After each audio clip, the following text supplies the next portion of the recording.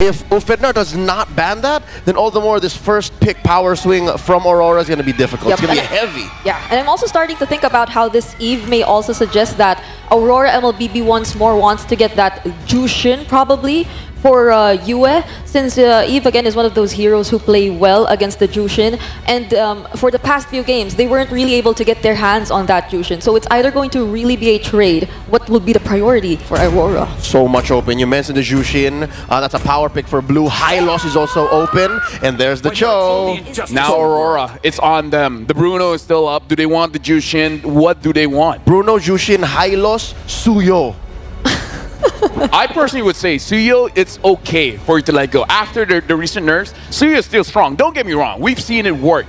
You can still trade it for the Alpha. Exactly. Like, they already banned out the Hilda as well as the Eve. They could even still opt for a Joy. So I'm looking at the jungle being a little bit more open here. Yep. Aurora is taking their time. They're picking up the Jushin. Ulfanar. If they don't take it here, Aurora's going to take it. And I can see your reaction here, Brigitte. I feel like Bruno really has done quite a number on us. I already called my therapist, and she's like, I understand. High loss Bruno will be good. Yep. If they don't secure Suyo that, Bruno, Joy Bruno, Gatot Bruno. Gatot Bruno. Aurora does tend to really reserve like the Reggie here for last. I mean, they do often go for flex picks in the beginning, but I'm starting to think, will they really try to adjust this time? I mean, one of the most comfortable picks for Edward really is the Edith. So I'm wondering if like will they be considering it this time around? Not Because in the like first phase. recently, yeah, it hasn't been so well for them. Okay. But they did not get the Bruno. All right. I'm looking at the reaction of Mirko as well as Ingan, and even they're a bit shocked here. This is one of the few heroes who can actually make a beeline for the Bruno. Yes. We've seen it happen. Yes, Dax. Don't give me flashbacks, Leo. Don't give me flashbacks. You But yeah. still see Innocent falling now. But this time, Aurora, they can opt for more crowd control to deal with the Joy, because it's one thing to deal with the Joy and Bruno. It's the other thing just to deal with the Joy. The last time they actually reacted to the Joy and picked up the Kaja, No, it didn't don't really do go that. well for them. So I think they won't be as reactive as much. The Phobius is a soft answer. I think the Phobius is a soft answer. Because you're always going to have a beat on the Joy. Can we just say, I feel like Aurora won the draft. First phase. Yeah. For sure. Because they're going toe-to-toe. The trade for trade, right? And also, if worst comes to worst, and I'm not saying they're not going to ban it, but they could put a Ruby in the roam too. Oh. Just to stop that Joy. No, I'm hearing you. I'm hearing you loud and clear. They're picking up the Granger here. Production, if you guys are listening, can you guys work on the head-to-head matchup between Bruno and Granger? Like, I'm curious. I want to see the numbers here, Prod. Bring it down in game 2, game 3. I don't care. Bring out the numbers, Bruno against Granger. How is it actually looking like? But now we're looking at the bans here. Looking at Aurora, the ones that really is you can target the jungler. And it looks like they're targeting the Fredrin. The Fredrin is good, mind you, against the Joy. So they're really looking to make TNZ shine. But that's not all. Fredrin also has an amazing win rate in M6 so far. Shoutouts to BTK, man. Shoutouts to MOBA Zane. Shoutouts to Sutsujin, the mercenary, the babyface assassin. Yep. And they Shoutouts to MLBB Sports.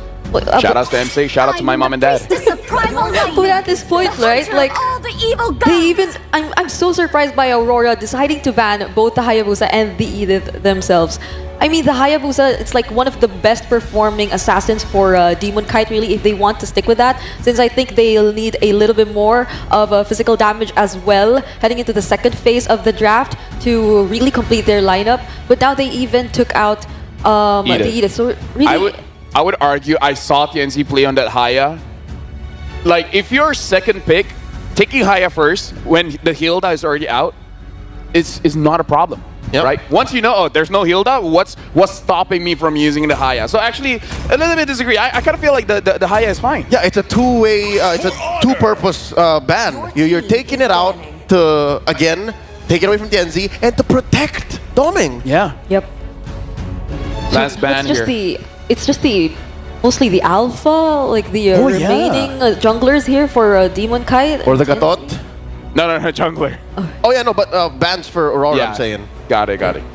Honestly, the Gatot is a pretty good man. But yeah, the alpha is there if they want to go for a bit crazy, but we've seen the Ling. Ban the Gatot, ban the glue. I think I thought ban the glue. One or the other. If they, I would say Gatot, because if the glue is open, they could be a, yeah. Actually, yeah. Either Gatot or glue, either is fine. Either is fine. I do agree. Yeah, more ways to attack Doming, but more for mid. There is nothing picked so far for Rosa. It does show that they want an alpha. They ban out the Edith. They ban out the Aurora. Yeah. Right. So Heart stoppers. Exactly. So alpha jungle here is gonna look pretty good. No, and what are the, like, for Turkey at least, or for Rosa, right? Like some of the meta heroes we see, the Farsa, Yeah. I mean, they're still available. And I mean, he might try it. Or Sicilian. Or Sicilian. I mean, like, if you want to fight against a Jushin, you need some kind of range. That's right. So whatever it is, Sicilian, Farsa, whatever it is, have a little bit more, like, look at the siege composition that they have. The oddball is honestly just the Joy, Yep. but the Granger, Farsa, or Sicilian, they can just boom, boom, boom, boom, boom, boom, boom, boom, boom. Okay, so they do. The Farsa, it's a safer pick. That is a Thorn Queen special. Now we're gonna see finally what they put into the hands of Chan Cedric Caranto, Demon Kite, the smiling demon. He's not smiling today. Not to start the day off. No, not today. It's a very tight face. It's intense. Someone chose me to vanquish the Wait, shadow. that's the That's link. Suyo. Oh no, it's a Suyo. Yeah, they pick up the Suyo. The Suyo was left open, and it still can do pretty well here. But now, the jungler, they need something to protect against the Joy. The Ruby. There are no shortcuts in life. Oh, Wait, they got a that's legit? chip? Oh my god. It's open, but I don't know if that's what they need. I agree with you, Leo. I don't know if that's the right call unless they want to do exactly the opposite of what Coach Osprey read the Filipino meta as and just go full on aggro. Just speed it up. You think we're going slow? Excuse me, my man. We have layers to how we play. Just fold the map in half, bear down on Sunshine, bear down on Rosa, forget about what Tianzi's gonna do. All right, final hero here for Ulfanar. The Hylos is still flex. Can For be sure. XP. Gatot's still open. Gatot is still open. Yeah. Got Glue is still open. Glue. Arlot's a good answer to the likes of the Luyi and the Chip. Like whoever comes through, just His place. It's like blood. Wait. Carmilla! So there have been a few isolated cases of Carmilla XP. So we don't know what Lunar's gonna pick here. Oh. This is all in my Oh, eyes. Alien rather. This is all in. This is all in on team fight. You got to go one. You're gonna win that one. Thank you very much to our panelists. Now we're taking it over. We're giving it to Mirko and Ingan. Oh man. Oh man. Ladies and gentlemen, welcome to the caster desk here. I'm here with Ingan. It's Mirko. The hunt continues for Ulfetnar up against Aurora, the Northern Lights. And just as a reminder, this is an elimination match. Both are in the 0-2 bracket. Now the question is, will history repeat itself? Will Aurora once again upset or overtake Ulfendar? Just looking at the draft, Mirko, it was really intense right from the start. Again though, for Ulfetnar, their main vision, their main sight is still, we're gonna counter the Bruno. We don't want to pick it up just yet, ladies and gentlemen. Without further ado, I know you guys are all hyped for this. Aurora MLBB takes on Ulfetnar in game number 1. Momentum is very, very important in the best of 3, and both these teams are no stranger to the best of 3. Welcome to the Land of Dawn for game number 1. Tianzi and Demon Kite both starting on purple. Okay, so both of them aren't really, are actually used to pressure. Because if you can recall during MSC, Rosa actually said, and the rest of Ulfendar said that they always have a first game series curse where they always lose the first series, but this time they lost 2 already. And Aurora's used to climbing out of the lower bracket, so they're used to this pressure now. It's just going to boil down to who is going to rise above that pressure. Well, you guys can certainly rise in-game if you guys want to get, you know, some cool skins for you, some actual exclusive skins too, like the Claude M6 Challenger Spark. Go ahead and complete all active tasks during the event to reach level 75 for free. Get amazing rewards, including the Claude Battle Emote too, and also that Glory Avatar Border. Ulfetnar, early on, I mean, taking a look at the... Oh, Sunshine actually going for the Quantum Charge. Usually we see more of the Impure Rage for the Granger in the lane, and it is still the same, though, for the Festival of Blood and also the Rupture. Master Assassin for Domeng. Yeah. He's really gaining that confidence on the world stage. Again, he's not going to be considered the next standard if he hasn't proven himself, but this time he has to. Okay, an early engage coming in from both of these teams. A first blood onto the Hitman. Not looking good, but Yue wants to answer, and there is the Revitalize, the Sustain coming in from Ulfendar. Great start to the game for Ulfednar. Good timing too. Despite the fact that Renegade here has gone for the concussive blast. The mid-prio still, Ulfednar was able to fight it off. And unfortunately, they're going to have to wait a bit longer. Edward on the Brave Smite. It's all about sustain here in these team fights. And Edward with Yue, they'll both be able to get level 4. Apex 47 still level 3 with Renegade. And Alien's going to be delayed quite a bit. Ulfednar have to concede. And Aurora MLBB looks like it's going to be an uncontested turtle for them. Hey. But they still want to go for the clash. There you go. With the Cursed Blood coming down. Rosa in the back just free hitting. Apex 47 staying alive. Renegade falling. Apex picks up the kill Yue. Goes in and brings down one more, but the counter-attack coming in for Ulfednar. There's the feathered airstrike to bring down Yue, and it looks like Aurora bit more than they could chew during that clash. They already got the turtle, but I think they got a bit of greedy. Oh, Domeng! Sunshine's gonna go and gun him down for a bit. He's gotta respect the damage. Tianzi! Okay, Tianzi. Very in a peculiar spot there. Got taken down once again from Aurora, so Aurora still, they're relaxed. They know that they can look for the trades that they're wanting for. They know their power spike, the capabilities of their lineup, so they're gonna try and be as disciplined as possible. But again, we know the playstyle of Ulfednar. They really rely on the mid-trio, the aggression. They invade as much as possible, and they can do this with the current composition that they have. Again, they have the Joy. And at the same time, we've seen this yesterday with Ulfednar when they were actually ahead 4K gold lead in 5 minutes up against SRG. But for some reason, SRG was able to turn things back. So if Aurora managed to do that up against Ulfednar, they could take game 1. You gotta be clinical in these initiations though. We heard exactly what Lofel said earlier in the panel. Ulfednar, they played the game perfect up until turtle number 2. Even in turtle number 2, it was right. Apex stunned up, no pressure here. Apex will just take a bit of damage there. But Ulfednar's setup has been really good. It's just the fact that Sky's got that crazy retribution in turtle number 2. So Aurora, can they do the same thing? They have a chance to do it. They have Suyo. Now they're going to try to look for a possible dive, but Sunshine's holding in this lane so well. Okay, so this is where the discipline from Aurora is showing once again. They're showcasing their discipline, their macro. They know that they can go for the over-aggressive, over dives that they've been showing for the past 2 days. They really want to play this as safely as possible because they have the Bruno. And again, looking at the stats, Bruno has a 72% win rate all throughout the M6. Both teams are hovering over turtle number 2. This was the spot that Ulfednar lost their swing, their gold lead. It swung back to SRG. We also heard from Osprey, the coach of Ulfednar, that the PH teams, they like stalling the game. And so far, I think Aurora has been doing a good job at stalling, despite the fact that they are 3 kills down. The gold lead is non-existent. Ulfednar neutralized. It's completely neutralized, that gold lead. And Aurora are actually taking things real slow. They're not rushing into the neutral objectives. Because again, they have the chip. That when it comes to those neutral objectives, the late game objectives, the Enhanced Lord, the Evolved Lord, they have the chip. And we saw what Twisted Minds did against RRQ Hoshi for game number 1. That chip was crucial for their macro play. That's why they were able to turn things around. Even losing all the inhibitor turrets, they were able to still win.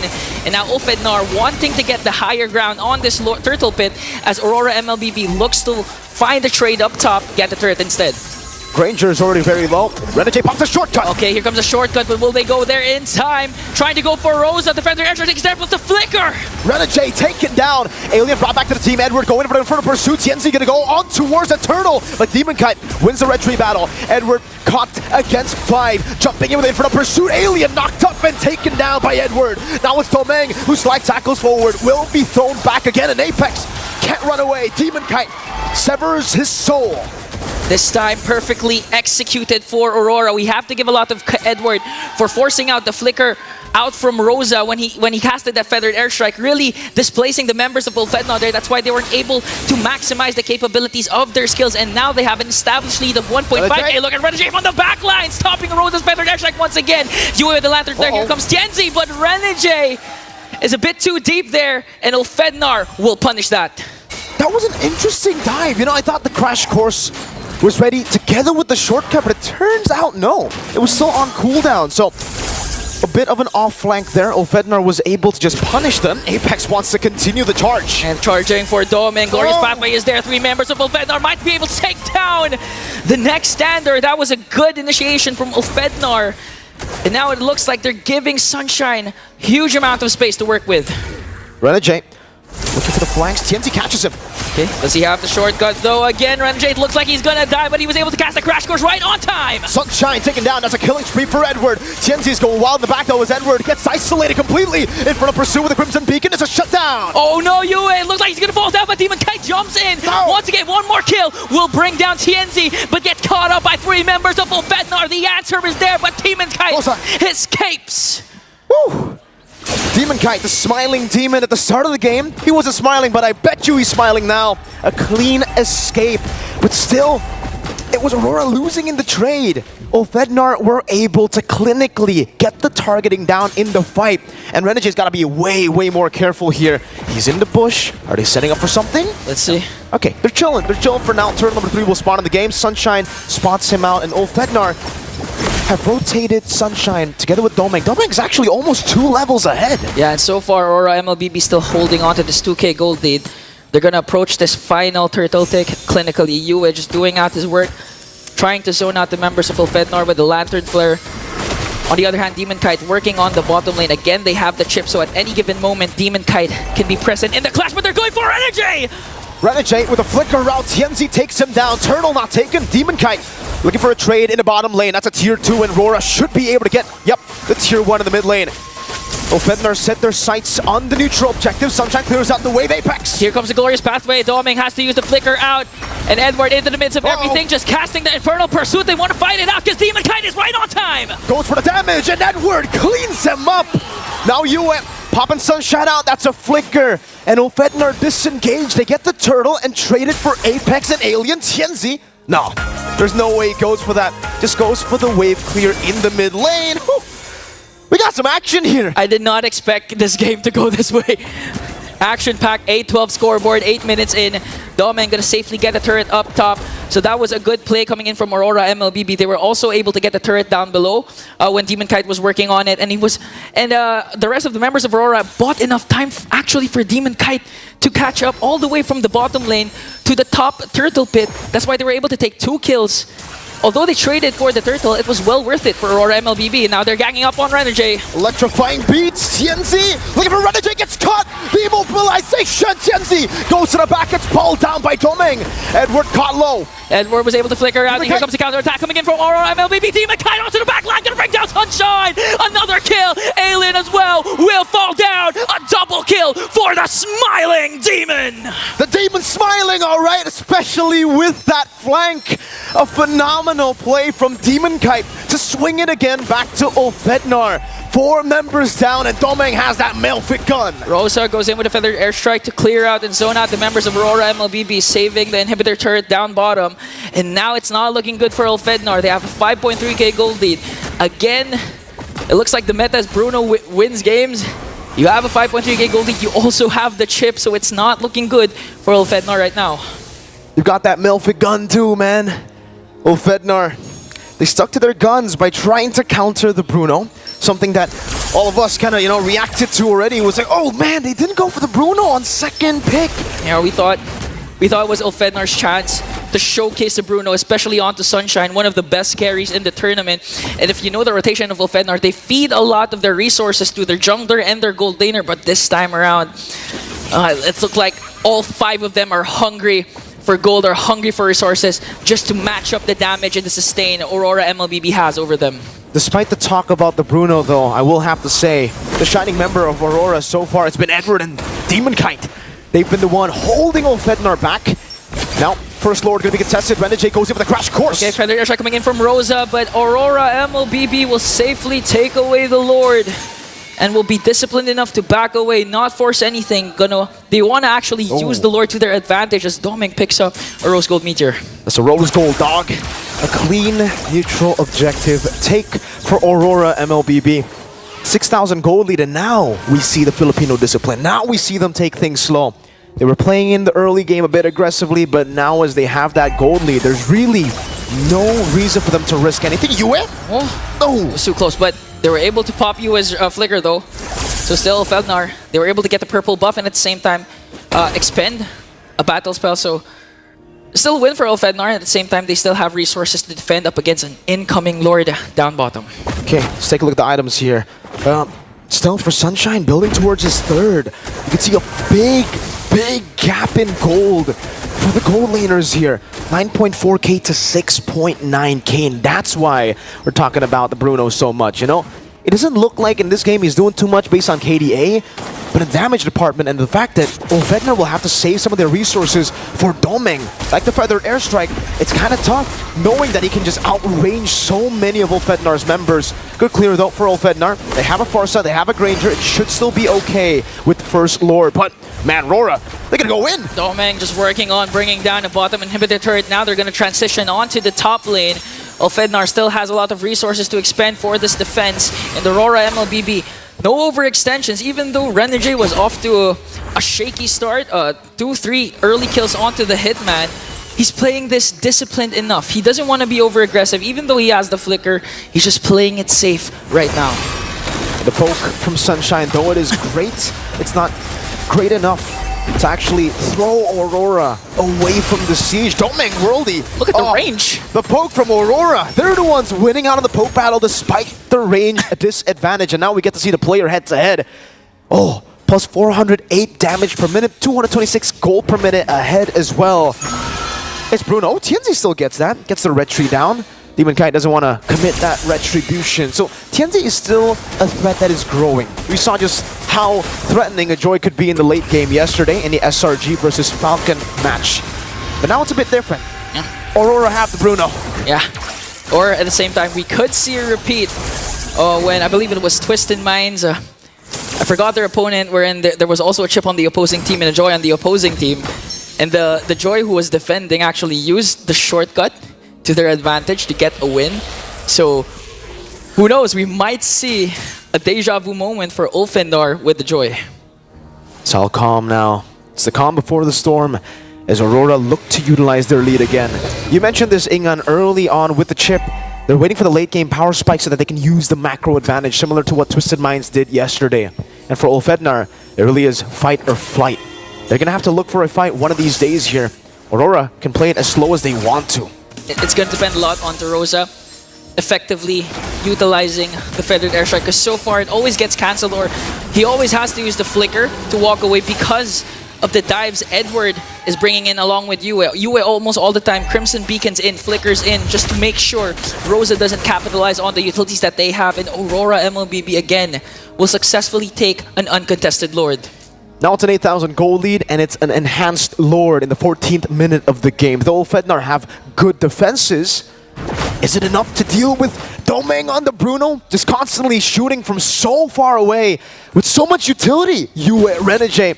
We'll see in the siege. Domeng already sieging mid lane. Oh, Lord coming in. Rosa in an opposition there. Casted the feathered airstrike, but cancelled it right away as Ulfednar trying to save their mid lane turret. They will successfully bring it down, and Domeng! That's a goal! The Worldy connects Apex, 47 will fall! Domeng's going wild! Renegade onto the backline. They're going to bring down Alien. 2 members left. They're working on the crystal. Domeng with a maniac, and Aurora with a game 1 win!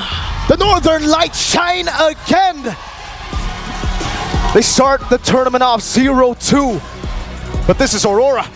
They always come from a deficit to defy expectations, to defy the odds. And in game number 1, finally, they get their first game win in the Swiss stage. For Ulfednar, this is a 3-game lose streak. The Hunt, what do they need to do? A few things.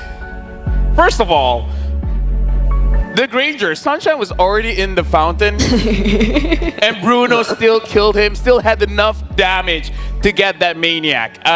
Where do we even begin? Let's talk about Bruno Granger matchup. Looks like, looking at the numbers here, Bruno has won 3 times, Granger has won twice, but now Bruno has won 4 times. Okay, to be fair, the draft was sound because they wanted to open the Bruno, take it down with the Joy and the Farsa. And I guess the Granger.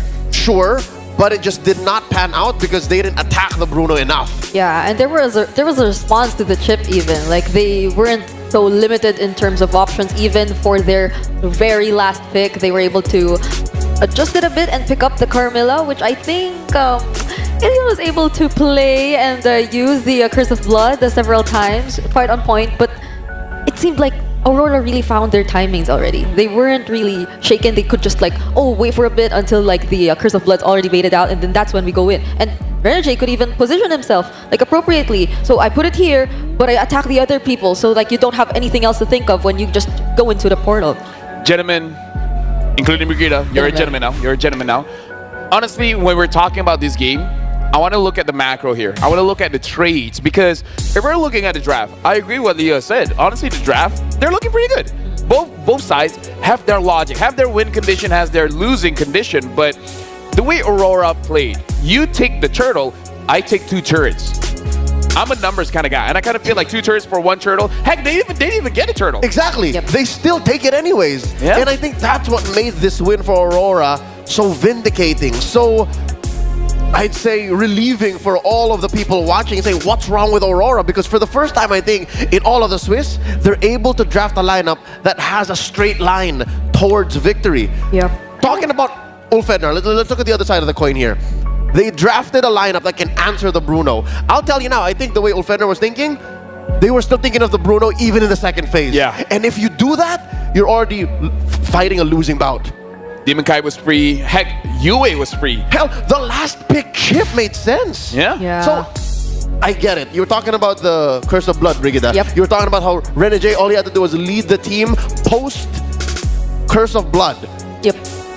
I think even that was part of Ulfednar's strategy. If you can, again, pop the Bruno even before he can start setting up his free hits, even before TNT can cut right through, you have to hit the Curse of Blood. So that it's extra combo, it's extra damage, it's extra setup.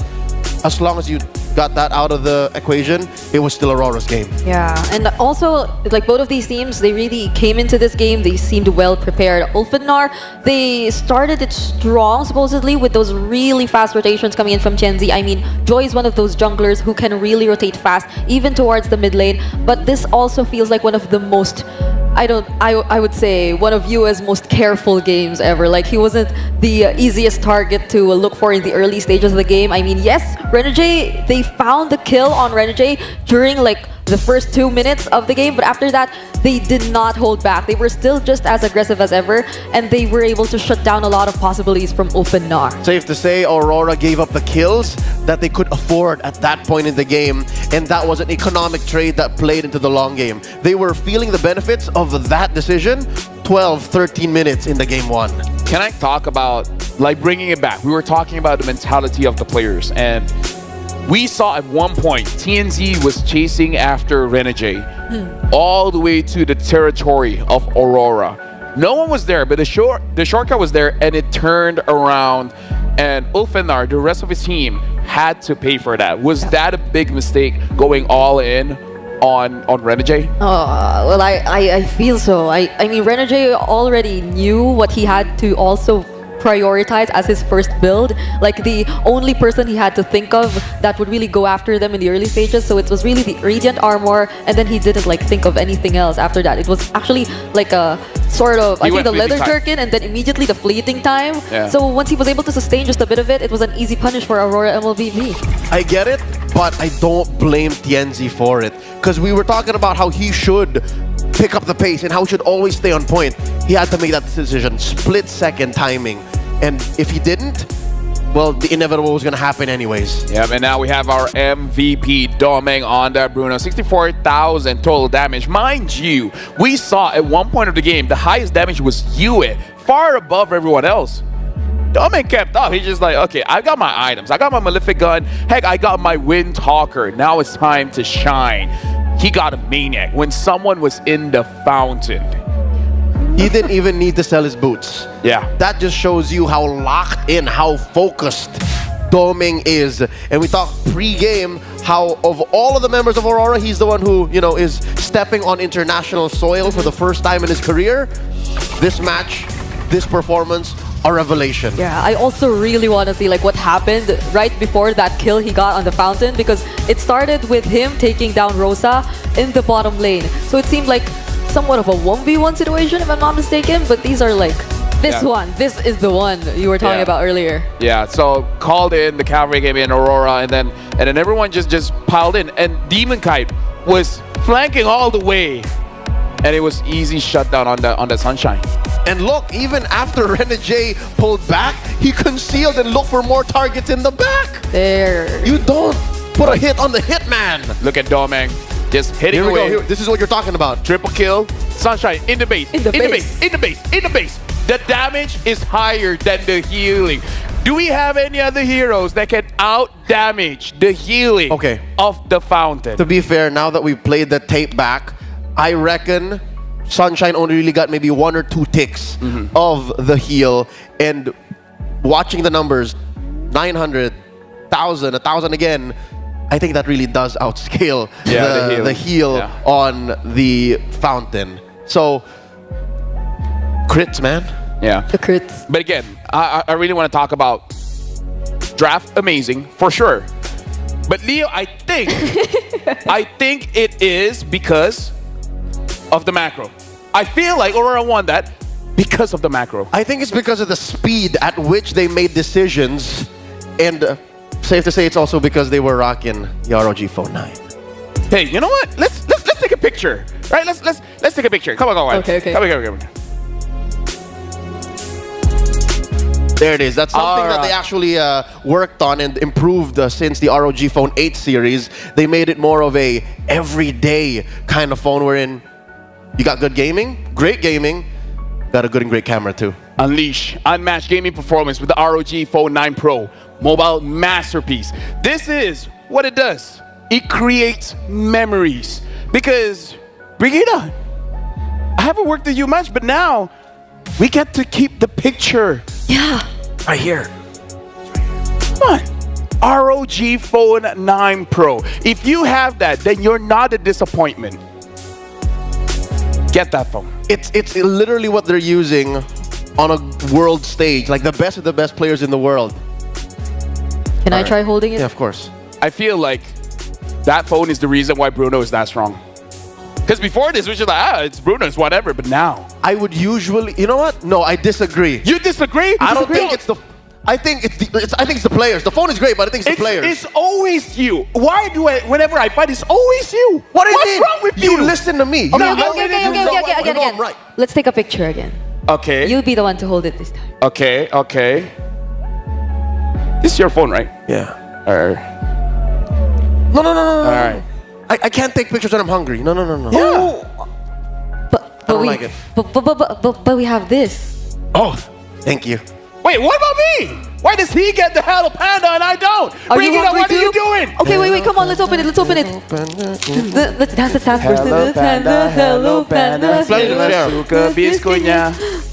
It's semua suka biskuitnya, which you go. translates as everyone likes the biscuit. For you guys at home, fuel your game with Hello Panda. Crunchy biscuits filled with creamy chocolate, the ultimate snack to keep you energized. Level up your day and visit Hello Panda website for more. I can take a selfie now if you want that. No, I'm good. I already got my Hello Panda, that's what I was saying. All right. Switch your song. Did he give your phone back? All right, here you go. ROG's gonna hear about this. Hey, if they send me a phone, I'll love it. Me too. Brigida, you take this. Okay, wait. What's this? So, From if the I've seen this 18th of correctly, November. from November 18 to December 29, you guys have to participate in the M6 Lucky Gift. So guys, join the draw for a chance to win Claude's new Epic Skin, Challenger's Flare, and Beatrix's new M4 Epic Painted Skin Light Seeker. Don't miss this rare opportunity to get Beatrix M4 exclusive and M4 Prime skins returning for a limited time. Finish it? We've been told by Prod, keep some of it. Oh! Okay, so that's one out. Okay. But you clearly see that there's... And Aurora is one away. I got it. You can... I think you can It still... ended up in your suit. You're fine. You're fine. Why is There it you slow-mo? We talked with Dexstar, by the way. Okay. In case you guys didn't know. We were able to catch Dexstar, and we got a quote from him. So now we have to see. That's really good, by the way, even though he entered a suit.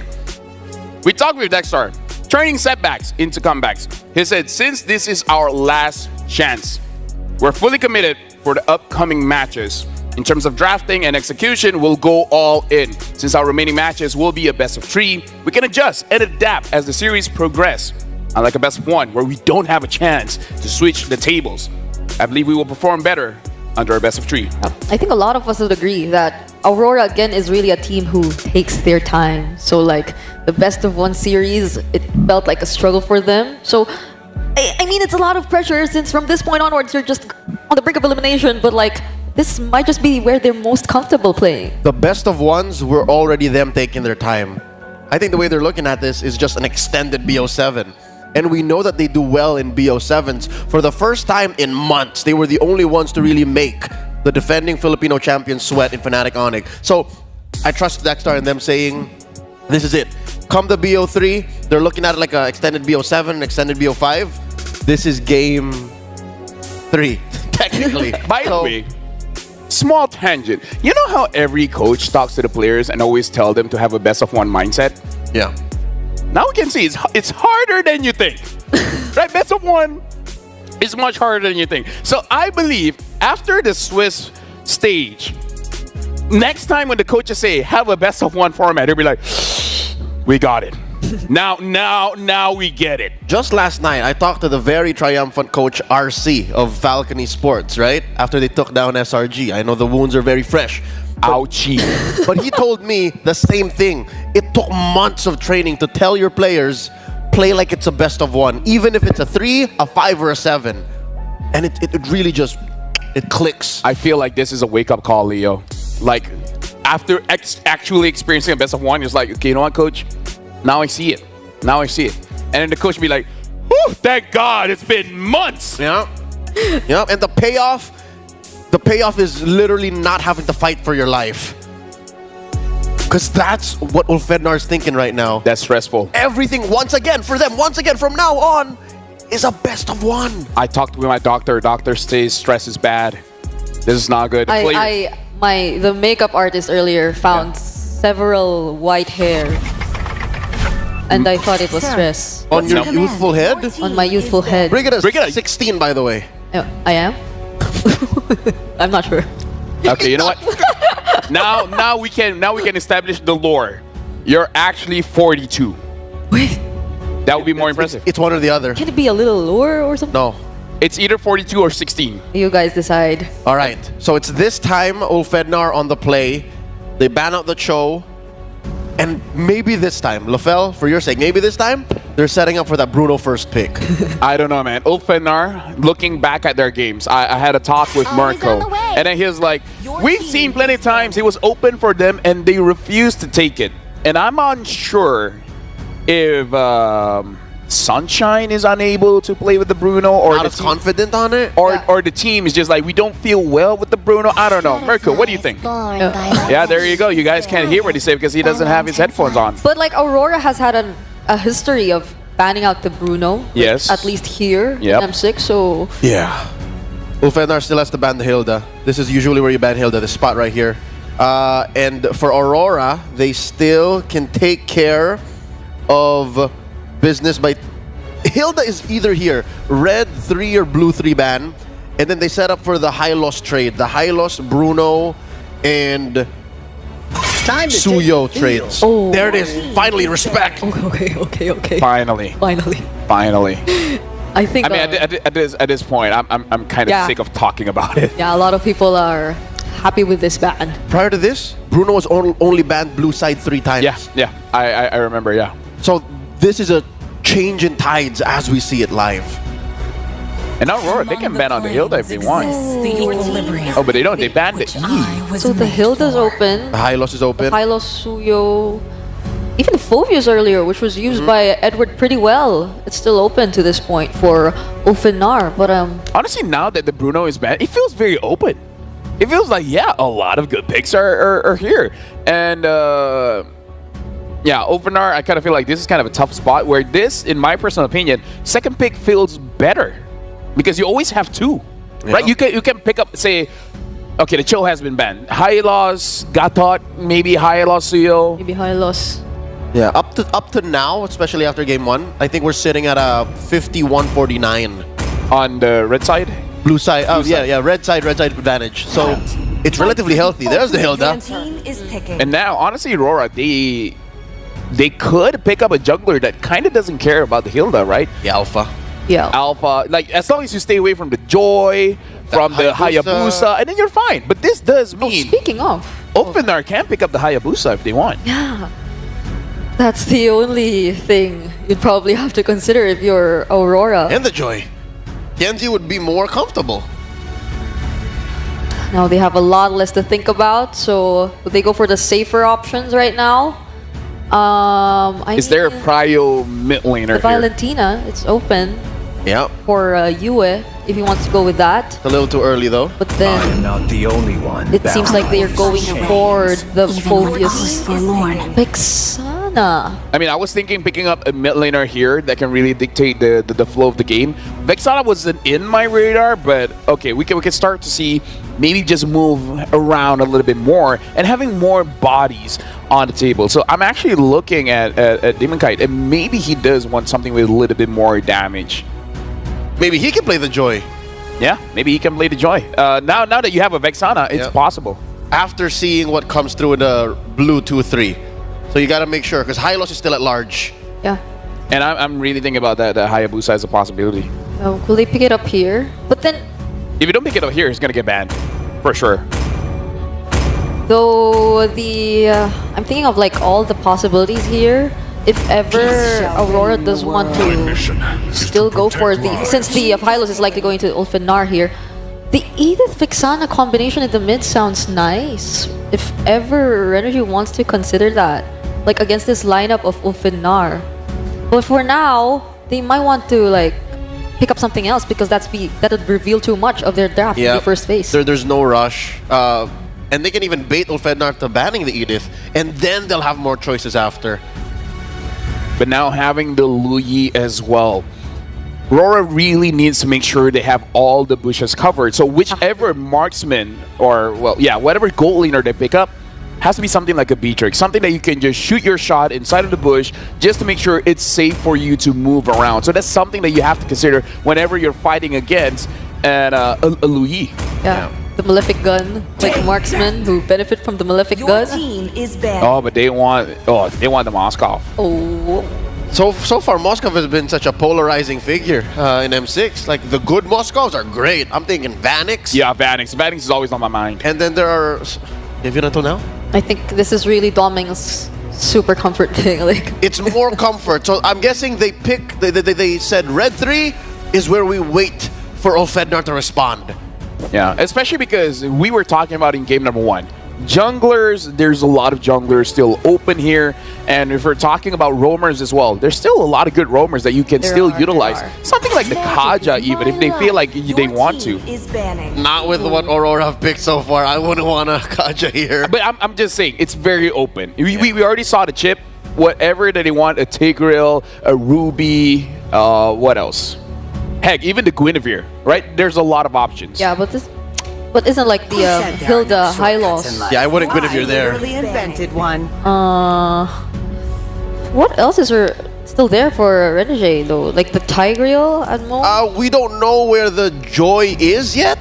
So if the Joy comes through in blue 4-5, they can Ruby red 5. That's true. I think that'd be good because that also triggers the passive on Phobius and the Infernal Pursuit. So could like Aurora still target ban another gold laner at this point? I think like so, just to protect Doming, just to make sure he wins that lane. So like is it going to be the Granier? Granier? Honestly, it's a pick that we haven't seen so much. Honestly, the Irithel is pretty good. Irithel is just way too in your face these days for it to matter. Because imagine the lineup, the matchup between Irithel versus Granger, Irithel versus Bruno, Irithel versus Moscow. But at most I think it's like against the 1-1. It's like mostly used against the 1-1. Oh, okay. Great read by Ulfednar. Whoa. They don't want cheese. They don't want cheese because it's so easy, especially with the open picks for Aurora. They could have easily picked the jungler and then suddenly the Angela. Yeah. So Now keeping them honest. And like the suggestions, they're still there. yep, your like, Edith combo. The Edith, it's still possible for Aurora if ever they want to go with that. It's a good way to shred the Hardy, Hilda, and Hylos. What's that? Your Pay team for the is alpha, picking. so you still don't know. Oh, okay. This is good. The And- alpha into the hill is good. And they can't even pick up the Edith for themselves. They already have the Hilda as well as the Hyla, so yeah. Hey, what is the goal lane here gonna be for Ofenar? The What is the Beatrix is jungle? still there. I mean, if you want to be safe, I guess the Beatrix is still fine. They could go Beatrix Jungle. Joy. The Nolan also still available. That's true. Wait, is Suyo still open? It's Yes. Yeah, Suyo is still open. So right. I'd say Beatrix Suyo is safe. Very Beatrix safe. if they Suyo, want safe. Beatrix Nolan allows for you to play the map a little better. Yeah. So they go for either that or the Joy. Or If they want to go crazy, they can pick up a Claude with the Louis combination. I don't know if they want to go that local. okay. They go for the Joy, Service. and they go for the Granger. It seems like Sunshine really likes that Granger. I mean, Granger is fun to play. Let me tell you that. Granger is fun to play, but one of the weaknesses of a Granger is closing out the game. That's just one of the things. Yep, Actually. and closing in on range. Yeah. Despite the Death Sonata being almost at an infinite cap, theoretically, that's just a finisher. Yeah. It's just an initiator. You really can't win fights off of that alone. You're technically a mid-ranged marksman. So it's really like Granger just chunking everyone down Yeah. and then letting Joy clean up shop. And does Aurora respond to the Joy? Like, do they react to it or pick a different option? Okay, I'd say okay. this is both a reaction and a proactive move. Yes. This is I a agree. Renegade special. Joy comes in. How is she going to run away from the implosion? Thank you very much to our panelists. And now we're throwing over to Mirko as well as Inga. That might be the end of the game. I agree with you, Lafell. That might just be the end of the game. Welcome back to the caster desk here with Mirko and Ingan. And man, I don't know which one is worse. Leaving the Bruno open or giving Renegade the Tigreal. Giving Renegade the Tigreal, obviously it's a staple. man. That's why we call him the Hitman. And the Hitman is looking to be good with this pick. Let's see if he can hit. Man, on the Tigreal. Oh, dude. We haven't seen Renegade on a signature pick this Swiss stage at all. And now we get to see it, the Hitman on the Tigreal. Ladies and gentlemen, match point for Aurora. The Northern Lights shine brighter than ever up against Ofenar, who must climb, who must try to equalize. Welcome to the Land of Dawn for game number 2. 1-0 to Aurora. And again, that signature pick with the Alpha 2 in the jungle against the Hilda. This is looking great for Aurora. You know, Aurora's really gonna have a good time, especially if they don't get picked off, especially in the early game, because we know the power spike of the Alpha. Once the third turtle comes and they've secured it, oh, it's going to be huge advantage. They can snowball and end the game early. And at the same time, I do agree with what Leo has been saying with the Granger. Although the Death Sonata is indeed a range type of attack skill. But the problem is when it comes to basic attacks, when it comes to pushing, it's not as wide as compared to a Bruno or a Moskov that could easily take down turrets without having to position themselves close to the vicinity of the turret. Okay, so Sunshine tried to go for the kiting route, you know, a bit more movement last time around with the Quantum Charge. Now it's back to the usual emblem for the Granger. It's the Impure Rage. Does seem like Domeng, though, will still stick to that Master Assassin and work for him. Great Terrify from Yue just to provide a bit more poke. But also, this is a safer choice from Rosa. Usually we see a lot of low Yis go for the Lethal Ignition. Renegade trying to go for that. Apex reading it really well. Everything else, though, quite normal, except, wait, Alien! Revitalize, Vengeance is usually the case for the Hilda choice of battle spell. This is Sprint from Mr. Alien. All right. Yeah, I think they want to go for the chase. Want to really outmaneuver, outposition Aurora MLBB, and I do agree. Although Rosa's pick is quite safer compared to what we've seen him using, I think it boils down to the macro of what they can do. Again, this team loves the macro, loves to pick their fights. They know their power spike, and with the presence of the diversion, they can actually play the type of the type of game Aurora MLBB is playing, which is dominate the macro later on. All right. Both teams taking it slow. First turtle spawns in. You would expect Aurora MLBB with the Alpha to just go in, but man, wait! They were just won out that skirmish against Alien up top. Has to regen. Now Demon Kite's on at both junglers, level 5. Edward walking in. Okay, Edward just trying to clear out the zone. Alien has to walk away quite low. Edward goes in with the Infernal Pursuit, forcing out the flicker, and Kenzie will get the turtle. But here comes Spear of Destruction, but a Spear of Alpha. 2 spears connecting to bring down 2 from Ulfindar. Edward still on the chase with the Infernal Pursuit, forcing Rosa to recall. Yue, okay, try to go for the Curse Blast. Won't be able to find the range on that. The double spear from Aurora. It ends up being a trade. The turtle for 2 kills, and certainly I'm gonna have to say Aurora definitely got the value out of that trade. Way better than just getting the turtle. Tianzi though, now he's gotta be very careful when he decides to go in, because earlier, Renegade didn't have ult, bro. Yeah. He got 2 kills just because of the setup from Demon Kite, and that's what's so scary. Demon Kite has been popping off in the Suyo earlier in game 1. Now we give him something like a playmaker, something like an alpha. Sunshine. Oh, Sunshine. Ooh. Okay, no more Death Sonata. Doming, although he got all the Death Sonata attacks coming in from Sunshine, he was able to out-sustain it. And this is what you can see. Why Sunshine is aggressive. Again, he has the Festival of Blood plus the Impure Rage, meaning he has a lot more sustain compared to Doming. So let's just see how it falls down. But Demon Kite goes in with a Spear of Alpha to bring down Rosa. An Alien can't get the trade. Yue just flickers out. Rosa wasn't even given the chance to flicker out. He had the flicker. Demon Kite and Yue comboed in and chained their CC together so well. Well, Fender's got to be very careful here. Sunshine. Oh, man. Now. Oh, okay. No. Okay, we're good. We're good. Man, Renegade. No flicker for Renegade, but he has the Implosion, and IPX47 will spot him out, so looks like Sunshine, the sun is still shining. He's safe on his lane. All right, let's calm down here, right? 3-0 for Aurora MLBB. Currently, Sunshine gets that first item priority on the Hunter Strike, so a bit more movement speed, a bit more penetration as well. Ulfednar, though, they're running a bit low on resources to actually handle the neutral objective, I would say. You know, the Hilda, really good against the Assassins, but against the Alpha, I don't really think it's a tool to actually threaten the neutral objective at all. Demon Kite, Renegade, Edward, all these picks are so good at contesting, and that's why you see Demon Kite on it.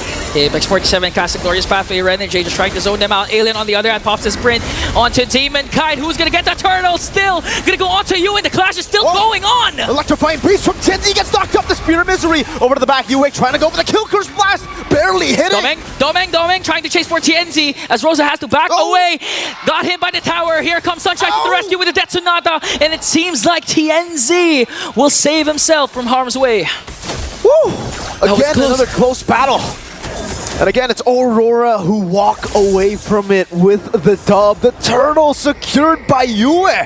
That was a Curse Blast coming in from Yue to secure it.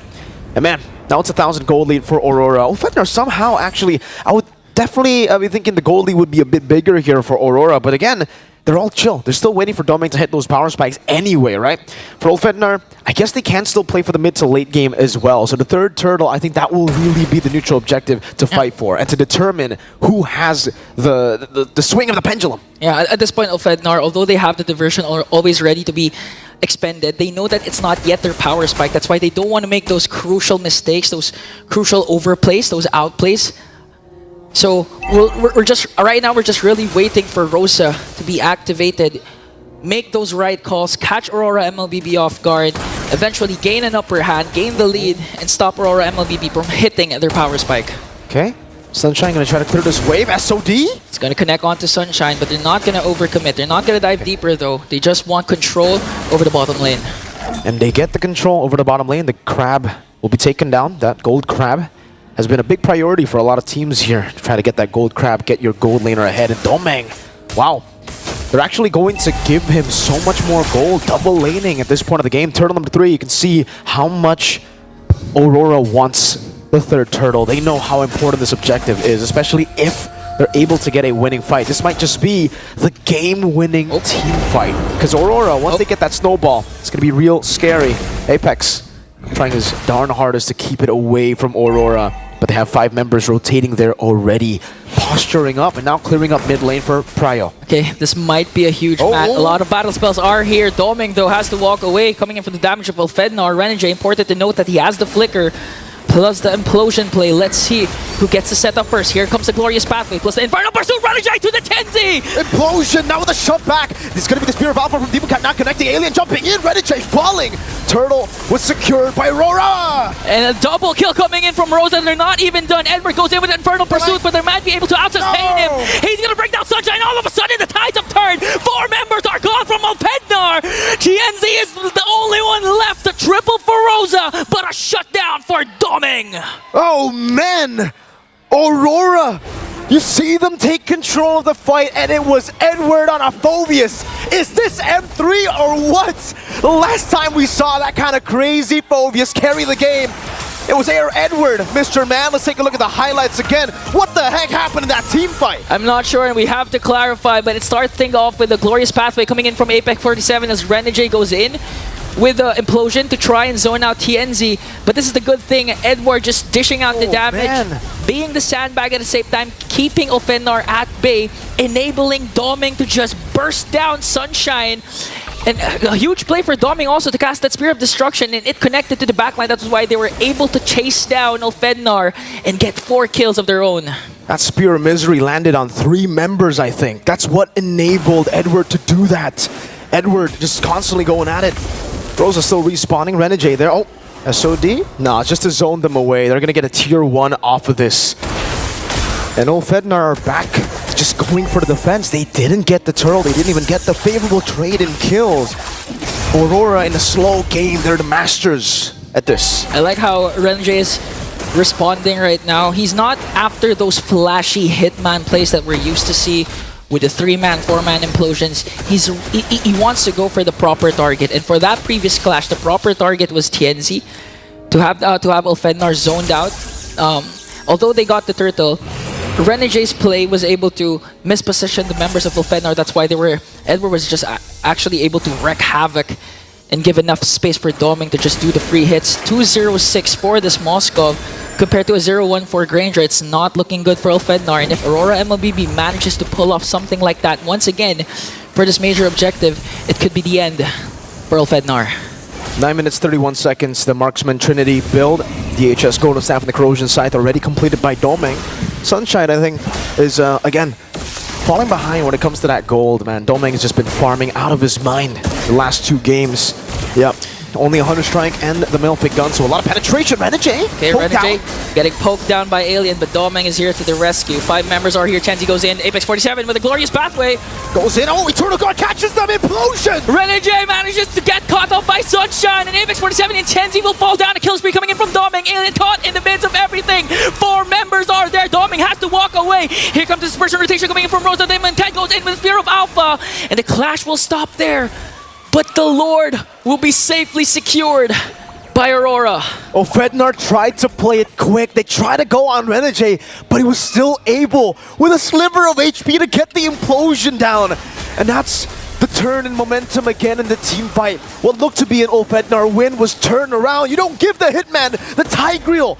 Aurora capitalized on it and went in. Now, Lord going to be cleared out. It won't be a full Lord advantage. Apex going in for the stun.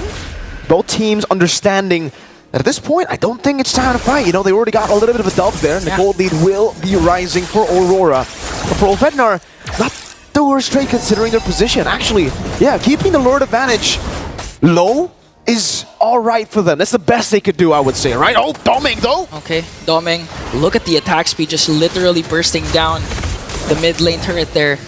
And so far for Opednar, although we witnessed the damage, the dispersion rotation that Rosa can dish out onto Aurora MLBB, it's not going to be enough. We have to see huge diversion plays like what we're seeing right now, but the problem is it gets spotted out by Aurora MLBB, so they have to make a play. They have to be proactive. It's not the time to be reactive up against a team like Aurora MLBB, but again, the problem is even if Opednar manages to find a good diversion play, there's always a counter-initiation that can be initiated by Aurora. They have the Spear of Alpha from Demon Kite, who's not afraid to cast it, go in the front line. Even if he dies, he doesn't care as long as Doming they create enough space for Doming to just dish out the damage. Looking at the KDA, I believe he's still deathless, untouched with this Moskov. This is the Doming I kind of expected in the M6 World Championship. You know, so far, I think a lot of criticism has been placed on the man. Okay. It's diversion. All right, just get back to mid lane, but Yeah, Domeng really coming online here in this series. It really feels like, Aurora, what we've been talking about might be true. They might just need the best of 3. They might just dislike the best of 1 a bit too much. It's a bit too volatile for them with their systematic playstyle. Rosa, though, that's a Divine Glaive. So if you've already seen the damage that Rosa can actually throw out against Aurora in these skirmishes, now you're going to have to be extra careful against Rosa with this Impure Rage. He can constantly just dish out damage, especially with Impure Rage. I think sustain too, right? I mean, like, you're in these fights for such a long time, it could act as good poke, but I do feel like Ulfednar, it might have to come down to the diversion, not necessarily the damage from Rosa. They need the diversion to be clean. They need to somehow catch Aurora off guard, because if they don't, it's looking like an Aurora 2-0. Yeah. I mean, it's not just Rosa that needs to step up. I believe it's also Alien. Alien really needs to zone out the damage dealers of Aurora MLBB. Try to go for the backline. Try to put Yue and Domeng out of position, because if he's not successful, then I believe the sprint is almost non-existent or is useless. Because right now, Domeng is having such a good time looking at the gold lead that he's established, clearly has enough space to work with. And now Aurora MLBB, they have a huge advantage when it comes to this Lord. So Ulfednar, you really need a good diversion play to catch Aurora MLBB off guard right now. And it almost just seems impossible for them to look for a good diversion. Aurora are occupying all the bushes that the diversion could come through, and that's why maybe Ulfednar are so shy to use the diversion. Every single... Oh, that was a good shot over to Domeng. Good poke. Aurora, they've occupied the bushes enough. They have the pressure. TNZ zone, a glorious pathway. They'll just bait the resource. Conceal from Renegade. Okay, 18,000 HP for this Lord to conceal. But Aurora MLBB standing strong still. Demon Kite gets with Spear of Alpha. Apex 47 has to walk away. And now Domeng going right after Alien. Demon Kite gets the Lord plus the kill onto Apex 47 and Rosa. Aurora MLBB executed that to perfection. Now wanting to extend the lead by taking down TNZ. Sunshine gets to pick up onto Renegade, but Domeng goes in up against 2. And Aurora MLBB will safely secure a Lord as TNZ cuts off the minions. 2 for 2. An amazing Spear of Alpha from Demon Kite to catch TNZ. And he's looking for it again. Domeng, he wants to go for the cut onto TNZ to mid lane. They will be the focus of Aurora. Let's see Spear of Alpha, TNZ. Oh, buying some time. Electrifying beats coming in from TNZ. Domeng goes in after Sunshine. They still have their own Lord as Alien tries to delay the Lord push coming in from Aurora MLBB. Domeng just trying to work on the crystal. Killing spree coming in from Yue. And it looks like they're able to clear out the Lord, but Aurora MLBB is still here. SOD to the back. Demon Kite looking for the angle. He's going for the base. Domeng will go for the SOD. It's a 2-0 clean sweep. And the Northern Lights will once again illuminate Aurora's path back to greatness with a flawless play in a 2-0 sweep over a familiar foe in Ulfednar. A 0-2 start does not mean the end for Aurora. The best of 3 has only strengthened them even more. But for Ulfednar, we will have to bid our farewells. GG, well played. Panel, we're gonna throw it back to you guys. You guys have thrown it over to us, but I'm just looking at the stage and yeah, I mean, like, competition, right? Someone's gonna be happy, someone is gonna be the opposite of happy. Congratulations to Aurora for winning a clean 2-0, but that does mean this is it for Ulfednar. One Turkey representative is out, one more still remains. Regardless of what happened here, as the Filipinos rejoice in IOI and wherever they're watching from around the world, this is still an upset, ladies and gentlemen. None of us expected that it would come down to this early in the Swiss. That would be either Aurora or Ulfednar going home, and it's sad that it's the face of Turkish MLBB that had to bow out. The dynamics of the Swiss stage, we're really starting to feel it right now. From transitioning to the best of 1s to the best of 3s, all of the surprises, they're just starting to come in. And we've seen the beginning of possibly Aurora becoming really, really comfortable in what's to come. Although they've already put themselves in this very difficult position. If this is where they really want to play, then teams who they might potentially come up against should really prepare. The 1-2, the 1-2, it's very scary because SRG is there as well. Yeah, I like that, Brigida. You brought up the dynamics. I call it the deadly dynamics. Because all the more now with the best of 3, that's something more veteran teams can play around. Yep. Yeah, best of 3 is scary for a lot of people, but also comfortable for a lot of people as well. But again, we gotta stay on topic here. Aurora as well as Ofenar. After this, we're going over to the stage because I already see them standing by. After this, we're gonna dive in a little bit deeper. But yeah, I hope Ofenar keeps it up, and I hope we can see more of them.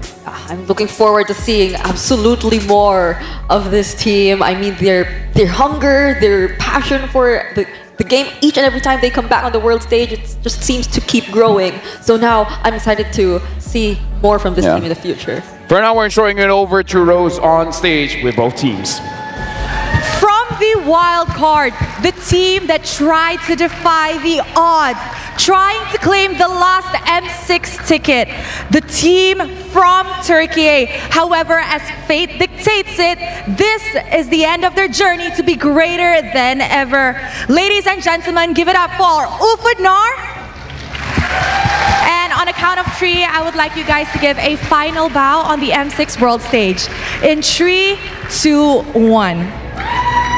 Thank you very much to Ufudnar, and we wish to see you guys come back stronger in the upcoming tournaments.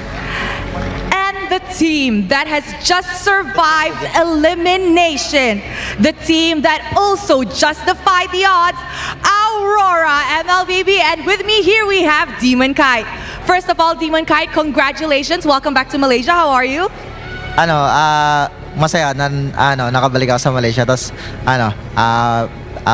parang pangalawang best na MSC, ganun lang yung feeling eh. Okay, he said he's so happy to be back in Malaysia, and it feels just like MSC once again, because back then he did get an MSC championship back here in Malaysia. So who knows? History could repeat itself. We don't know. Okay, now Demon Kite, before anything, maybe you could take us back to what happened to the past few days of the Swiss stage. What really happened inside Aurora? Did you guys struggle with the best of 1, or were you guys actually struggling with the meta still? Feeling ko na-overwhelm lang kami sa meta ng M6. Kumbaga, nag-shift kasi yung meta agad bigla nung pagpasok pa lang ng Swiss stage. So, medyo nanibago kami. Tapos ayun, nag-hard reset lang kami. Tsaka, Phoenix lang namin yung mga kailangan ayusin. Okay, he said actually, Aurora kind of got overwhelmed since when they entered Swiss stage, there was actually a new patch for M6. So, they haven't really adapted to it, giving them a hard time through the first 2 days of Swiss stages. Okay, now, sorry, Demon Kite. Yesterday, you guys had an off day, right? So what did you guys do to prepare for the match today? Because this match is very, very important to you to ensure that you guys still have another life. Parang binalikan lang namin yung root problems nung naging talo namin sa mga unang laban namin. Then nag-prepare kami ng MOBA sa sa lahat sa execution, sa drafting. So put kami ng maraming effort sa preparation namin kahapon. I see. Now, he said that yesterday, they looked back at the root cause of their losses, went back, redid everything, re-strategized, redrafted, and had pretty sure heart-to-heart talk with the team as well, right? Okay, now, Demon Kite, was the best of 1 hard for you guys? Para sa akin, kasi iba yung mga hero na nilalabas nila, yung mga strategies talagang kung ano yung ginugol nila para sa preparation dito sa M6, lumabas lahat. So, prepared na prepared talaga lahat ng teams. Now, he did in fact struggle with the best of 1 because he said that all the strategies that teams actually have prepared all came out in this best of 1 because I'm pretty sure everybody wants to get the upper hand. Now, Demon Kite, I have a question. Your upcoming matches are now best of 3s. Are you more confident to get a comeback? 100% confident kasi feeling ko parang nasa comfort zone ulit kami na kahit anong laban namin, kaya namin parang may download game ganon or kaya namin bumounce back palagi. Okay, he said the matches moving on forward will be a best of 3. He's very happy and very confident. He even said 100% confident because he said they're back to their comfort zone, meaning best of 3 is where Aurora truly will shine. Now, Demon Kite, maybe one last thing. We all know that the Auroras, the fans of you guys, struggled these past few days through criticism, and it was a hard time seeing your favorite teams fall. So maybe a message for them? maraming salamat sa lahat ng sumusuporta sa Aurora, tsaka gagalingan namin palagi sa mga susunod na matches namin. Di namin kayo bibiguin. He said, thank you very much to everybody who's supporting Aurora. We will do better for the upcoming matches, and we will not let you down. Thank you very much to Demon Kai. Congratulations on surviving elimination. And with that, let's throw it back to the panel to break down what happened in this game against Ulfanar. Thank you very much, Rose, as well as Demon Kite. A lot of insights here, and I believe after he said that, even Moonton is like, I think we will have more best of ones. But either way, we got to break down about what happened in game number 2, where, let me just say, first of all, before we even get into it, I'm so happy watching a Bruno-less game. I'm just gonna put it out there. A game without a Bruno feels fair. All right. It does. I, on the contrary, would like to see the limits of the Bruno. I want to see how far we can go to answer Leo, it. And what it takes. Here they go again. Leo.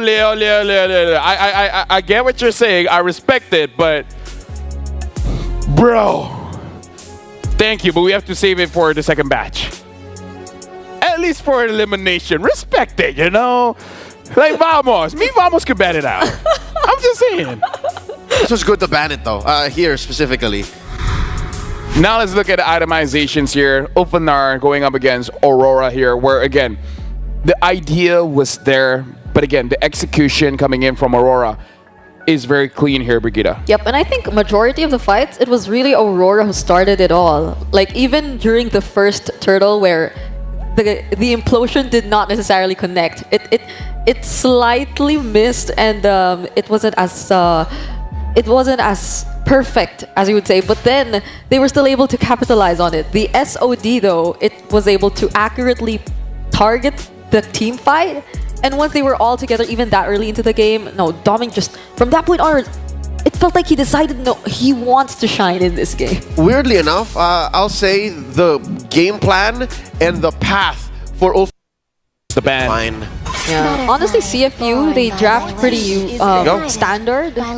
So I'm assuming they'll be going for like the usual priority picks. Like for the past few games that they played, I think they were going for the Hylos. Fanny's still open. Oh No, but I feel like Vamos should not let it go though. Yeah. You told us like Yeah, what but if Soren does? Yeah, but detective will pick it up. Why would not? Why? I've never seen a detective that can't play a Fanny. It skews your draft so much if the opponent picks up Fanny. You have to lock her down. So Fanny being second most banned red side prio, take it out now. Coach Babs, do it.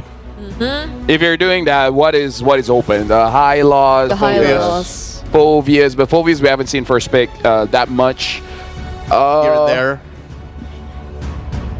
It's just really mostly the Hylos. The Cho, maybe Cho the is Cho. open. Cho, maybe You can Cho. trade for that. Suyo just got banned there.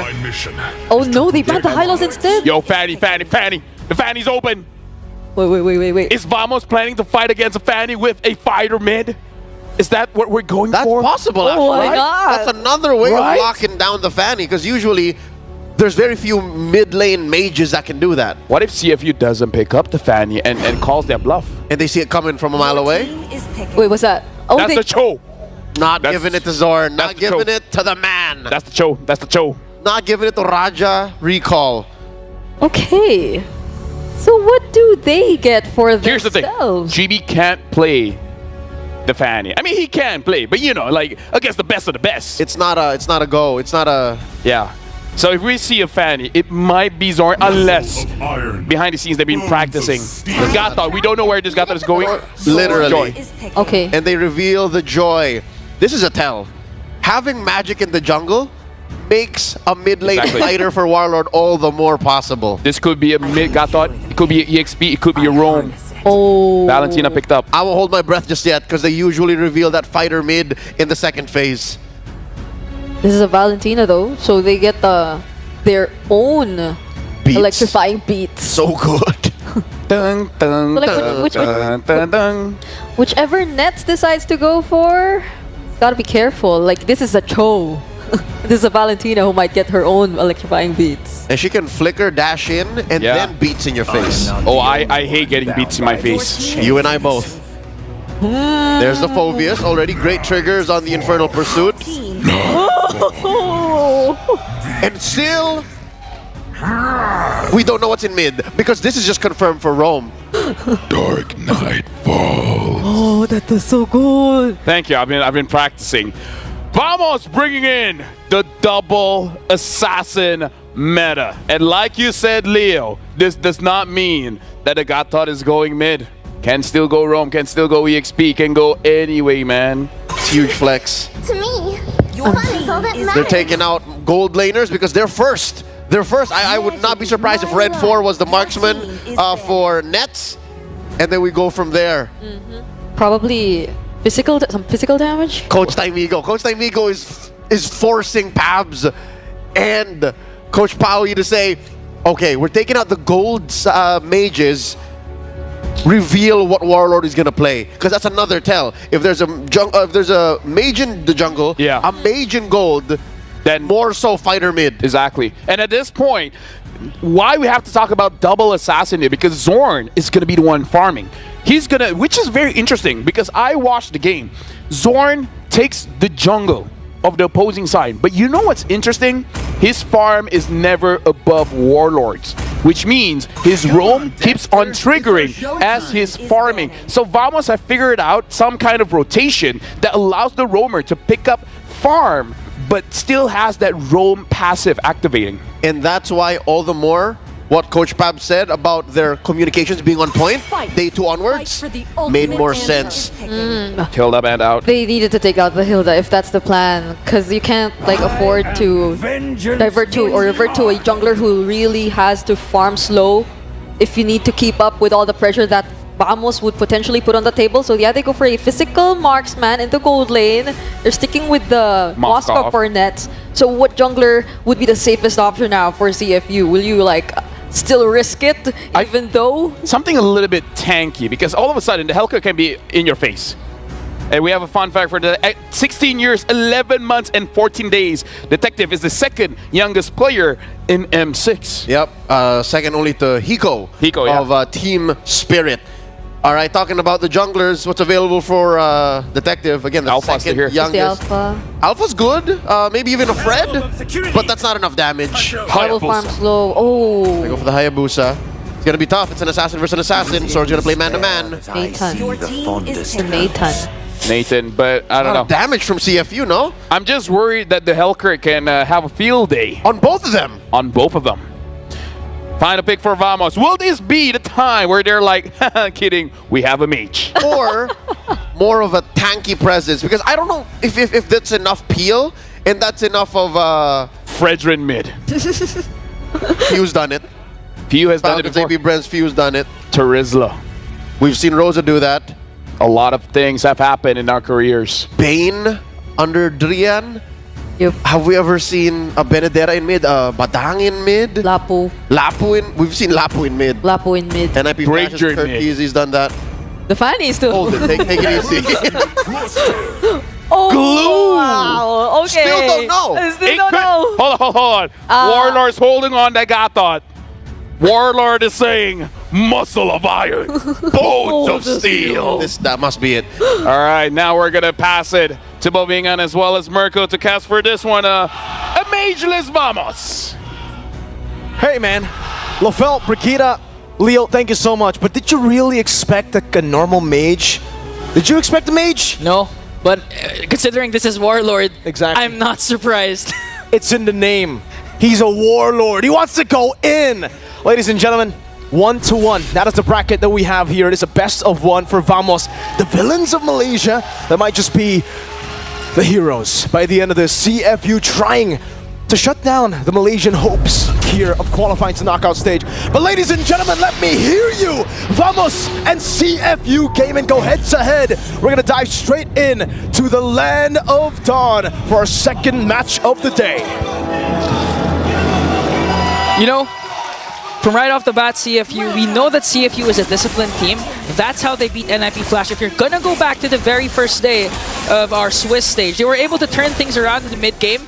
because they were punishing the over-aggressive plays of NIP Flash. This time, we all know how Team Vamos plays. They're going to go all in all the time, dive as much as possible, and CFU might have a slight advantage. It's just pure damage, and if you guys want pure damage in your games, go ahead and get these battle recalls, these rewards, man. It's phenomenal. Claude's battle emote, M6 Glory Avatar Border, Baksha's battle emote too, and the new special skin, Baksha Dauntless Shield, all for free. You can reach to level 75 actually, all for free. So go ahead, get your games in and get that M6 pass to CFU. They're looking to pass through the 1-2-1 bracket over to 2-1 with this crazy aggressive composition. Speaking of aggressive though, I don't know which one is more aggressive here again, if I'm being honest with you. Clearly Team Vamos, they're going right after Detective. Chibi is already level 4, electrifying beat to bring down Detective. The second youngest player in M Series has fallen down in the hands of a veteran. That's uno kill for Team Vamos. They gotta get the Dos Tres very soon, man. But it's all about the aggression. Like we said earlier, they gotta just push the pace with this kind of composition. Everybody can fight. The glue can go in. Warlord, he's a warlord. And Nets, very early on in the first hurdle, I think he can be online much earlier compared to Sing, right? Yeah. It's a good matchup for Sing, but he needs to farm up. Vamos can constantly just look for 5v5s around the neutral objectives, and that's gonna create a very scary threat for CFU Gaming, especially for Detective. He's not level 4 just yet. That means it's a 2-level lead right now, at least, for Chibi. And Opie, he ain't gonna take that with respect.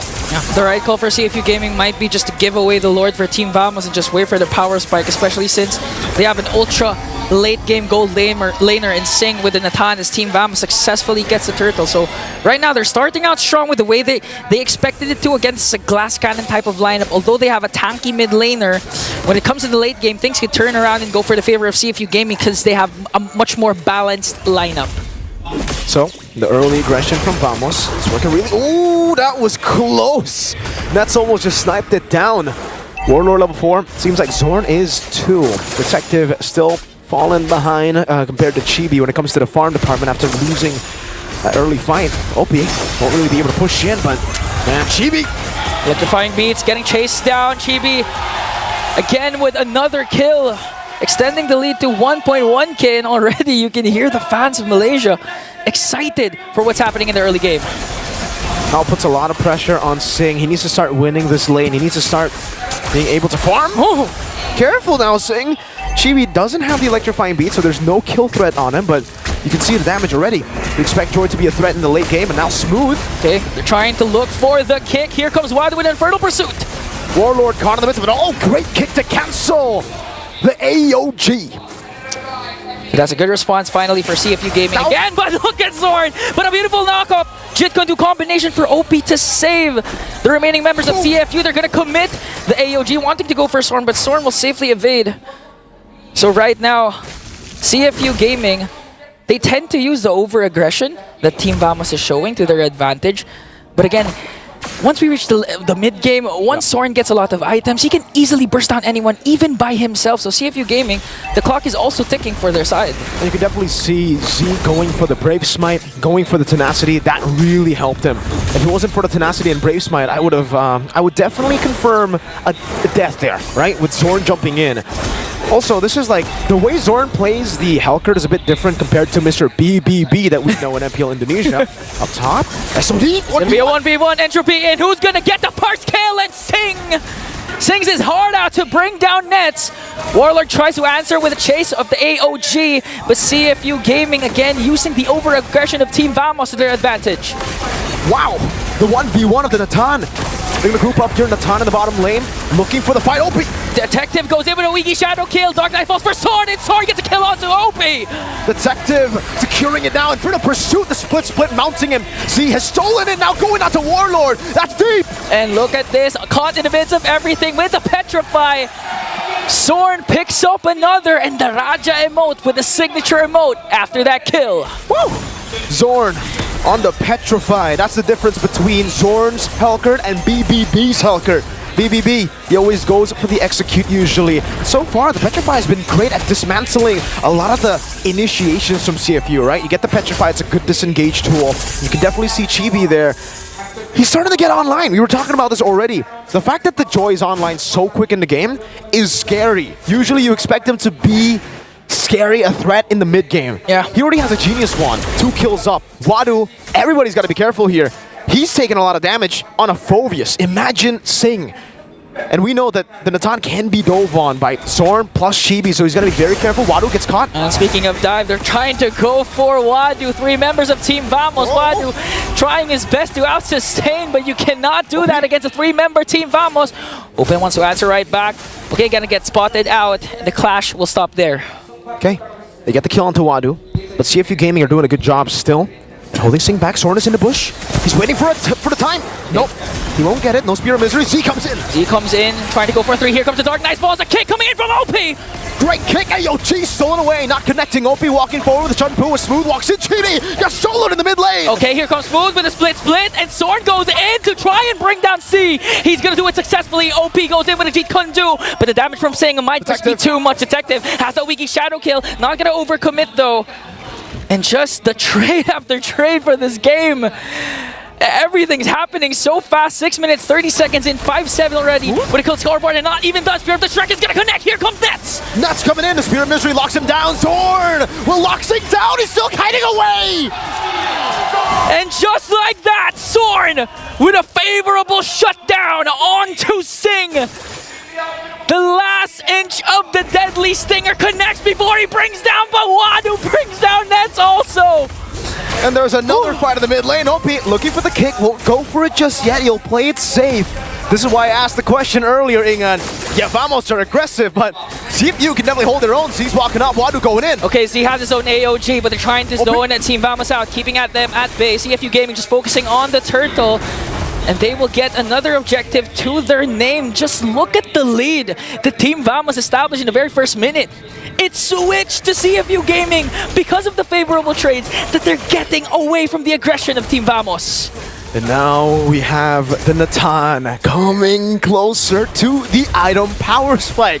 This has only been a feathered airstrike Starlium Scythe Natan. Ladies and gentlemen, it's not the Holy Crystal just yet. So he's been doing that much damage, winning in a 1v1 against Zorn's ambush with only a Starlium Scythe and a Feather of Heaven. Once he gets the Holy Crystal, even Smooth might not be able to take it. Nets though, very quick into that second item. Actually, later than the Natan.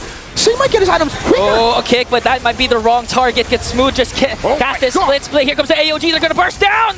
Smooth! Gotta get Chibi. Locks him down up top. It's another 1v1. OPG Kundo AOG. So he had his own AOG, but Nets managing to deliver the damage and keeping CFU Gaming out bay. Look at Detective wanting to go for the weakest shadow kill, but might get bursted down though. He has the quad shadow so he can get out safely. Oh! Almost! How many pixels was that before Detective got hit? That's 1 pixel. 1 pixel, Ingan. That was a jump scare. Zorn's still looking for him, trying to find Detective, but he's a bit too witty for that. Warlord in the mid lane, trying to go for it again. OP? Conceal? No. We have to slow it down right now. We're gonna wait for the next neutral objective. And like you said, all of a sudden, now it's CFU Gaming who hold the momentum. And we have to keep our eyes on Sing. This guy in Cambodia has been phenomenal. He's really been breaking records by getting crazy GPM stats. And on a Natan, you would expect, all right, yeah, he should be able to get the GPM, but not like this. You would expect him to farm. He's been farming heroes. Yeah, and you can give a lot of credit to CFU Gaming's mid trio because they're keeping Team Vamos preoccupied. We've seen Sing go to the bottom lane, but another kick coming in from OP. Jikundo, another kill to Sing. Now it's a Holy Crystal. That's an AOG. Oh no, Spear of Destruction did not connect, but Chibi goes in for the backline with Electrifying Beast, bringing down Sing. OP with Jikundo. Chibi locked in, still able to escape. Now Wadu comes in as well. Z pops in AOG, and that's still kiting away. Wadu caught in the midst of it all. Now he goes in again, finding in for the pursuit mounted on. Oh, and they're trying to go for him, but Team Vamos manages to get him. As Wadu falls down, here comes Detective. He has the weakest shadow kill onto Warlord, and he's gonna bring him down with the help of Z. Woo! That was only 3 kills on the board. That was 2 for 1. And Vamos seems like they got the better trade there. Chibi will try to go for the Lord, but Detective is waiting for a target. Zorn doing the same thing, fighting for the Lord is what they must do.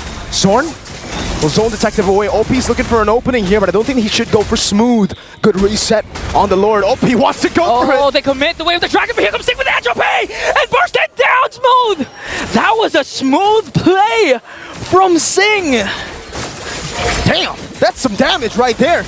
Did not expect Smooth to be Deleted, evaporated AOG. AOG, Z gets the Lord, and here comes the counterattack coming in from Team Vamos. Detective shut down. Up general went away. Sing goes over the entropy, and it's Sing who just evaporates everybody he touches. Next, he goes for the Spear of Misery. Sing! Flickers in, trying to bring down Nets with a Shadow Strike, and will do so.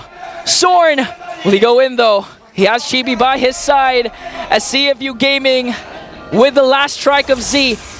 Got down Nets plus the Lord. And now CFU Gaming is in full control of this game. Wow. All right, we finally have some downtime here. Whoa. CFU and Vamos, they finally take a step back. They finally let go of the pedal. Never mind. OP, he might be going for it. OP. Okay, Deadly Stingers is here, but Sorn manages to dash away. CFU Gaming, okay, they're gonna wait for the Lord to reach the bottom lane inhibitor turret before they make a set. But look at Sorn, the damage of Deadly Stingers, half HP already for OP. That's a Divine Glaive for Z. Zing in the bottom lane, good clear from Nets. Great blinks from Zorn to escape from the G Kundo. CFU Gaming will just go for the sieges. It will be a tier 2 in the mid lane and the bottom lane taken down with the first Lord of the game. Slow push up top, 2,000 gold lead still. And Mr. President is well fed. Sing is on the way to a Divine Glaive. Okay, let's see if Team Vamos will try to go for initiation. They did, however, save all their holy shields, made quick work of the Lord down bottom, but this is what CFU Gaming wants, to extend the game, to reach Sing's power spike. Even without the late game, Sing is already activated. And that's the gameplay of CFU Gaming. They're unbothered, unfazed. Even if you're very aggressive towards the early game, you get a couple of kills. But they don't care. They know the power spike of their team. That's why they are patient, they are waiting, and certainly they are protecting Sing from the aggressiveness of Team Vamos. And for the first time in 12 minutes, we don't have a fight. It's all chill. It's all calm. But usually, when this happens, it's only a build-up for a big play. OP, he's trying to look for that big play. He knows that he can kick anyone. That's what's scary for Vamos now. Usually you have a glue, you have a Gata, then you can be like, all right, you can kick one of us, and then you're going to be the one punished. Okay. Sing, entropy, defensively. Okay, AOG coming in from Warlord. OP though manages to kick someone, Sword from the backline, and AOG for Z himself. OP's immortality will be popped, but Detective working on Warlord right now. Still in the midst of it all, OP gets a G Kundo. Wadu in the back, getting the in front of pursuit. Warlord is next, falling down. Wadu gets 2. That gets the kill, but Sing goes on a killing spree. A 3-for-2 trade for Team CFU Gaming. They have a clear advantage right now. They also have Sing in their presence. They can actually take down an inhibitor turret against Team Vamos. Base turret number 1 worked on. Nets looking for the play. He's got Rose Gold. Oh, but is it enough? Oh, Entropy in onto Smooth. Smooth with a split. Just trying to delay as much as possible. Detective going on for the backline to Nets. Even on the base, he gets down Nets. And CFU secures the win. CFU Gaming will not let Malaysia parade in Malaysia. What a performance with a Natan. They snowballed with a Natan. They went through Vamos. Vamos were supposed to be the aggressors, but TFU will prevail. Oh no, Nats was saying at least they're not 0-2, but right now they're 1-2. So Team Vamos in a crucial position in the standings. What a performance. What a game. Panel, break it down.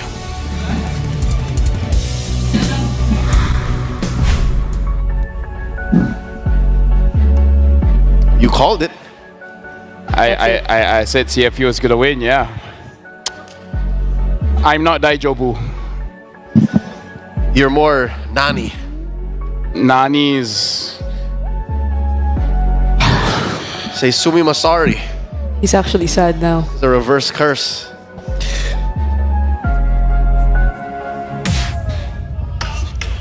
Okay. Called it. You did. I got a prediction right. Here's what I was hoping for. That the cheese that was obviously put on display once more by Vamos would be enough. And for the first, 5 minutes, it seemed like it was so. But they seemed to have reverted to their day 1 antics.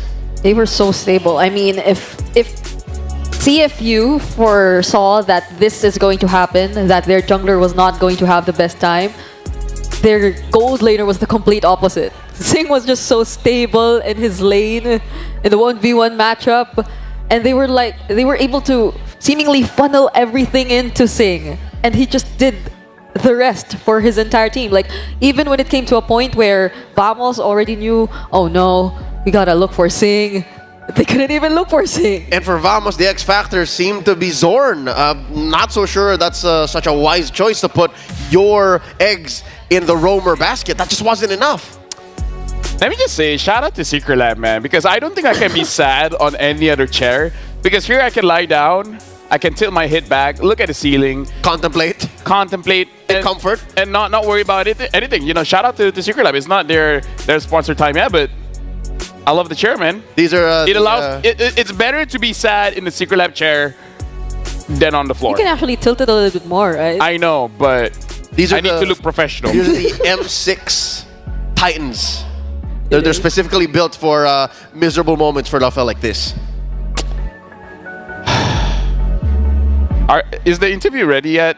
I mean, yes. CFU is prepping up on stage, and we have to ruminate on the fact that Vamos have now fallen into the same bracket. Wait, they can meet Aurora as SRG and Aurora and KBG. But we don't know yet. KBG, they're in a. I don't want to do the draw. They have a best of 3 lifeline. You're not gonna do the draw. You don't know that. You don't know that. Stop saying things like they're for sure. Just so that you won't think of it yet. You're not helping. I'm trying to help. Regina, you're not helping. There's an interview. Throw it over to Rose. Rose is on stage. The Cambodian team that has just taken down the hometown hero Vamos. Give it up for CFU. And right now, I am with Detective. First of all, Detective, how are you after that intense game? Normal. Normal. Okay, now, Detective, we know that Cambodia is not new in the international scene. It is, however, CFU's first time. So, are you guys nervous and feel extra pressured? No, since it's out. It has been a long time, and now we've finally given a chance, so we cannot be nervous. Cannot be nervous. Now, what would you say be the reason that you guys are playing better than ever? You guys are super close to knockout stage. It's the trust I have in my teammates and the confidence I have in myself. Oh, that's so cute. So do you trust your teammates a lot? Yeah. Does your teammate trust you? Yeah. I like that. So that makes you more confident, right? Yeah. Okay, now that you guys are like one match away from knockout stages and you guys will be playing a best of 3 from now on, are you more confident? Of course. Do you like best of 3s? Yeah. Because best of 1 is so 50-50. Yes, best of 1 is so 50-50. I agree. Okay, now that M6 has a new patch, kenapa, yes? Yeah, English mà aiខ្ញុំបាននិយាយប្រាំងតិច I just said to him, yes? Please speak more Cambodian so I can translate to you. So I don't know what to do right now. It's okay, he's feeling confident, Poji. Okay, now I have a question. Just now in my earlier interview with Aurora, they said that M6 has a new patch, so a lot of teams actually struggle.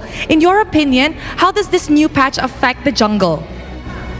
This new assassin patch? Yes.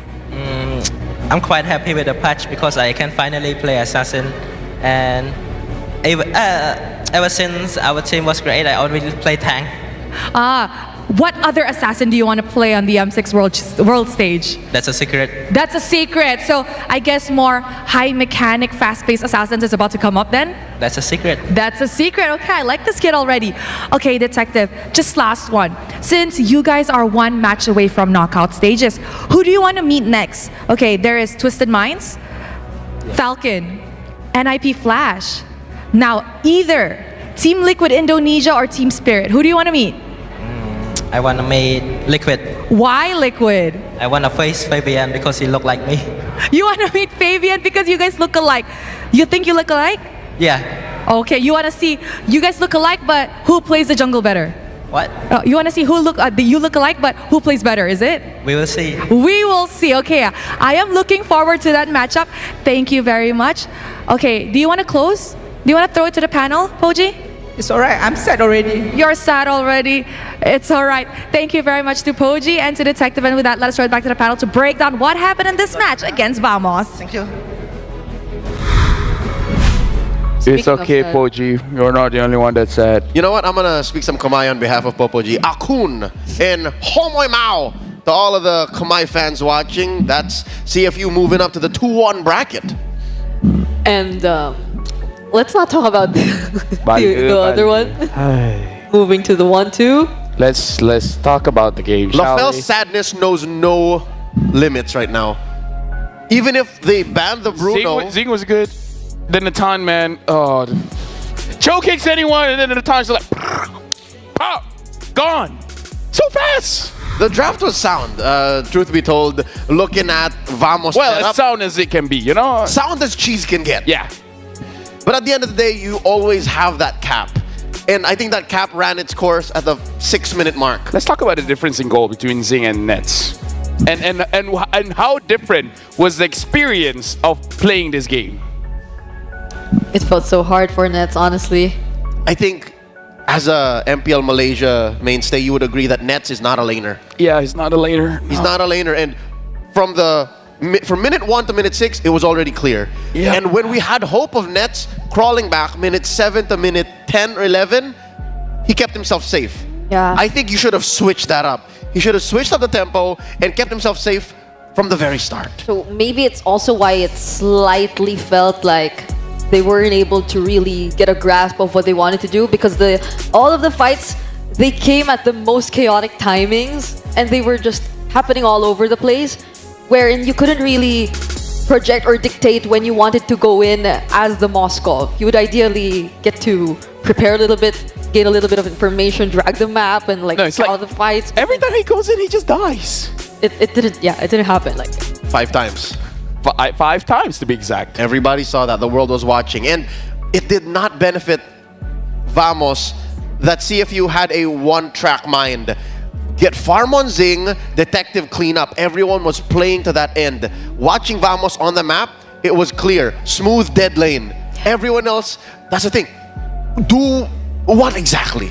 Zing did 84,000 damage. No one from Vamos scratched 50. Stop laughing, Brigida. Be sensitive. Even if you put Nets and Chibi together, Zorn and Chibi together doesn't come close to Zing's damage output. That just shows how a one-track mind, a good plan, goes towards a victory. And speaking of Zorn, I think it was OP from who we saw the recalls and all that hyper-aggressive plays and setups on the True. To be fair, Zorn was invisible, so even if he did, we couldn't see it. But we were on spectator view. No, we were not. Let's look. Ingan, are you okay? All right, all good. Zing, MVP. I wonder why. 84,000 damage. And let me just say, he got his items fast, boy. Quick. We were wondering, did he have to build a Divine Glaive against Warlord? Because of all of the members of Vamos, it was only really Warlord who had struggled killing. Even Smooth, once he clicked split, was easy pickings. So that last slot that was actually built, the Blood Wings, was going to be either that. I think this last item would have been a Divine Glaive either way. Yeah, he had so many ways to also survive and just escape all those threats from Team Vamos, which came at separate timings. Like it wasn't like it wasn't like an attempt to work together. It was like just Zorn individually trying to jump in, and then we see Warlord attempting to go for the follow-up. Chibi trying to make his own play, so he could like reserve his Purify in the most crucial moments. LaFell just died a little inside. I died a lot inside. I don't know what you're talking about. Like, it started off with Zing winning that 1v1. After that, winning multiple team fights, and OP, the caster said it. OP can legit kick anyone. The toughest of the toughest. Like, Zor gets kicked, Smooth gets kicked, Warlord gets kicked. Here you go. As we're seeing Zing's highlight, we're also seeing OP's highlights. Yeah. And I think that's the worst of it. The fact that any kick that OP can find is a valid kick. And that made that first pick show all the more worth it. They worked together so much that we didn't see it from Team Vamos. Like, the amount of teamwork we saw from TFU Gaming, it was the exact opposite of what we saw from Team Vamos trying to make their lineup work. And so they get the win, and LaFell seems... I'm okay. Okay, he seems okay. I don't know what you guys are talking about. So this proves that even if you ban out the Bruno, there's a checklist of things you have to follow through with, and still, a sound plan goes a long ways in confirming a victory. this is something that Vamos has to look back to as they go back to the drawing board, going into the 1-2 bracket. After this, we have more coming up for you guys. It's going to be a best of one between TLID against Team Spirit. It's going to be a very interesting one. It's going to be great. It's going to be great. It's going to be greater than ever. Marker here. Luckily, you no longer have to call this match. You can wallow in your sadness. Yeah, you have all the time. You're off for the day. What are you writing? Oh. Big L for LaFell. Big sads. L for LaFell. It's sinking in. I think he's ready to like. Leo. Cut it now. Yeah. Would you mind closing? Of course. Let me take care of business. I need some time. As LaFell goes ahead and takes off his headphones, we'll wrap it up here, set it up for the next set of talents. You guys are still watching the M6 World Championships. You got a couple more matches. Stay with us.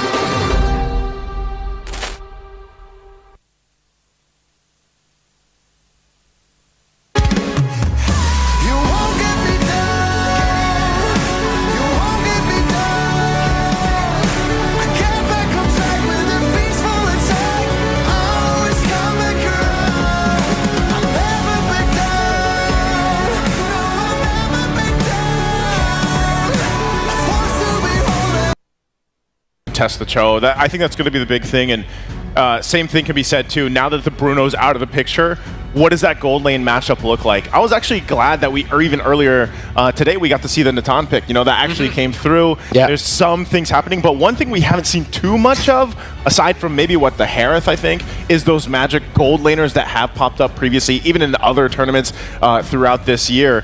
And, you know, I'm still expecting at least Moscov's to come through. Please no. Else. Yeah, I know you don't feel good about it. Please no. That's the reality we're in here, Redmar.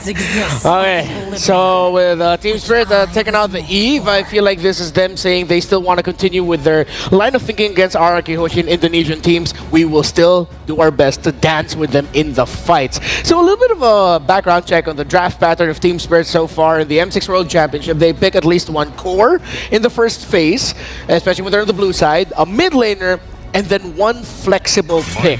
We talked about adaptability, Gideon. I feel like I agree with you now. The flex pick coming up in the first phase for Team Spirit will be a big thing. I'm hoping that it's going to be a big thing, but Fanny is wide open, and this is one shot's moment. He really needs to live up to his IGM for his namesake. Yeah, he needs to be able to accelerate this game really, really quickly, because I'm not seeing a Cho ban either, so there's still a lot of ways for TLID to completely shut down the Fanny pick, and Moskov, one of those few answers. There it is. You know, that Moskov coming through, the Phobias too. We've seen so much of this pick right now. I'm still wondering if they go with what I like to call the purple trifecta. You know, Yeah. at least go that way. It's true though, right? So even earlier on from Roar, I think we saw, was it the Vexana that actually came through with a similar lineup already, but also the Valentina obviously still available. They don't have to get it now, but they can play around it, and that sounds like it's that's going purple? to be, yeah, that's purple. So it's still the purple trifecta. Oh, but it's one of the newer ones popping up. Oh, interesting. Well, I mean, it was old and then went out of meta, and now it's coming back into meta once again. And I think it's a great pick against the Phobius. Yeah, 100%. And of course, they lock in the pick for Hiko. So instead of showing just one core, they show both of their cores, and they pick up a glue to instantly respond into the Phobius. And there is as well the Joy, which because of the Fanny, because of the glue, now I think Team Spirit needs another chunkier presence just to help heal for the back line. Because this Joy pick to me makes a lot of sense. The two other picks paired with the Beatrix right now looks like they might actually leave the Beatrix alone, making it easy for the Joy to pop off against Hiko. Well, I mean, we got to start thinking about answers towards the Joy, right? And I think that from TLID's perspective, it makes sense if you want to pick up the Troll on your side. It is more on Team Spirit's prerogative to get rid of it. But even then, yes, get rid of that Loyi, get rid of the global presence. That's so good. I actually thought that maybe Team Spirit might want to go for a let's fight very tight together, like a Ruby Loyi last two picks for Team Spirit. Especially because of the fact we saw how good the Ruby worked against those, those heroes that do get away, or even the Cho, for example.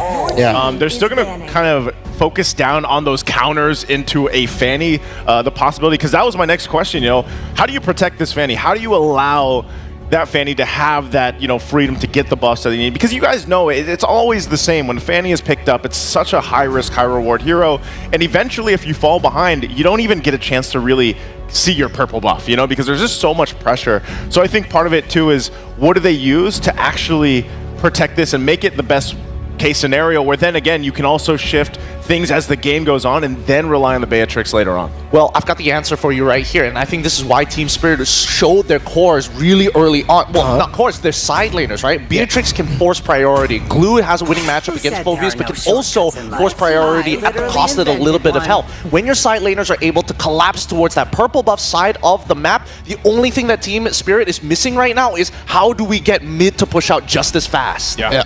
So whatever the roam mid combo for Team Spirit is going to be, it needs to be something that clears minion waves fast. We're not going to, you know what? Yeah, this Phobius is probably going to go into the EXP lane, because again, one of the off-kilter ideas we've seen in the past that has worked. Roam Phobius? No, glue mid. Oh, glue mid, yeah. To get that quick level 2. So that you can invade right away afterwards. But yeah, most likely because of how we've seen glue against Phobius in the past, they're just instantly gonna put it there. Oh, there it is. Bones of Steel. Wow, interesting. Out of all the picks, they wanted to go for God Dodge here when they could have gone for Cho, and now Team Spirit going in with the Belleric on top of that? This might actually be a Belleric EXP, something that they've shown in the EECA. Yeah. No, but then they've got, then glue goes as a means to an end? Concussive Blast glue as a roam support? Yeah. Could be.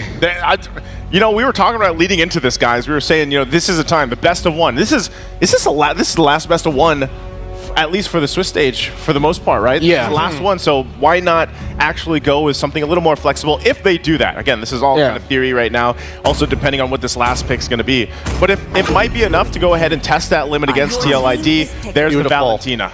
Really, really great stuff coming in from Coach Vren here. He's looking at it from many different angles, because both Belleric and as well as Glue, Glue specifically, even if he goes into the support against the Gatot or even the Phobius, doesn't matter which, that Glue is going to beat up these tanks. Yeah, and honestly now, I'm looking to see just how well Team Spirit is going to be able to play around this Belleric.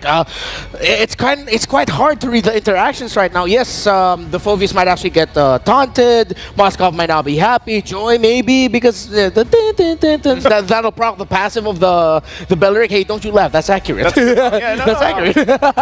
I'm having a hard time reading it. I can agree with you, because we don't get to see Belleric very often, but it's about counter engage. It deals well with the Phobius if he gets into your backline. It deals with the Joy. It's a huge deterrent. As long as you hold on to the Wrath of the Dryads, TLID has to think twice about going into your backline. All right, real quick, name me a team. Who do you think it goes to?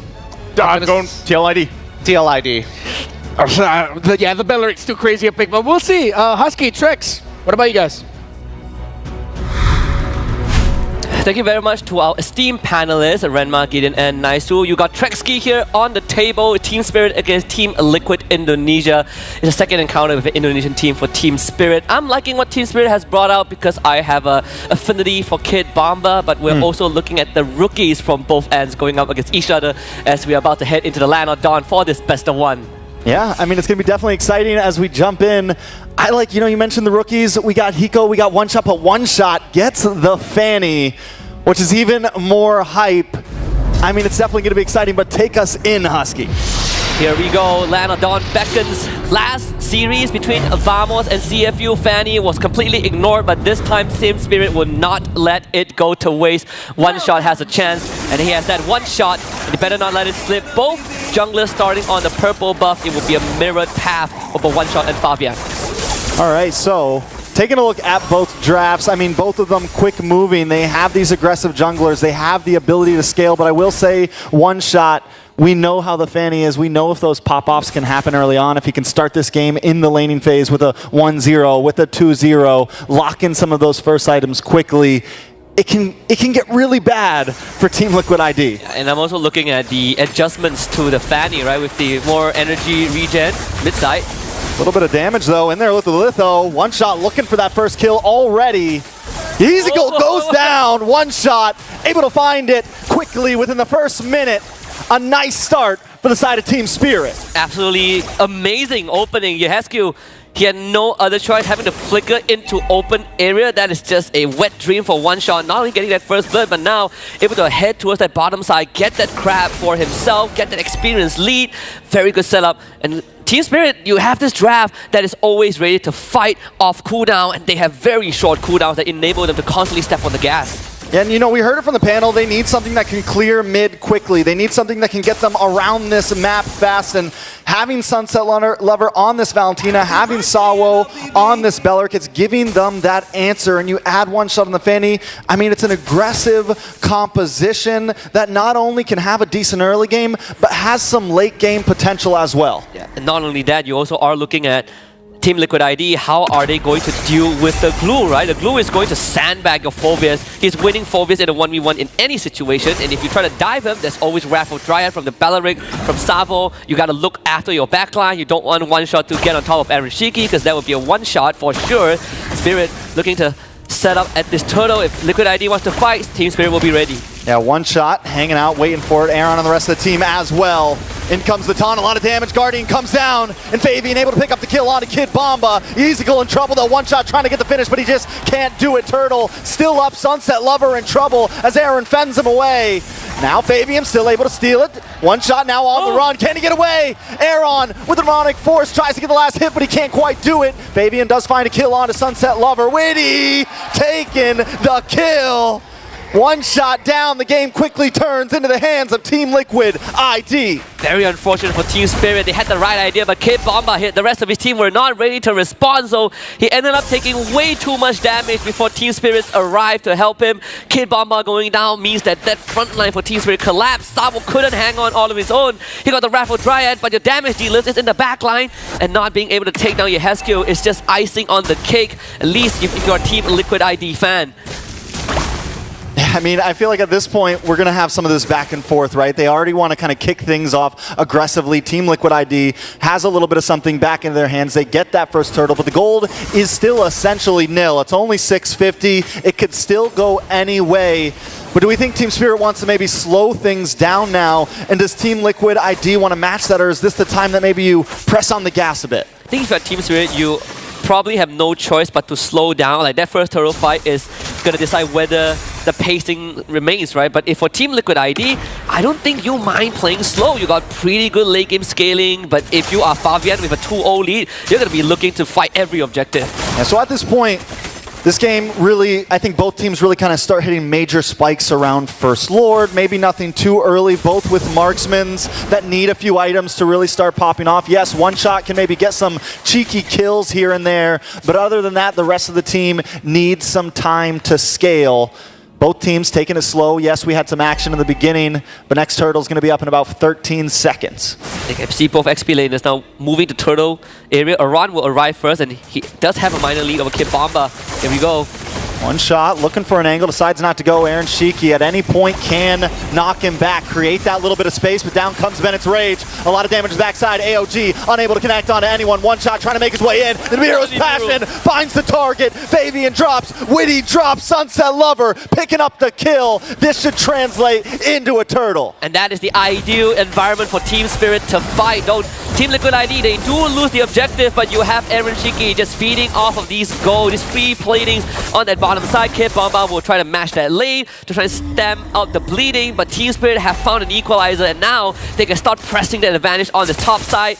One shot here again. Ooh, one shot's getting aggressive. Aaron on the run. Aaron goes down. In comes Fabian. The SOD able to connect. Hiko falls as well. Fabian decides to back off. It's back and forth right now. Prime time in the Land of Dawn.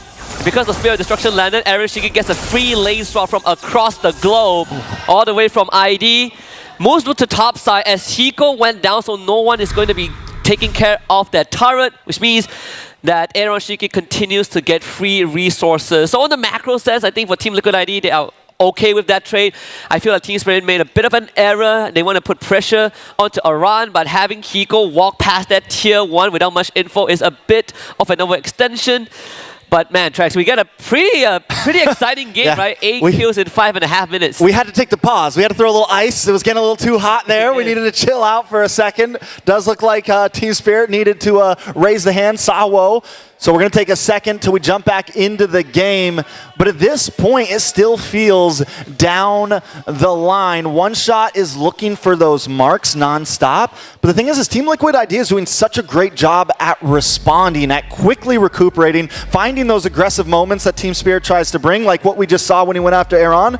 But then in comes the Spear of Destruction, and they quickly counterattack. So it doesn't seem like Team Spirit is ever getting anything for free against Team Liquid ID. Yeah, you are always forcing a trade, and that is why even after a turtle fight and even after taking out Aran, Team Spirit never really got too much of a goal lead. I would even argue it's even, right? It's like a 400 net worth lead doesn't really mean too much right now, and that's kind of what the Moskov gives you, that macro advantage. You can always join a fight cross-map as long as you land that SOD, and you can always rely on Aaron Shiki to arrive on time. So Team Spirit, they have gotten a taste of what makes the team fight tick for them, you know, having Savo and Kid Bomba in the right place and just funneling everyone from Team Liquid ID into this tight space for Hiko to kind of dish out the damage and one shot hit the backline. They gotta keep replicating that, and at the same time also watch out for Witty. So the battle spells from Hiko, that flicker is ever important, because if Witty ever gets on top of Hiko, I think Liquid ID can just take him out. Yeah, if they can target down Hiko, it's going to be a big problem. If they can slow him down as much as possible, make sure Aaron Shiki is well ahead, locks in that Holy Trinity a little bit before Hiko can get his third item in, then it's going to be major. And another thing to point out is the Fanny's going to do good, right? The Fanny, it's going to do great once they get to that mid game, but towards late game, I would say the Joy is going to pack a bit more of a punch. Going to be a little bit easier for the Joy to dash through and get to some of those backliners to be able to find Hiko.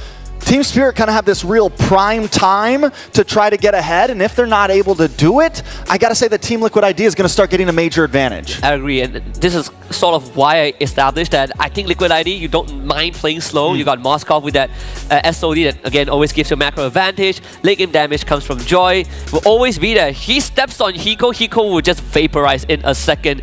I think if you're Team Spirit, you're also looking at Savo. If you're ever planning to go late for whatever reason, Savo is the guy that has that instant crowd control to keep Fabian in place. But then what's next, right? How can you take down the Joy? The solution isn't really clear cut. It comes back to Hiko again, because One Shot will be busy dealing with the backline. So I think if you're Team Spirit, you can go even up to a certain extent, but once Hiko gets that second, third item, you gotta start speeding it up. Yeah, so something to point out with Hiko, in a previous game in this Swish stage, when they were up against a Bruno, though, Hiko rushed the Malefic Gun, right? And this time he goes straight for BOD. Now, do we think that's just... Do you think the Malefic Gun rush is only when you're up against a Bruno, or do you think it could have been good here? It is a very expensive item to go for Blade of Despair. Now that he's seen this death, it could set him back a little bit. I think the Malefic Gun rush is more of a My side lanes are already winning. Like Kid Bomba is destroying his lane. The Sunset Lover is having a good time. I am not under any threat.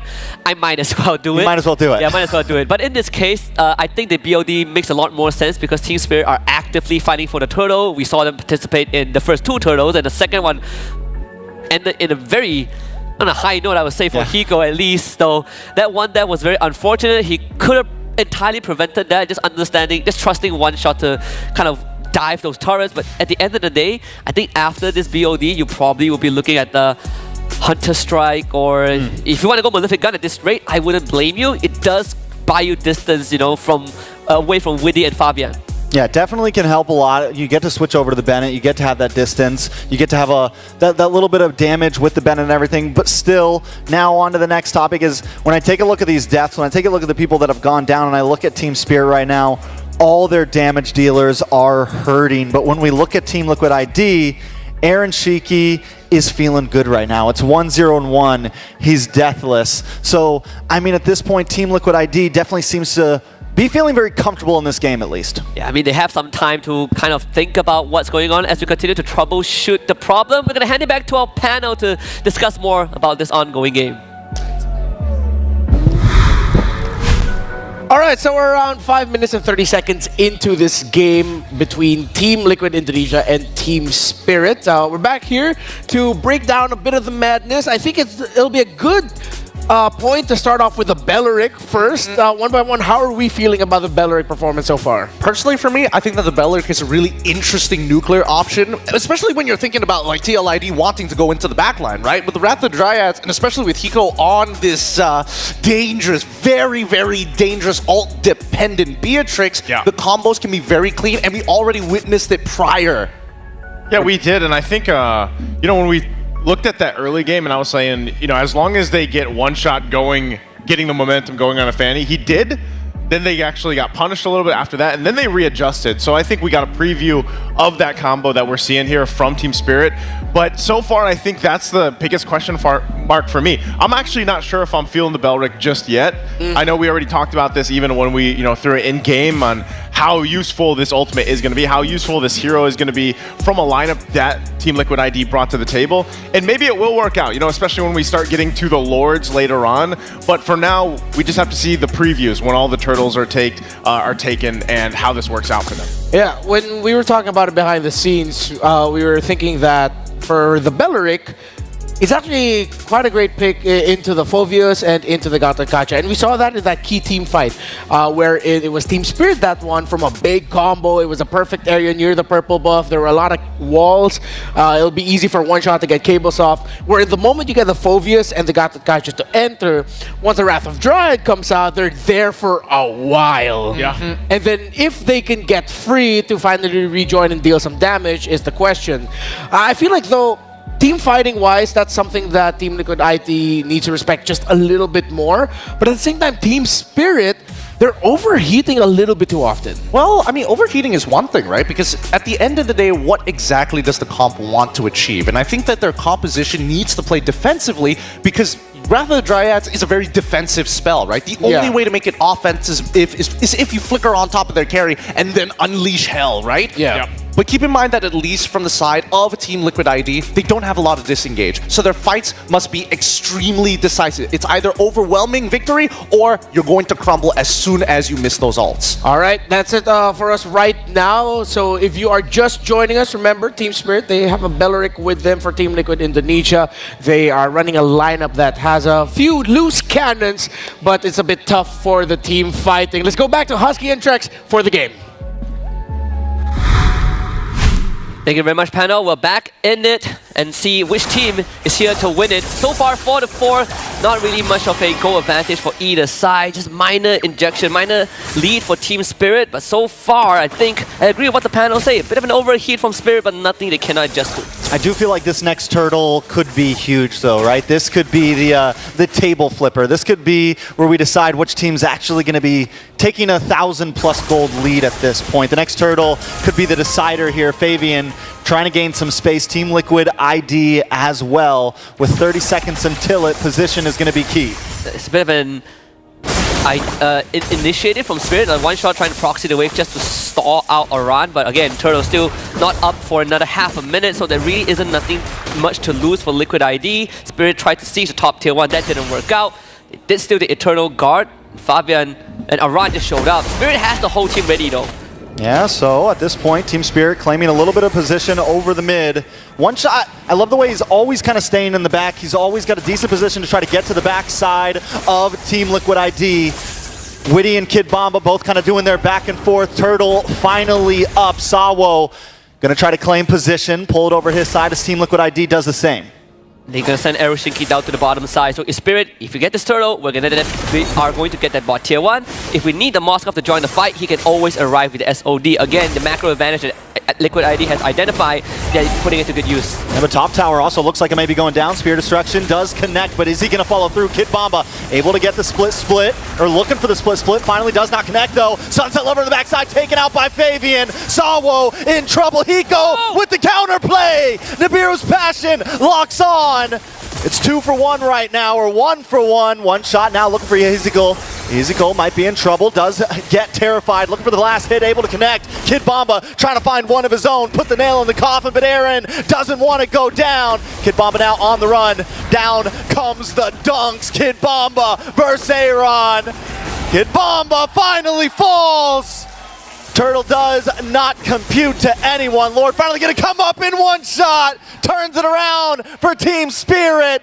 It's back in fourth right now, Husky. Yeah, and Team Spirit finally finds a minor goal advantage. 1.4, 1.5k.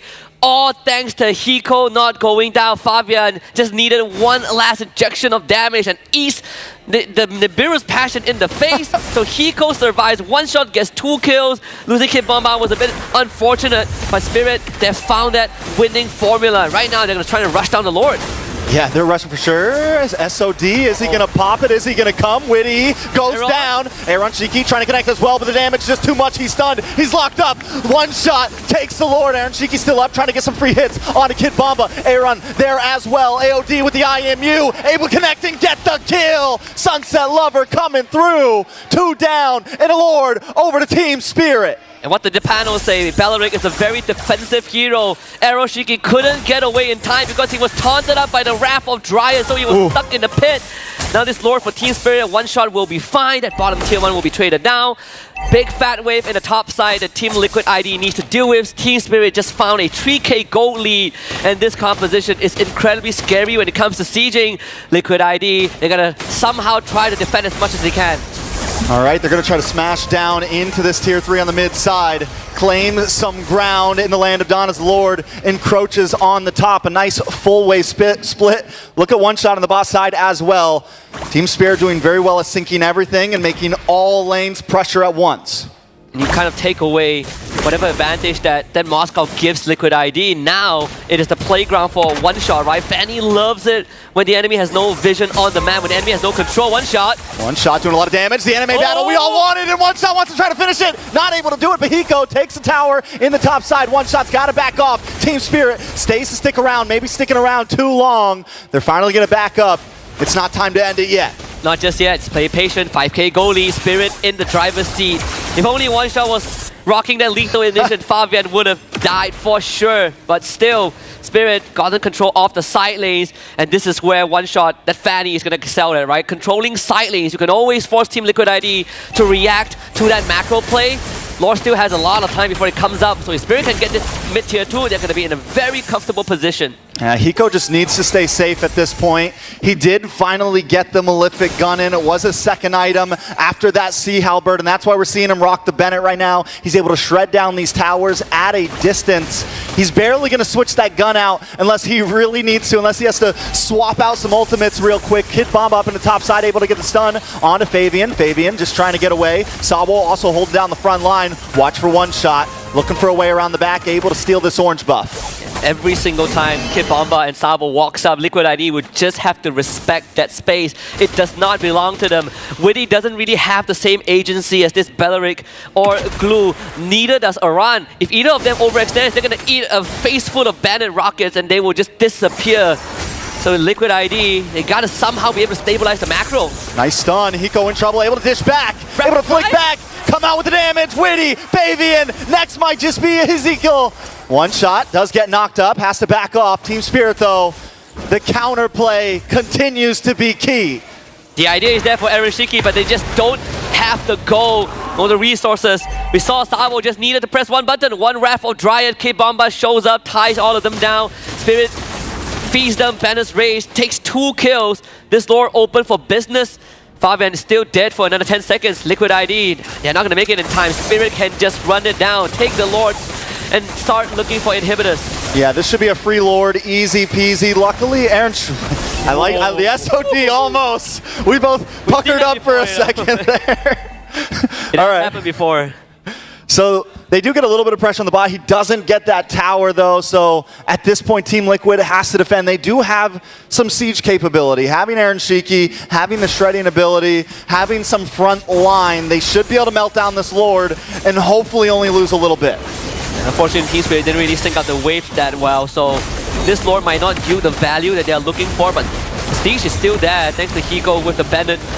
The turret stays alive. There's still one more wave that Team Spirit can utilize, but at least the burden is lifted off. Liquid ID. I say the burden is lifted, but Hiko is just walking forward. As long as Hiko is alive, that tower is not safe at all. You're not even trying to dodge minions. You're just trying to make sure Hiko can't get in range, but the AOG tries to connect. Down comes the Eternal Guardian. Witty taken off the map, a double kill for Hiko, but Fabian looking for the back line, able to take out Aaron. Fabian does find Sabo. Fabian might be in trouble though. One shot, finally wants revenge from the last one. Kid Bomba finds the kill. 3 for 2, but Team Spirit winning out on that one. Make it 4. Hiko has 10 seconds left before his flicker came back on. That's why he couldn't reposition. But still, every single time Liquid ID dives, they eat the Raffle Dry. Spirit might end this. Yeah, that's going to be it. Team Spirit, take them all out in good fashion. Tonight, the Dragons rain fire. From the north to Southeast Asia, Team Spirit continues that reign of terror. The mythical beast no longer a myth. In fact, taking down the Calvaries. Man, pronounce that right, Naisu. This is how you do it. Liquid ID dropping to the 1-2 bracket. Something that I think Indonesian fans would not have imagined for the MPL ID champions. A bunch of rookies. But today, Hiko and One Shot showed up big time. Yeah, the rookies today for sure. I think they were the stars of this game. I gotta love the pop-off from Kid Bomba as well. Excited for it. We're gonna throw it back to the panel to break down this game. In classic Kid Bomba fashion, I just gotta do this. Huh? Wow, what a performance by Team Spirit. GG, well played to both teams, of course. That was a very fun game, but the Godfather Sawa with the Belleric. Oh man, he made an offer they couldn't refuse with the Belleric. I mean, it was crazy.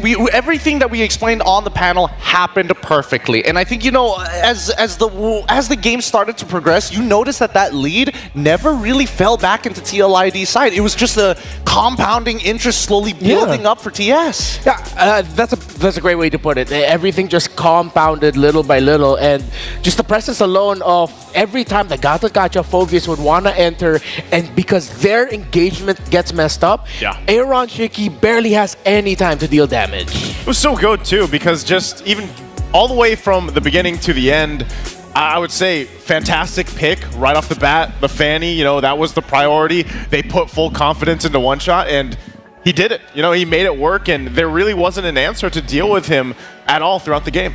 Yeah, it looked like Team Liquid ID were hoping for a tight formation to potentially help them out. The Cho was open, but I could tell why. The Cho was a bit hesitant on the side of Team Liquid ID. Actually, Gideon has a good point about that we'll share later for the deeper analysis. But first, let's go on over to the stage with Rose, with members of Team Spirit. Team Spirit going up against Team Liquid ID and getting that win with a very interesting draft. Now, first of all, I am with Hiko. How are you doing? Hi everyone, I'm doing fine. We beat Team Liquid ID and it was pretty good. Pretty good. Are you nervous? Maybe. You're a bit nervous. Yeah, okay, now, Hiko, I'm just gonna ask this. Previously, you guys met RRQ Hoshi and you guys lost. And then after that, you guys got another Indonesian matchup, which is Team Liquid ID. Did you guys meeting RRQ Hoshi give you guys like more preparation time for to go up against Team Liquid? В прошлый раз вы встретились с RRQ Hoshi, и сейчас вы встретились с индонезийской командой. Думаешь ли, вы смогли бы победить RRQ Hoshi, если бы у вас было больше времени на подготовку? На русском отвечу. Я думаю, что мы, скорее всего, бы их победили, просто некоторые люди переживали на сцене. Это был, первый опыт против такой крупной команды, и поэтому было тяжело достаточно. We think we had opportunity to win the RRQ Hoshi. Some of the players was a little bit nervous, so yeah, we just needed some experience, and this is our first time here, so yeah. Okay, now I do agree that sometimes you guys need to warm up a little bit. Now, Hiko, I want to ask, how did you guys react when you found out you guys are going up against another Indonesian? When you guys saw the matchup draw? Как вы будете себя чувствовать, если вы узнаете, что вы будете идти против другой индонезийской команды? Как вы себя чувствовали? Да, какое у вас ощущение было? Для нас это было немного неудачно, то, что попались одни из самых сильных оппонентов, которые могли быть, но в целом мы были готовы к бою и дальше проходить в knockout stage. For us, it was a little bit nervous that we got matched up with the Team Liquid, but we had a little time, think about it, and go through this, so we were ready to take this game. Okay, I love it. Amazing game, by the way. Now, speaking of the amazing game, we see that you guys brought a pretty interesting draft for the matchup against Team Liquid ID. So maybe you can share with us, do you think this is just the beginning? This is just a glimpse? Because we will be able to see more interesting drafts in the M6? У вас был очень интересный пик.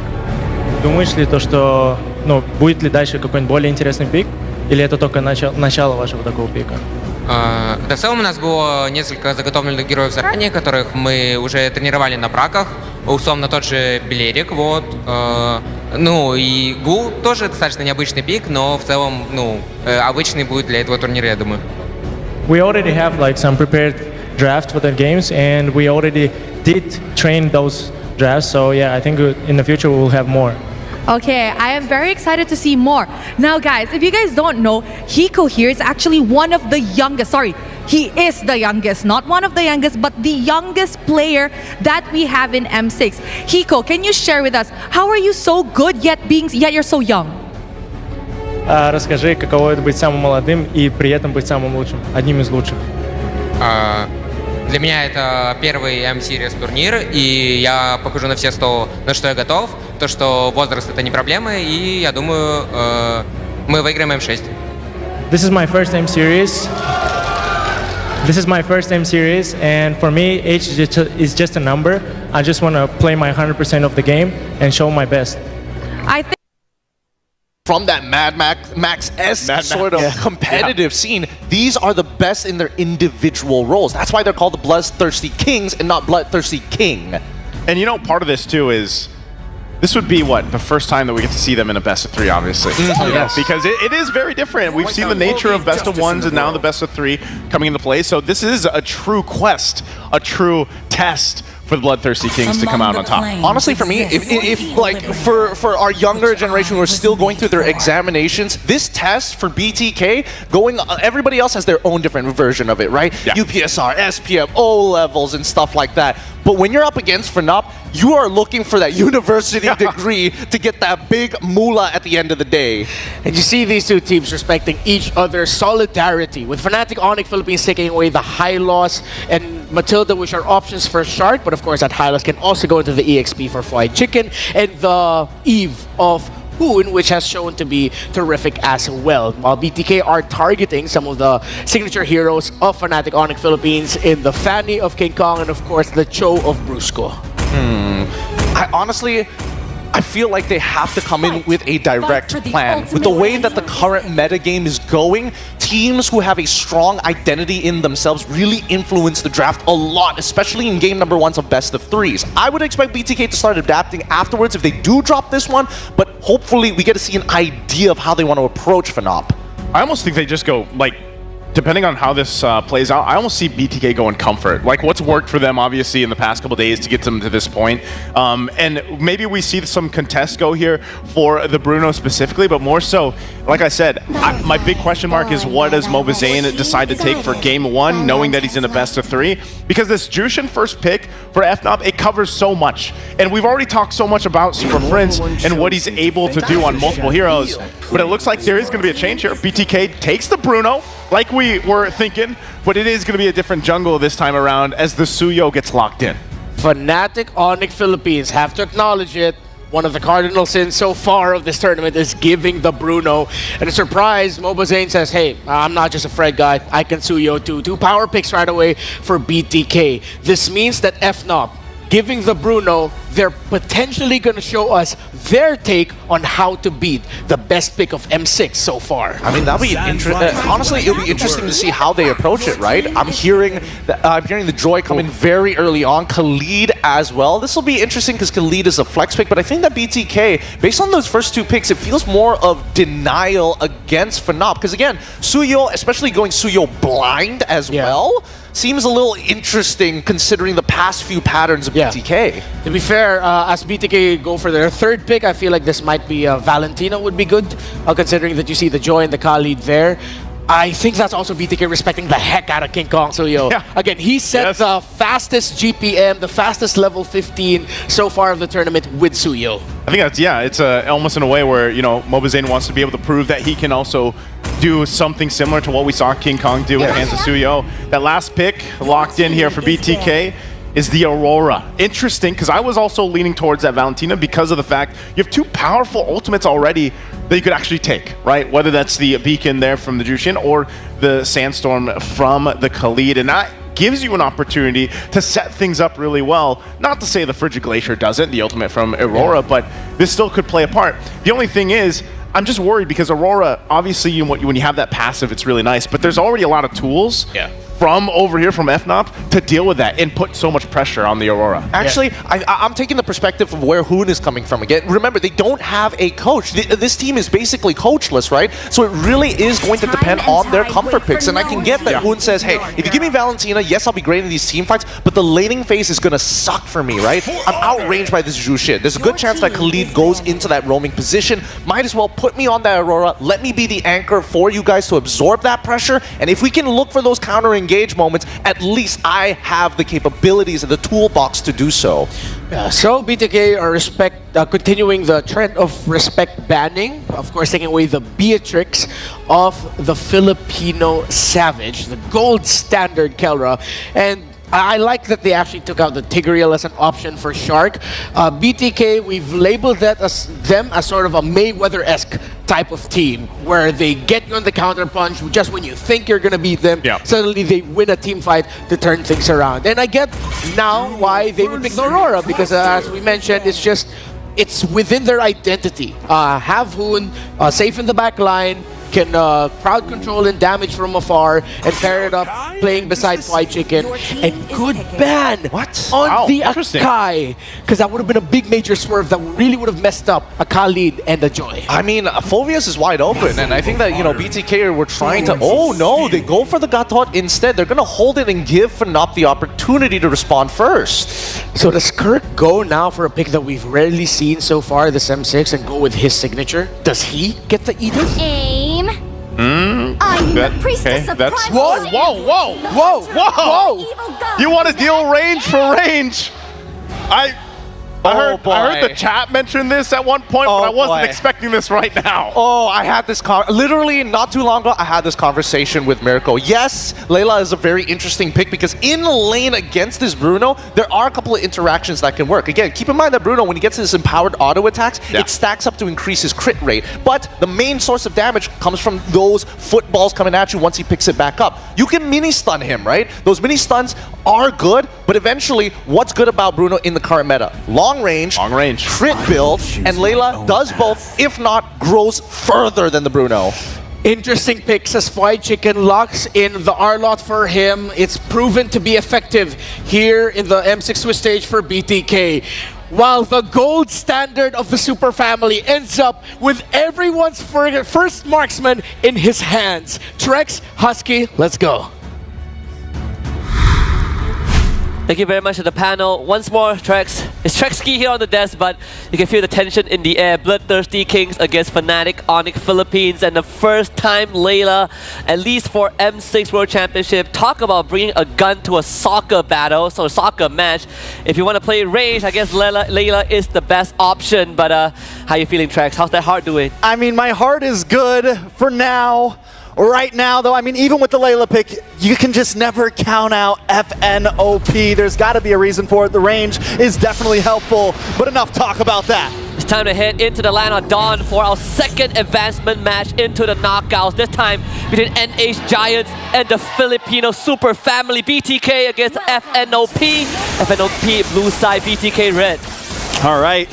Breaking things down, jumping into game one in a best of three. You said there's tension in the air. There is electricity right now on how this is going to go. So much on the shoulders of Brusco. Already taking a lot of damage.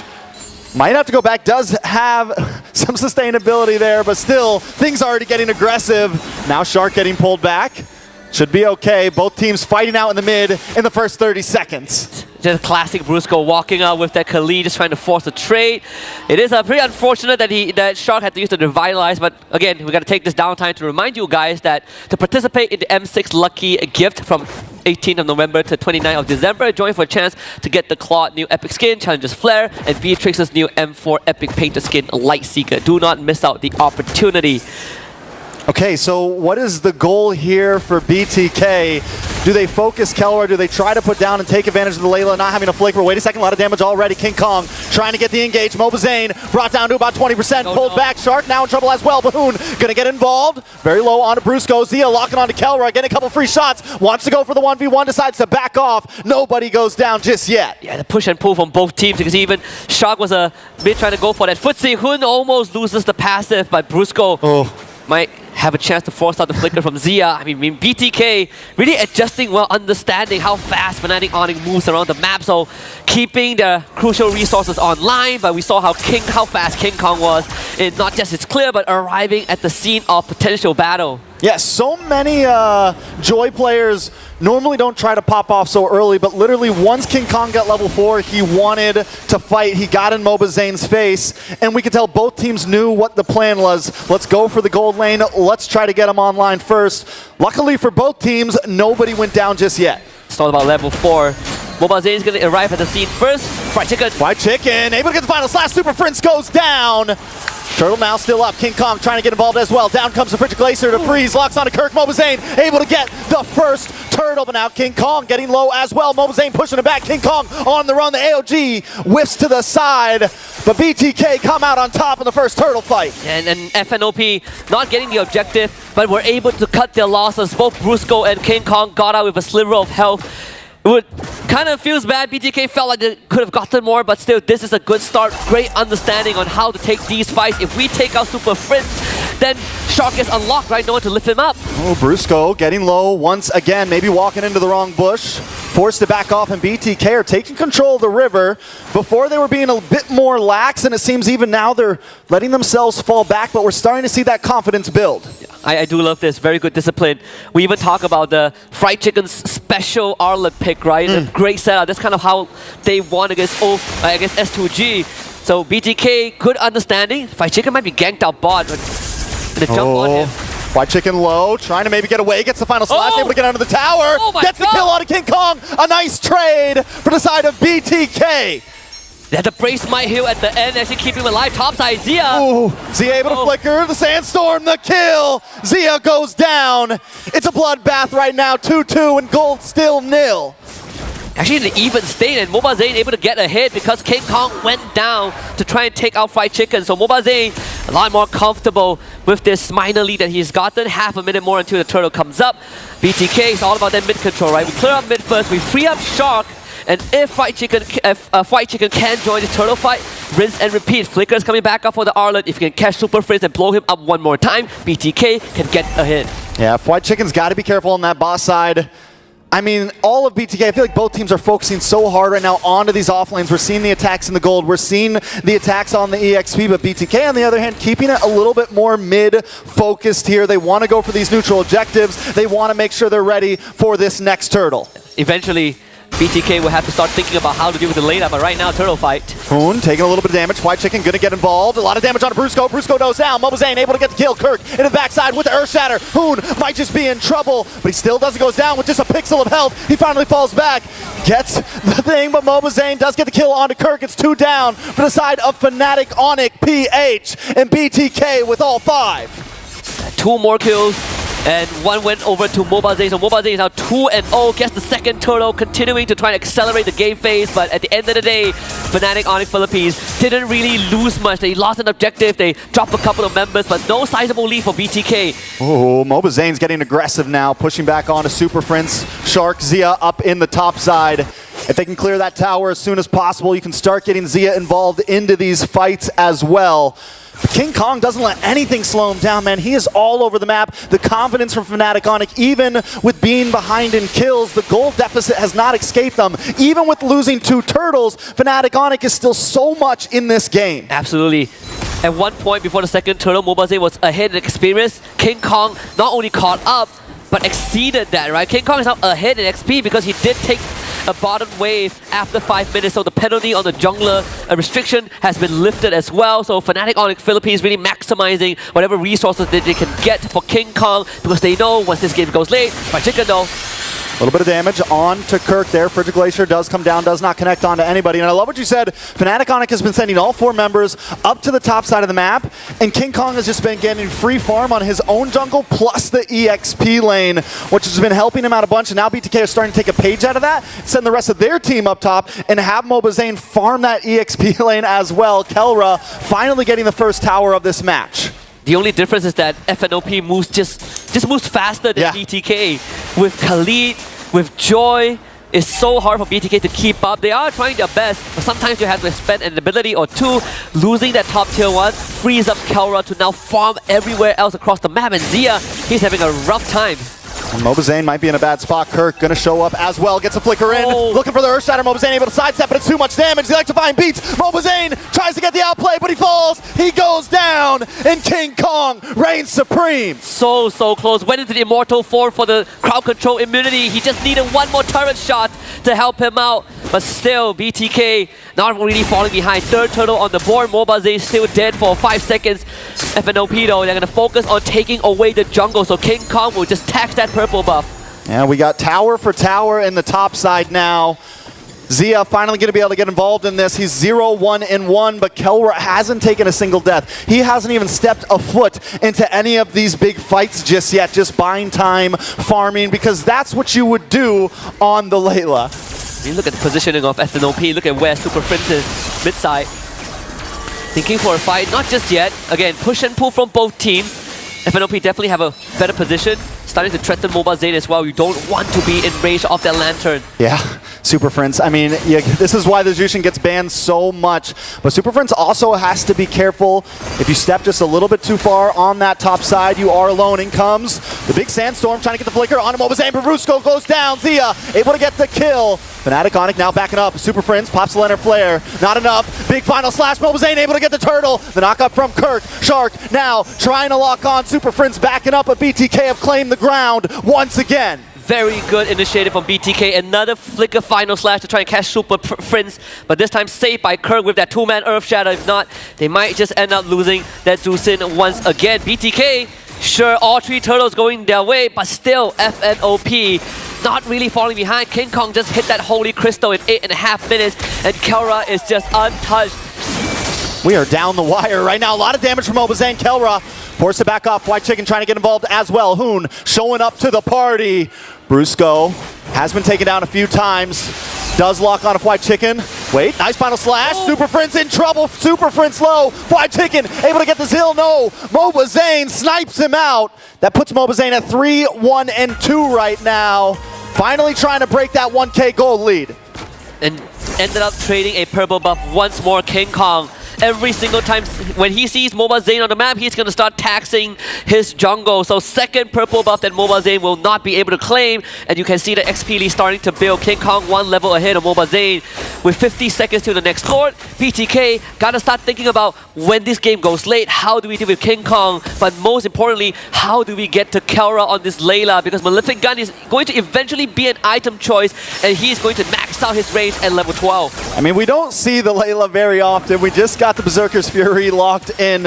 At what point does it become a major stress point? Wait a second, Final Slash does lock on. BTK, though, just testing the waters. But what point will Kelra really be the ultimate threat here? Level 12 plus Malefic Gun. Level 12 onwards, right? Because you max out your ultimate level, so max range benefits for not just his abilities, but your attack range, and then the Malefic Gun adds on another 10-15%. You are going to outrange not just Bruno, but it's everyone else with BTK.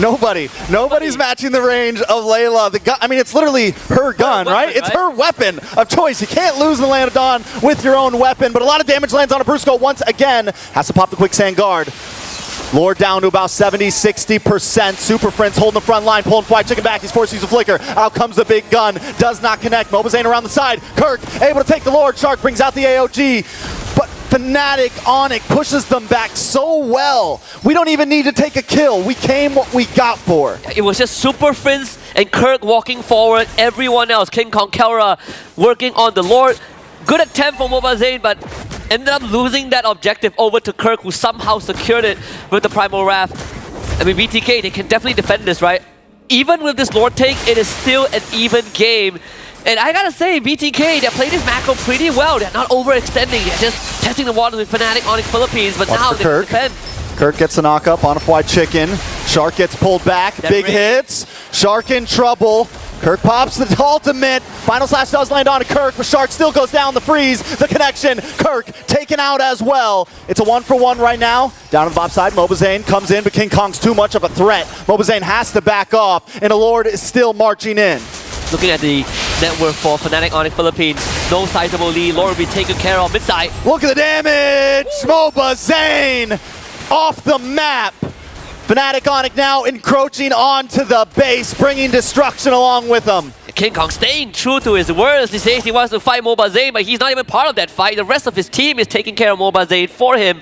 And Fnatic Onyx Philippines off of one Lord gets themselves close to a 2k goal advantage, and now that Malefic Gun, Kelra has gotten the signature weapon for the Layla. Everything falling back into place. 12 minutes into the game, this is where it might get a bit scary for BTK. We've seen a couple of times they go for that engage, flicker Final Slash, but not every time converts into a lead for BTK. So you add on the extra range that FNOP has in their arsenal, BTK gotta be a bit more strategic with that approach. You know, Fnatic Onyx played this so well in the beginning, they knew that maybe they couldn't take these big fights. Even at that first Lord, they couldn't exactly force a big fight. They knew it might cause them to lose. But as long as they could zone BTK back, and then throughout the whole early game, it was just kind of, they rubber band around the wall. They're doing the ropey dope, right? Yeah. They're letting BTK kind of waste the energy, not forcing any major fights, keep the goal at a standstill. And once we get online, it is time to push. And now BTK, they're tired out, man. Their arms are down. They can't keep their fist up to block their face, and Fnatic Onyx is punching. Both teams playing it like it's a marathon, and that's exactly how you approach the game. Honestly, very impressed with what you just mentioned, Trex, because a lot of the teams in the Swiss stage so far, they ended up forcing unnecessary fights, but not these two teams, right? They're tangling with one another. They're trying to look for those small weakness points, trying to get the read, and I wouldn't say that any of them folded. It's more of who creates the better opportunity, and obviously it's FNOP off of one Lord take, but it didn't do too much of a damage to BTK. They can still contest. This second Lord will be very important. I think what's big for BTK right here is don't overextend it. If you can get Kelra, get it. But Shark keeps on hanging out on this front side and getting hit by that lantern, right? And keeps getting chipped down, but wait a second. Brusco brings the engage, and King Kong into the backside with electrifying beats. But Zia able to put out the damage. Fly Chicken goes down. Zia finds King Kong, but now Zia falls to Kelra. The guns are out. They're exploding, and members of BTK are dropping. MOBA Zane and Shark back to the base as Kelra just pushes them away. King Kong might have went down, but we didn't get to talk much about the war cry, right? Extra damage, so it's all about numbers. We might have Bloodthirsty Kings, but FNOP have a Bloodthirsty King Kong. At this point, the tower is falling. BTK's in shambles. It's a 2K gold lead over to Fnatic Onic. They're going to move back. They're going to go for the Lord. They're going to take their time with this.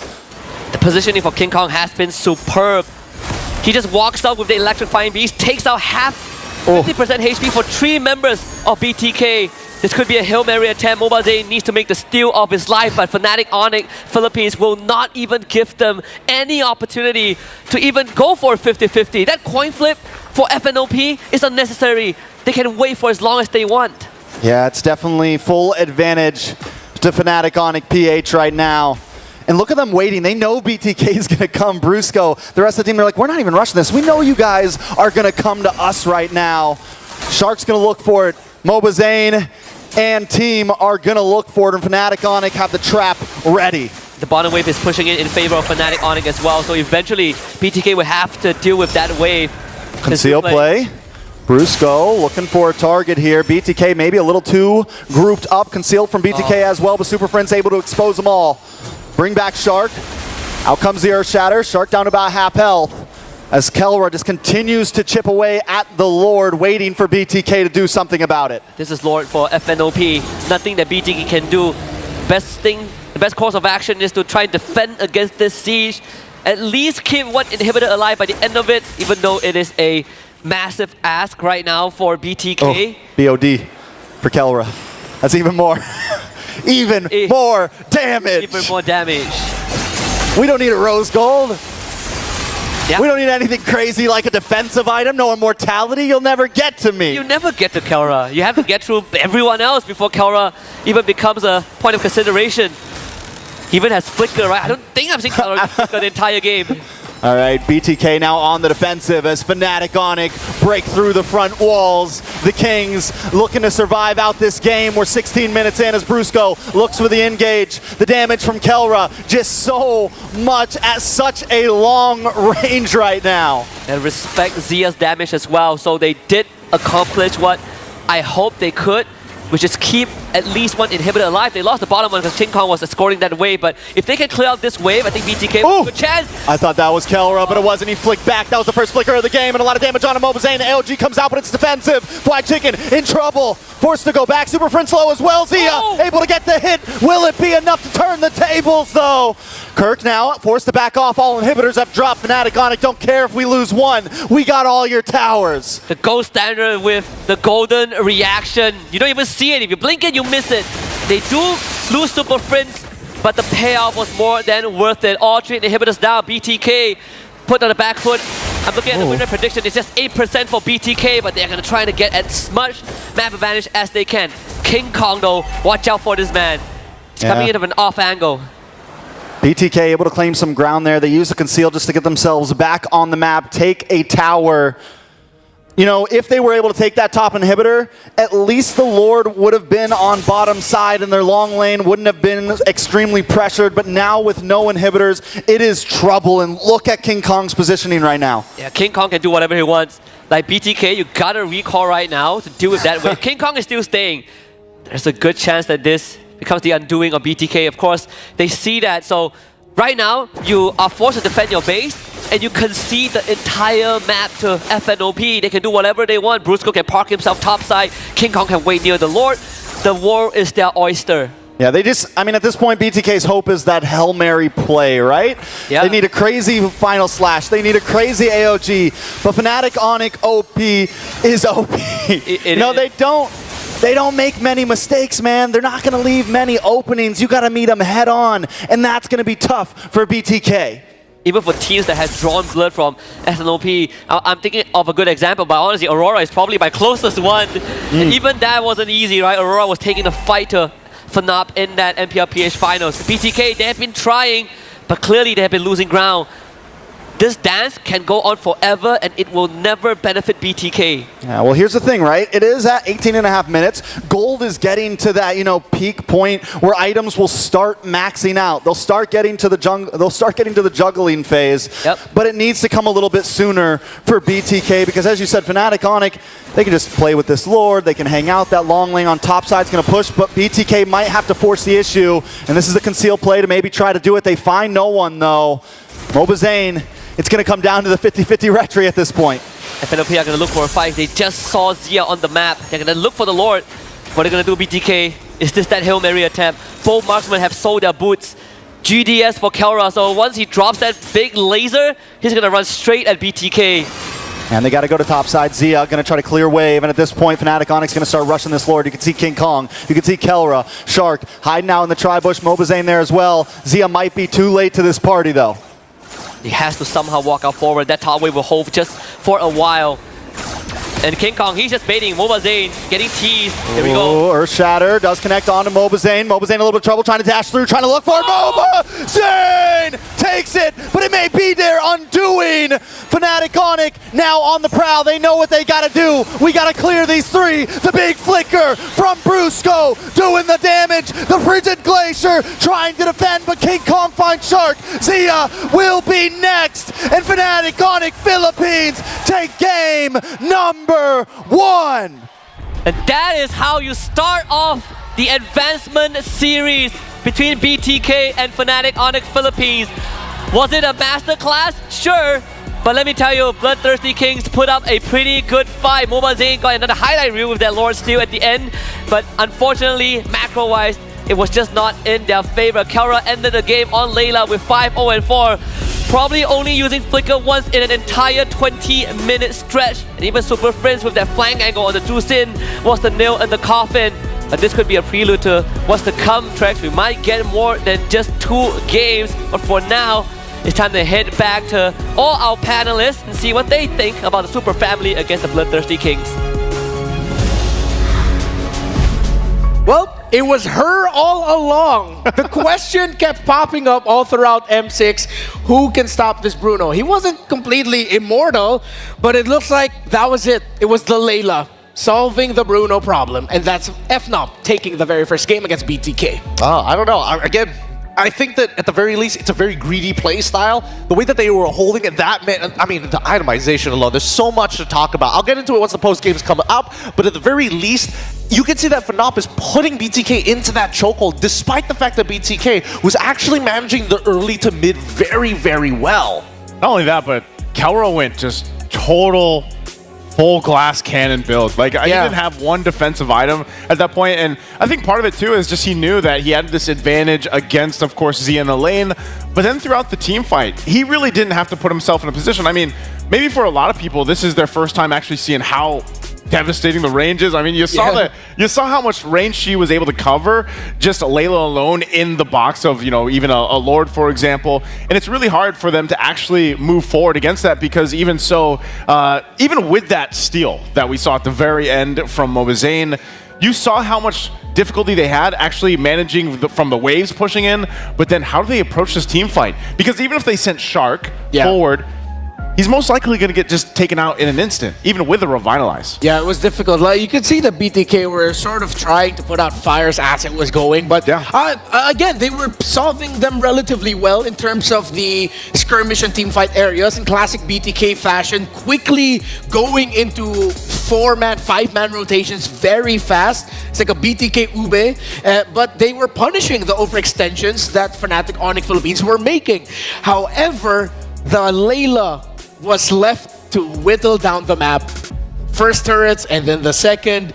It's like Kelra just said, you know, you guys can go fight us 4. I'm going to take down towers. I mean, it's just getting outscaled, right? That was the main name of the game. And I think that we need to understand why BTK was moving his 5 for those rotations in the first place. A lot of it has to do with the way that the FNOP was actually moving. They needed to protect the president. They needed to make sure that the president was able to get to that very late stage of the game so that Kelra can hard carry and be this walking sentry turret that anybody walking into it will eventually get whittled down. And I think that BTK's only out in these scenarios is to try and go for these big plays. That's why you see that Chicken was very generous with the final slashes. I think he had to be, because that was how you solve that puzzle. You know, you have all these tools, whether it's the final slash or whether it's the Frigid Glacier, even the jump coming out from Shark, you know, with the Avatar or the Guardian.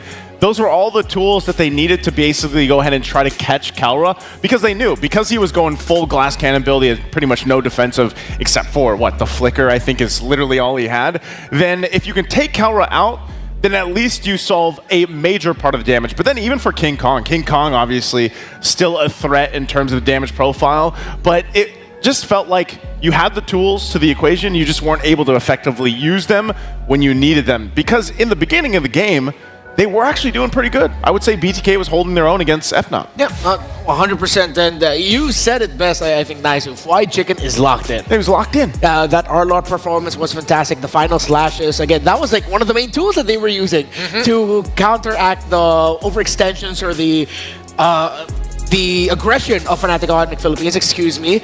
But then, as it was going on, Gideon, since you weren't able to follow MPL Philippines and of course, you were handling Malaysia. I'm gonna share with you something here that if you could link it to a team that reminds you in Malaysia, so I'm gonna say a thing about FNOP and you'll just tell me which team in Malaysia reminds you of it. So a team that would make it look like they're overextending, be aggressive, but they're doing that to stop tempo. And actually, even though they're getting kills, the opposing team cannot get major objectives. Which team in Malaysia do you think does that best? The obvious parallel will probably be last season's SRG. Last season's? Last season's. This season's one's a little bit different because of the way that the meta is demanding of different things from each of the players, but especially when we're thinking about like this lineup coming in from a Fnatic Onyx, they're playing around Kelra, similar to SRG last season. You play around Innocent, he'll eventually carry you the game. But let's go into the post-game because there's so much to actually talk about, and for me, it's the item progression that really makes the difference here. All right, as we bring up the stats, currently we are looking at the emblems of each. You actually had a comment about the Master Assassin on Kelra, Gideon. Yes, I mean, I think that, again, Kelra was playing ultra greedy. He knows that he can beat Bruno in lane by completely outranging him. As long as you're able to, proc your passive, get those empowered autos, and get the extra range, Zia will struggle to walk forward. Well, you can rely so much on what Brusco was doing, and I mean, even to a degree, Kirk, with this Edith, and Renmark called this in the draft that Kirk was probably going to pick up one of his signature picks. He loves this Edith. I can't remember exactly how many games he won on this in MPL Philippines, but it was insane. He was able to find a lot of success with it, and it just was that set potential. But then you throw in a Khalid in the mix for Brusco, and yeah, maybe some of his Raging Sandstorms weren't where he wanted it to be, but simply having that hero, having that utility to initiate with, and then even combined with a flicker sometimes, put enough pressure on BTK, even the back line of them, where they had to react to all of this initiation threat that came out from FNOP, where again, Calro was just smooth sailing. He had what I love to call the ultimate gold lane experience because he didn't have to worry about anything, and on top of that, he didn't have to build anything defensively. He was just relying on his team, obviously. That comes with that whole bond of the super family that we talk about, but also just the confidence that he has himself as Kelra. Ultimate gold lane experience. The Oogle? The Oogle. Yeah. For a while it was GLE. Well, now it's Oogle. It's the Oogle. You mentioned Edith. I can whip up the stats. Up until before the grand finals of MPL Philippines Season 14, Kirk was 14 wins, and if I'm not mistaken, that is only 3 losses. That's what I'm talking about. The Edith.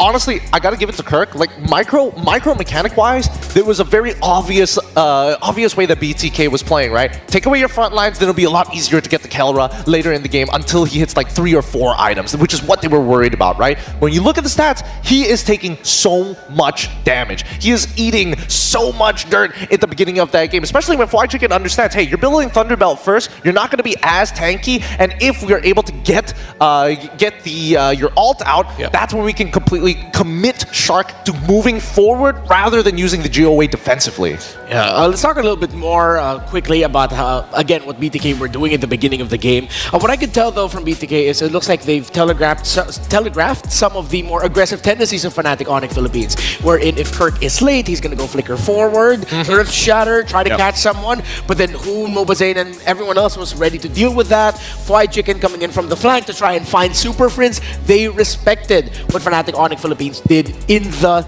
team fights. But I will pose now a potential hot topic question for the table. You feel like BTK didn't take care of the map enough? Yeah, I think in a way they did for a while, but then it just kind of slipped out of their hands as the game went on, and you saw that because they had the turtles, all locked in, but then eventually this guy right here, the MVP Kelra, really playing a part of where we saw this when those turtles were focused on, or those skirmishes, Kelra Kelro was just off on his own, you know, doing his thing, knocking down turrets, getting that extra gold, which allowed him to get to a point where he just was this devastating amount of damage that was able to be utilized by FNOP. Well, I mean, don't get me wrong. I love the fact that Kelra is going to be the main win condition for the team. What really bugs me is how greedy, because at any point, if he got CC'd at least once, displaced, out of position, that game was basically done for. No boots, he sold it off to buy a GDS, not even thinking about getting a Winds of Nature, goes for Wind Talker to actually keep up, and more importantly, gain priority over the lane. It's an unbelievably greedy build. Yeah, again, BTK were playing up against the PTK lineup, Protect the Kelra, essentially.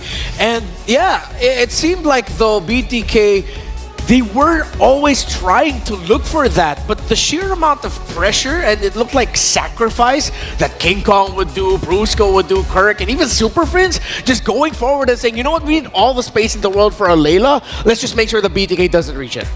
Yeah, I feel like even looking at these highlights, you can already see, like, even in the beginning of the game, King Kong himself was mostly just trying to cause enough havoc in the back line and didn't worry too much about locking in objectives, you know, early on. That's why BTK was also going to go 3 for 3 in Turtles. But then obviously when they take that Lord at the last minute, I'm almost wondering, I would have loved to see maybe the situation where, let's say they didn't go for that steal. Let's say they actually went and then tried to defend in their base. How would that have looked, you know, with the tools that they had again? Would they have been in a better position if they didn't try to steal that Lord away or fight it and just turtled up in their base? With the fact you have a Final Slash available and an Aurora, would that have fared better, you know? But that's already been done, and now they have to move on to the next. I don't know. Personally, I think it's extremely tough because, again, it really just boils down to, oh, if we do end up like, oh, we get pushed all the way back down to our Crystal, it just means like Carol basically from like almost a screen and a half away can hit your Crystal for free. Yeah. And then you have, at that point, you're already in a corner. You're forced to make a play against your opponents. You whiff that, game over. And that was game number 1. That was only game number 1. Took 20 minutes for Fnatic Onyx Philippines to take down BTK, but it was a slow build-up of just a lot of things going a little bit more right for Fnatic Onyx PH, and little by little, the right things that BTK were doing at a good amount of of that game was starting to fall away. I heard something. What was that? You smell that? No. Oh, that was it. Oh my goodness. How long have you had that in your coat pocket? It's break time. You know? I'll give you the first one, by the way, because they're almost gone. Where does it keep going? Tracks! Tracks! I swear. He's casting. How did he lose that? Don't ask me. Somehow, every time I'm on this panel, the Hello Panda goes missing. I usually blame LaFell, but I've noticed that Trex has really been able to sneak these away. Okay, if LaFell does it in MPLMY, it's Trex and M6. So that's our number 1 suspect right now. So, of course, with all of the action that we've seen in the M6 World Championship, you can fuel up your game with Hello Panda. Their crunchy biscuits. Thank you. Please, can you finish the spiel for me? No worries. The ultimate snack to keep you energized, level up the day, and visit Hello Panda's website for more. They've got a bunch of other flavors that I'm curious about. Are there other flavors? Oh yeah. So far, we've been consistently getting chocolate. I think during the wildcard stage, we got strawberry. Haven't tried any of the other flavors, but I can only assume because these are the base ones, it's got to be good. This is my first time on panel, so you know this is the first time that I've actually got to eat some Hello Panda, because every single time I come from the caster desk over here afterwards, the previous days, they're gone. They're all gone.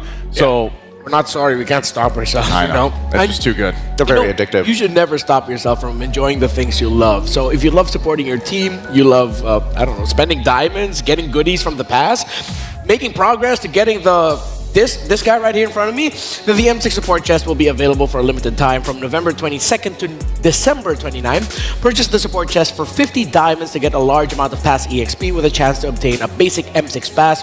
You can use the pass to instantly activate the pass.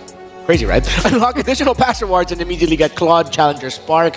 Don't forget, when you're posting about MLBB's 6th World Championship, use the hashtags #GreaterThanEver, #MLBB M6, and #Mobile Legends Bang Bang. I hear players in the background shouting, so that means it's time for us to talk about game number 2. Are we gonna see the Layla again? honestly, I gotta give it to first. Gotta give credit where credit is due. BTK played a really strong game in terms of their drafting ideas. I think it's actually correct here. I think the only thing they weren't expecting was probably that Layla. However, the only adjustment that I would have wanted to see coming in from BTK is to actually lean heavily towards that side of the map to slow down that inevitable outscaling. Yeah, I think they made like one attempt. Yeah. You know, where they did go up towards that lane where Kelro was in the gold lane. But then it was just sniffed out right away because Brusco was also there, and they were able to kind of stop that from happening. And I think that makes a good point. Whether it's a Layla or not in the next game, obviously, Bruno, unless it's banned out, probably still going to be contested. But either way, I think you do want to be able to solve that issue of slowing down the gold lane, the opposing gold lane in Kelra if you're BTK. Because usually if you look at the early game, they covered their bases really well, I would say. They did have a strong early game, and unfortunately, I think it's just one of those situations where so much is happening, and they're trying to respond everywhere, and then next thing you know, you're falling behind quite a bit. Again, which is why now my brain continues to go back to the idea of, it really felt like Fnatic Onyx PH also was responding in their own way to what BTK prepared for them. Yes. We were talking about it behind the scenes. Super Friends was not completely shut down, but he was respected by BTK. Every time they see Super Friends and they can bring him back, they force him to go back, bring him low, or even try to get a kill. And then they would always meet Fnatic Onyx Philippines in the river when they were rotating. But then it felt like, from in the beginning, I was just like, oh, what's Fnatic Onyx PH doing? They're a little bit too much right now. Again, it goes back to the idea of Kelra was just happy. Kelra was just there, he was breaking towers, and he was enjoying the gold lane experience. I mean, the gold lane experience was great, but then we cut back to people like Super Friends, who was like, man, I can't even like go into my reinforcement supply line. I'm getting caught out in the middle of my own jungle. So I think that BTK came in with some really good pre-preparation for the early to mid. I just hope that they can, you know, bump up that tempo a little bit more and then play and pick their poison in terms of what win conditions. It's not just about the King Kong. You also got to worry about Kelra. It's one or the other. Ideally, you get both. All right, so now let's hear from a key figure in the history of Onyx Philippines. It's actually Baloyski with Michelle right now, so let's hear from them. Everybody, welcome to the Courtside Report. Here's Michelle. Now I'm having the legendary Baloyski with me. Hi, Baloyski. Hello. How are you here? I'm good, I'm good. Yeah, you can show our M6 to our audience here, maybe. Yeah, it's good. Okay, so now on the stage, one side is your old team, Fnatic Onyx Philippines. And it goes the same way for both like Suyo into the Alpha. There's so many ways that this could go wrong. Gideon, I thought it was Todak, as you mentioned, but no. The last game saw the first time Layla was picked in the M Series history. Oh, I could be wrong about that. I could be thinking about Layla at that point. I honestly thought it was shown prior to this. Yeah, that's what I was thinking. I was kind of surprised because just in my, history, even before I was involved in the casting, I don't remember ever seeing a Layla, but it's great to see. Again, I'm always for those heroes coming through, and you can see this. Here's a hero that is familiar. It's MOBA Friend. Yep, and of course, so one of the main conditions with the Fredrin is make sure you pack it with something like a Bruno. The Suyo experiment, or, it would be unfair to call it an experiment. The Suyo didn't work out the way it wanted to, but now Fnatic Onyx Philippines get 3 comfort picks. Interesting. I like power picks. Yeah, power picks. So this is, of course, King Kong Suyo, which has been fantastic in M6. Super Princess Lo Yi, which was already lauded by his fellow players here in M6. And if this is going into the hands of Kirk, it's an old favorite of his, the Arlot. Before the Edith, it was his Arlot that was popping off in the Philippines. I mean, yes, but at the same time, just look back in the previous Swiss stage rounds, right? BTK have pulled a composition very similar to this, utilizing the drill, utilizing people who have CC, and then you put fried chicken on that Arlet so that you can get those procs again and again and again, having an overwhelming amount of damage in the early game that you don't really expect. My life. I feel like the Arlot pickup would be fantastic, especially up against how we've seen BTK play so far in the M6 World Championship. At some point, they will just gather together as 4 as 5. But there are a couple of concerns here. I am interested to see whether BTK is going to respect maybe that Layla once more, or when you're looking at Fnop's first 3, is that good enough to be able to peel for her? Part of this, not only the whole Layla question here now, but it's also the Lo Yi, the signature, the beast of a mage player that is across there, and that's Super Friends. And part of this, whether it's Super Friends or not, just this hero alone leaves enough guessing game for teams that are playing against it. You have to go and play against this diversions, and teams like Fnatic Onyx Philippines, they played a little bit even differently than what you would expect when you have that capability to traverse around the map that way. Honestly, these bans coming out from Coach Why Not are actually genius. Getting rid of the Vexana is already a really good way to stop the as a means to disengage is great, but also considering the Guinevere, thinking that, hey, this Cho easily can be a flex pick for Fly Chicken now that we've stolen away the Arlet. I wonder if Fnatic Onyx Philippines are going to show up anything new here, or because they know now they're probably going to be playing into the Aurora of Hoon, maybe even potentially a Valentina, a Terizla. Throwback? Yeah. Hell of a throwback pick. Great initiations from the side of Phenops.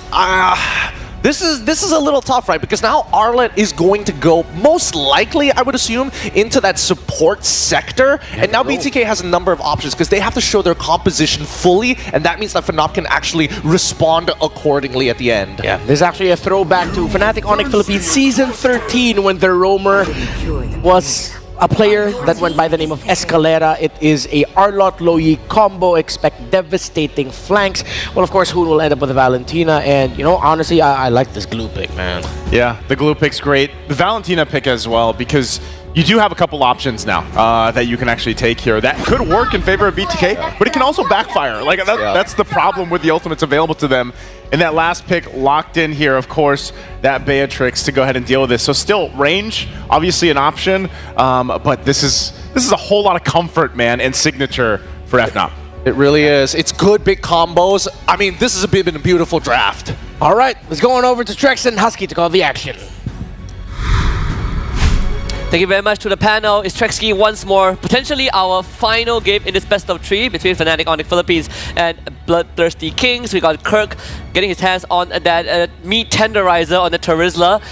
Signature picks for Super Friends, Loyi, the King Kong with the Suyo, but we also got the MOBA Fred, so signatures on both sides. Let's see if BTK can bring this back as we're about to head into the Land of Dawn. Yeah, I mean, and then the Arlot steal to stick it into their own position, taking away one of White Chicken's key picks right here. But BTK does get the Cho, they do get the Fredrin, they do have some power in their house right now.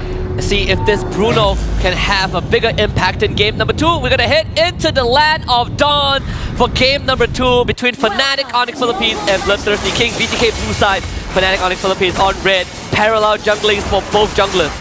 Yeah, it's gonna definitely make things interesting because both of them will end up on opposite sides of the map here right now. Last game we saw this battle in the mid between Super Friends, Brusco, Shark, and Hoon. It was back and forth, and it was so important on who could get to those off lanes first. This time it does look like BTK are on the opposing side of the river. Yeah, and one of the key points of game 1 was also how fast Fnatic Onyx Philippines moves as a team, right? Like the heroes have mobility.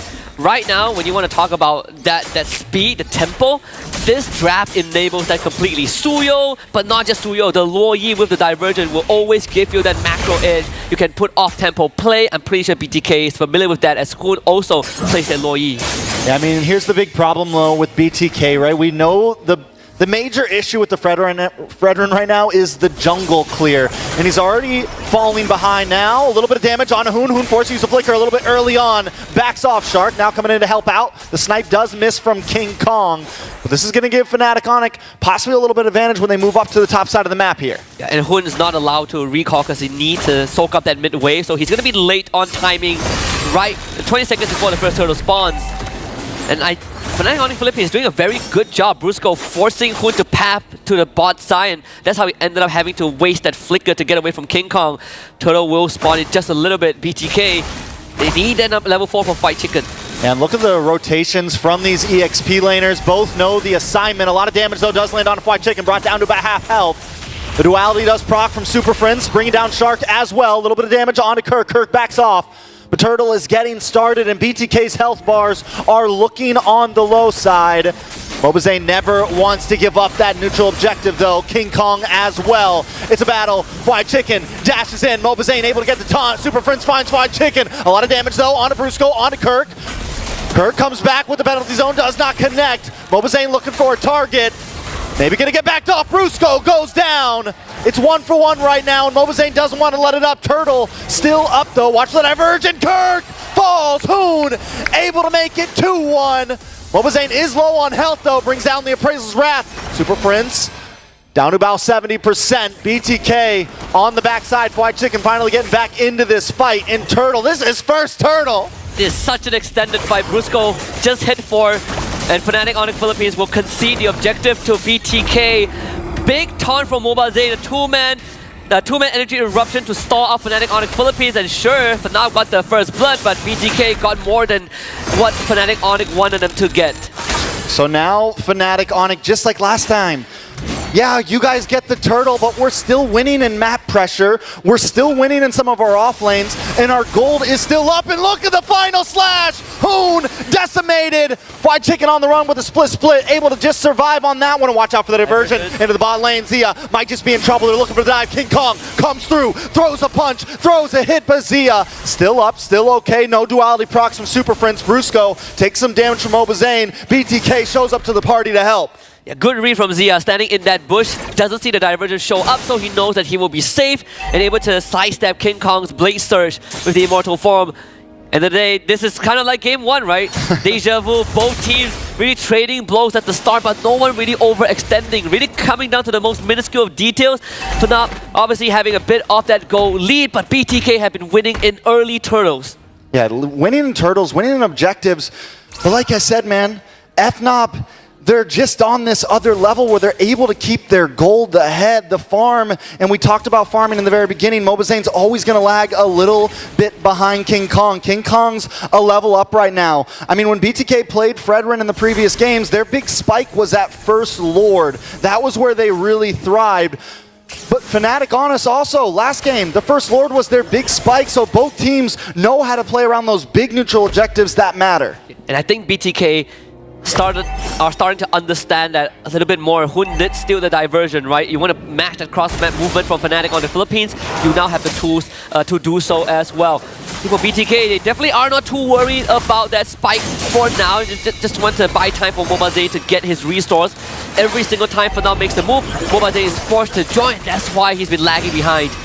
You know, it's second turtle, and it already feels like we've been in this game for at least 10 minutes. The pressure is on. Mobazane is going to get a final slash to the face, knocked back, and a big flicker with the penalty zone. Locks on to Mobazane. Mobazane too low. Kirk finds the kill. Shark able to get a big kick. Moon able to find King Kong. Jungle for jungle. Retri for Retri. White Chicken in the front line. Needs to watch out for Kelra. Shark looking for an angle around the side. Looking for any moment. Looking for space, but Kelra's onto him. Bruce goes onto him, so Shark has to back off. Good shot from Shark to avoid being stunned up. Both teams have a good idea. Hun sending himself and Fried Chicken to the backline to take out King Kong to stall out Super Friends. And King Kong ended up getting taken out by Zia because of the kick from Shark.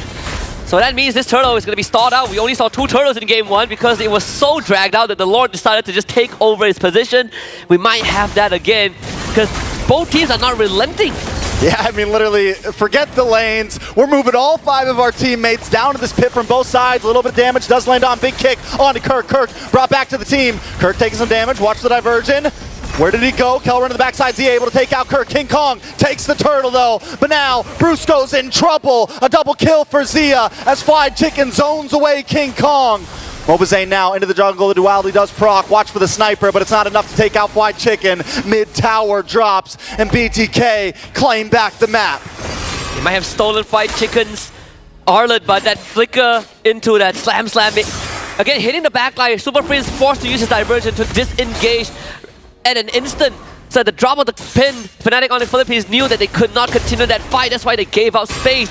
And throughout all of that, BTK didn't really amass much of a lead, but at least this time they got that mid-tier 1. So a macro advantage, a minor macro advantage. In fact, for BTK, divergence play also spotted out by Hoon. So that information relayed over to the rest of his teammate. Now Zia gets space up top. Yeah, which is huge, right? Getting the diversion, knowing that it was coming, saves Shark from falling into that bush, saves the rest of the team, and gives a nice idea of what's going on in Fnatic Onyx PH's minds. Now, at this point, Fnatic Onyx still holding an ever so slight goal lead, but we are back to nil. We are back to game 1. We are back to seeing which way this will go. Now, BTK's big problem last time was not getting that kill early on onto Kelra, not being able to take him down and letting him get the free farm. It's not going to be the same in this game because Kelra is not on the Layla, so you're not too worried about range. But you still have to contend with all these AoEs from Fnatic Onyx Philippines, right? Like the Tarantula can always flicker on top of you as a Bruno. If you don't have sliding tackle nor flicker, you are still pretty vulnerable. And just like game 1, we only have 2 turtles spawning. For those who like to see the third one, we're not going to get it. We're never going to get it. Against these two, I don't think we're ever going to get it. The way that they're treating the first turtle like it is the first and second turtle, treating it like it is gold, it is prime. This is what's going to decide everything. It is all on the line. It's egos. I mean, there is just so much between these two right now, and the fact that this gold is just going ever so slightly back and forth like a pendulum, you can feel the tension. Yeah, both marksmen went for second item Malefic Gun, so Kelra and Zia both got theirs. Of course, Zia has that Heart's Claw for extra sustain if a fight ever drags out. Because that mid lane tier 1 is down for FNAP, BTK will always have that minded advantage to force that wave in. Now this is the supposed power spike for both MOBA and King Kong, and King Kong is a level ahead. Ooh, Final Slash does lock on. Brusco dashes through. Shark gonna look for a target, able to get the kick. Zia finds the kill. Penalty zone does land down to Shark and MOBA Zane, but White Chicken still in the backside. Down comes the Appraisal's Wrath. Nibiru's passion to help fend him off. Zia looking for free shots. Kirk goes down. Kelra able to find White Chicken. Watch for the diversion. Super Prince just trying to get away, and he makes it in the nick of time. No! But no! One more hit just to find him at the long range. And BTK should be able to take this first Lord. Fnatic Onyx PH on the back foot for the first time in M6. What a fight. Brusco had the right idea, started engaged, but the convergence from BTK completely shut him down. And Fried Chicken able to get that ultimate stack enough to re-engage onto the backline. I think he caught FNOP off guard. Yeah, what happened there? Fried Chicken gets the stack, sticks onto Kirk, takes him down, and this is the World Cup shot of a lifetime. Look at this one. Oh, the ball! All the way. All it takes is one shot sometimes. From NA to Philippines, some might call it. 4-0 on Zia. That Malefic Gun really paying off dividends, right? Berserker Fury now online for him. He's feeling really good about himself. All right, BTK now with a Lord pushing in on to Fnatic Onyx. Now still, it's a 2K gold lead. We've seen plenty of teams turn things around before. King Kong does get in the Malefic Roar. Ready to deal more damage. BTK has to be careful about how they approach this. This is the second stage for FNAP. Every time they're on the back foot, King Kong will start playing macro game with the Suyo. Sure, we don't have the Lord, but my team can defend against the Lord, and I'm taking structures. Look at MOBA. He's being forced to respect King Kong, so now BTK don't have MOBA with them. Fnatic on the Philippines don't really end up losing too much. Both tier 2s mid and bot have gone down, but that top lane is still fairly healthy. Yeah, luckily BTK does have a lot of their towers still standing. They can let some of those side pushes happen if they're able to get something for it at least, right? They have to be able to get something out of that trade, but anything crazy going on in these items? So far, no, not really. It's pretty straightforward. This is what I expected from Fredrin in this case, right? Concussive Blast, Thunder Belt, Brute Force Breastplate. First item, Blade Armor for Fight Chicken, so good luck trying to hit him if you are Kelra. But for everything else, pretty much in place, though. Kirk did went for second item, Winter Crown. He understands that right now he's going to get blasted very quickly, so he needs a good penalty zone and buy time with the invulnerability. Yeah, Kirk and Brusco both been having a little bit of trouble engaging, trying to make these fights. The moment they go in, the damage starts unloading from Zia. Zia just locked in Windtalker. They take down the last of the mid towers. BTK with the advantage. Feels like it's in an upset. Well, at least in this game, it could be a historical moment waiting to happen. But I'm not putting my hopes up just yet. You can never put your hopes up against the Philippines. At any moment, chaos can happen. Gotten my heart broken more than enough times in this Swiss stage. But this is a good look for BTK. Really stepping up again. These dancers in their objective. BTK clearly understood what they needed to do. And we say that the Filipino teams like to play this macro, they like to play slow and steady. BTK are matching that pace. They are willing to dance. And look at them freezing the lanes right now. So at this point, Fnatic Onyx, what do we do, right? Do we look for that big play? Do we maybe even surrender this next Lord, or don't at least force it? If we can get a nice position, we go for the fight. But if we don't, they have all their inhibitors left. They can probably, plus they have Kelra still doing very good, fed up. They could probably survive another Lord push, even if they don't get this one. The only advantage they have is that MOBA Zane is still level 14 compared to King Kong, who is maxed out. The divergence will be spotted out, but it's just as a scout intel gatherer. BTK, they do have possession over Lord. Fried Chicken is a big brick wall right now. Yeah, but MOBA still not level 4, but look at the kick onto King Kong. A lot of damage is forced to flicker back. Kirk able to find Shark though. Kirk low, the Imperial Rat Thumbs come back. Zia finds Kelra. Brusco falls as well. And BTK is looking for their next target. King Kong left alone. Super Prince as well. 2 left on the family. BTK looking to take this Lord. BTK looking to find some inhibitors. Look at contingency plans for FNOF. Super Prince walks straight down to bottom to clear out that wave. It's all about stalling out the minion wave. Even as the divergence to go straight over to the second tier tower in front of the second tier turret. Maybe might be able to catch. Yeah, that was a dangerous. Yeah, but yeah, it's just to make sure that they can stagger the minion wave. King Kong also will have to fall back as well. Good identification. They saw that there's no divergence, so no macro play is going to come up from FNOF before the Lord fight. The stolen penalty zone was a big difference. God, look at the damage on the Lord though. Shark looking for a kick, is going to get knocked up, is going to get slashed back, is going to get taken out. Shark goes for a suicide under the base, maybe a little bit too cocky there. Windtalker does come in for Zia. BTK still playing the range, but another Lord thrown down the drain. Another masterclass from Fnatic Onyx Philippines in how to defend, stagger the waves, take out the Lord with the damage, and with these staggered waves, BTK would just have to accept the fact that the worth that they got out of the second Lord is not as much as the first one. So it neutralizes the state of the game for FNOF, but also the premonition of Kurt landing a penalty zone before the third Jit Kundo hit, so Shark couldn't follow up with his kick. Look at Zia's gold right now, a full 1,000 ahead of Kelra. Finally maxed out on items. He has the ability to start juggling. MOBA blade armor locked in. Fried Chicken blade armor locked in. Some answers to what Kelra might try to bring. Winter crowns as well on Kirk. You mentioned that earlier because it is something he's going to need to make that big penalty zone happen. Yeah. And I like Hun switching it up, now stealing the final slash instead of the penalty zone. They tried to go for a full dive. It worked in their favor. They got the objective earlier on, but you can't keep doing it as the game goes late, right? You are going to end up sacrificing yourself. So now it's all about isolation. Can we get a pick onto Kirk? Can we get a pick onto Brusco, who is constantly looking for a final slash that could equalize the state of the game? All right, so BTK once again just playing the slow game, right? Yeah. Freezing lanes, not forcing it. But at this point, do we want to see them force it more, right? The last Lord, that's 2 Lords now, down the drain. And in another, another 4 or 5 minutes, Gold's going to get to that peak, and Fnatic Onyx won't be at a deficit anymore, right? It won't matter anymore. And they'll be able to really force and take these fights along with BTK. The big advantage that BTK has had in this last Lord is having the gold advantage, having a few extra items. I think it comes down to Shark, right? Yeah, this conceal play is what I'm waiting for. Shark looking for the kick, does get found out. Gonna be able to land on a Kirk, bring him back to the base. Zia. Oh, wait, big final slash. Out comes the Winter Crown. Zia in a little bit of trouble. Brusco. Wait, they're focusing on to Zia. MOBA finds Brusco and Zia. Sidesteps, backs up, and still gets the kill. 2 for nothing. BTK. That is perfect. We need a Shark to make a concealed play. He's the only one who has the capability, and BTK followed up with it.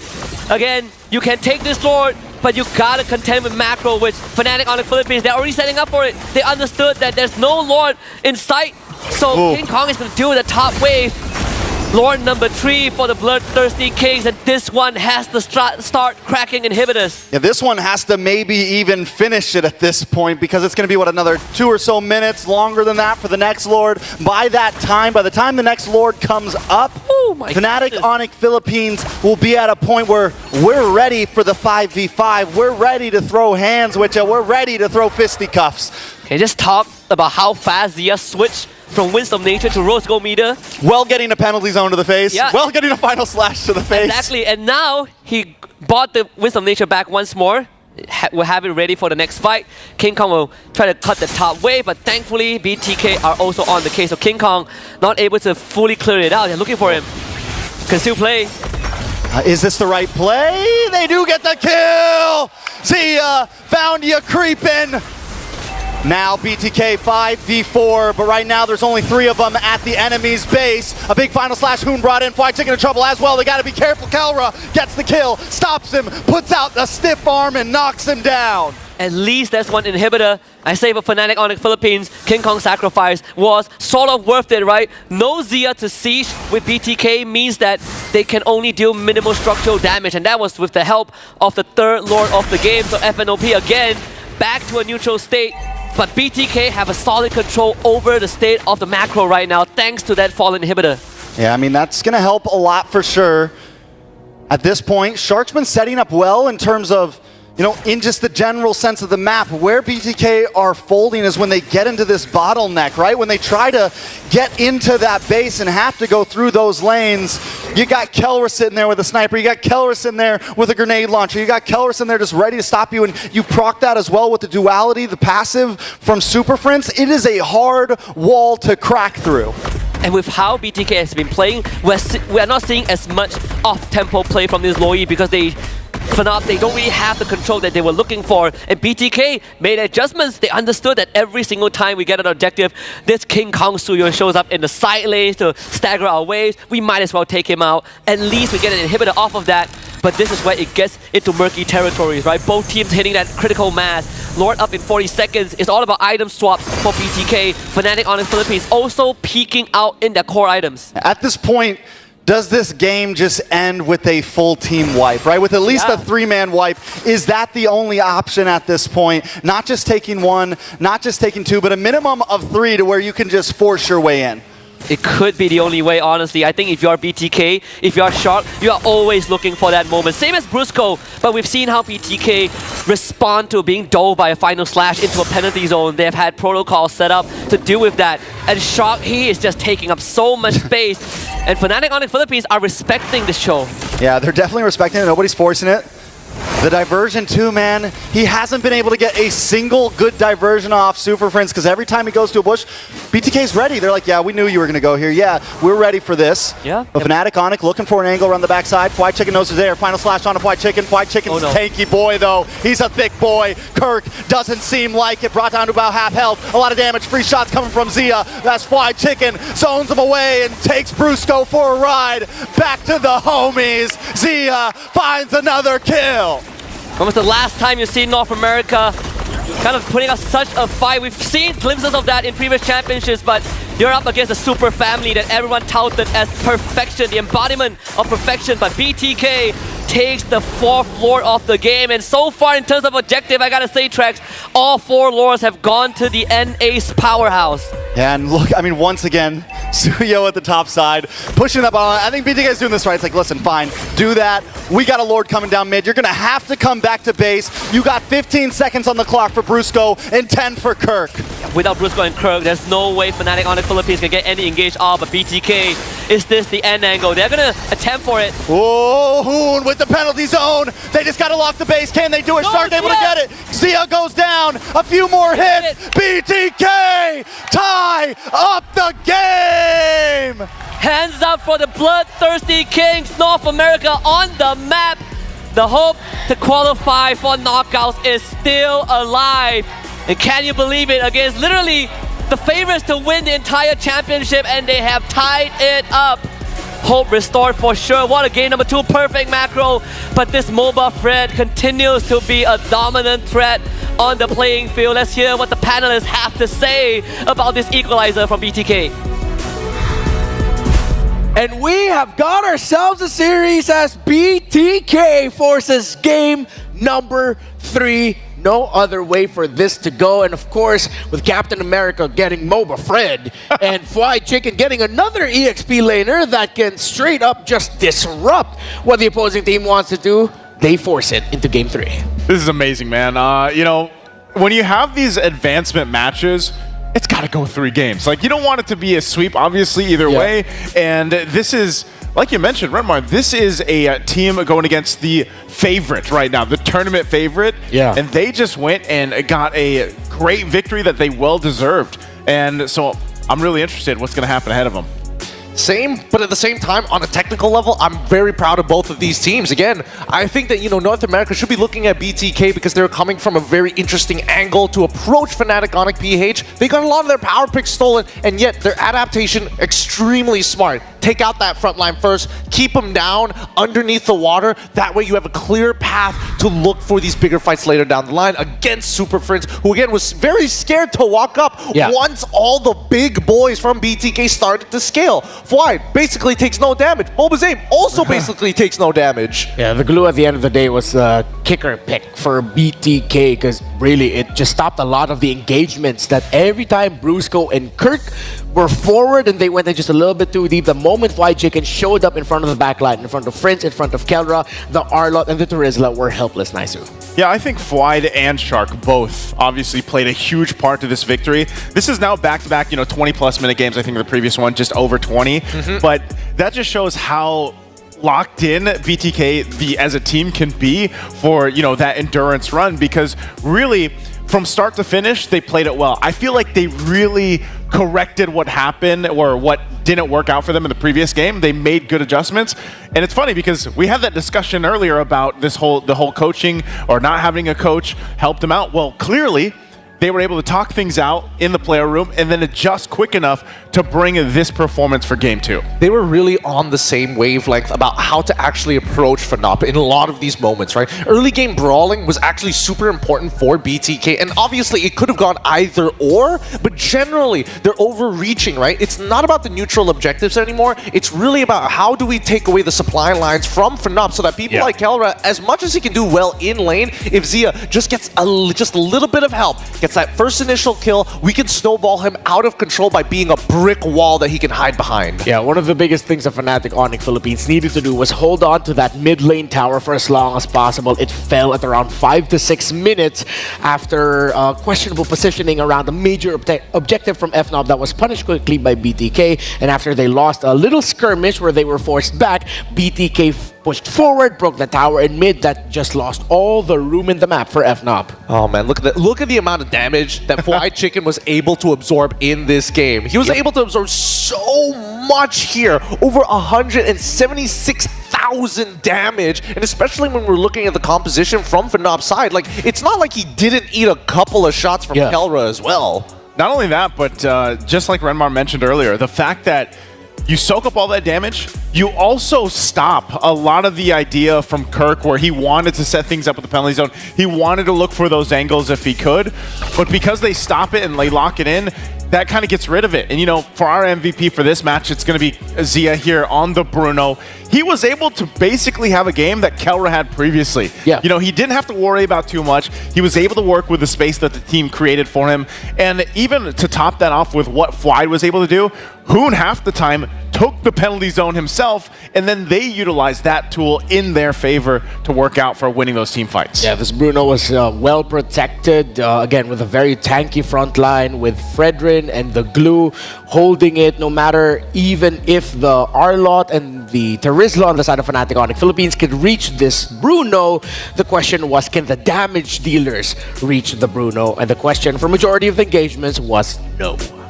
Honestly, the answer was no. Yeah, the answer was no. But I think, the Bloodthirsty Kings, especially when you're looking at, like, what is the main idea of the composition? Is it truly pick-off? And I would say, no, it's actually not about pick-off. It's about chasing down your opponents. So it's really, how do you bait the reaction? And, well, Akai. Oh, but this is great coming in from FNOP's side. A strong opener once again with that show. Again, Shark is really, really dangerous here, right? From his time in M3 all the way to now, the biggest evolution is that he is not afraid to make the play anymore. Under pressure, usually you see him making some awkward decisions, but now he is decisive and he is extremely, extremely quick on the call. That was the glaring thing from the previous game where, typically, if you've been watching Shark for a while, maybe he makes some hesitation. And this could actually be for a lot of roamers that are developing, and then eventually something happens in their development as a player to the point where they're just confident alongside the team with them to follow through on the initiations that they make. And sometimes, you know, some people might be watching me like, why did they do that? Why did they go in? But usually it's for the better of the game, and you can see these picks come up already. That is the Hilda being locked in here. Of course, the Suyo again. I love it. I love the Hilda pick. Really strong as an EXP laner, a great flex, and now even for not going into that Joy for some late game insurance while still being able to fight around the map. This is going to be interesting. Interesting pick, as the Alpha is still open for Fnatic Onyx Philippines to take, but they decided to take the Joy. Could be a little bit greedy, but could also be FNOP signaling that, yeah, we're looking at Zia and Hoon to be our main takedown targets. I think they might also want to consider playing the Loyi once again, because like if you are going for Joy, oh yeah, Yves is wide open. Yep, they take away one of Hoon's picks. Valentina is still up on the board alongside with his Aurora. If they want to be a little bit more protective, they can go Vexana as well.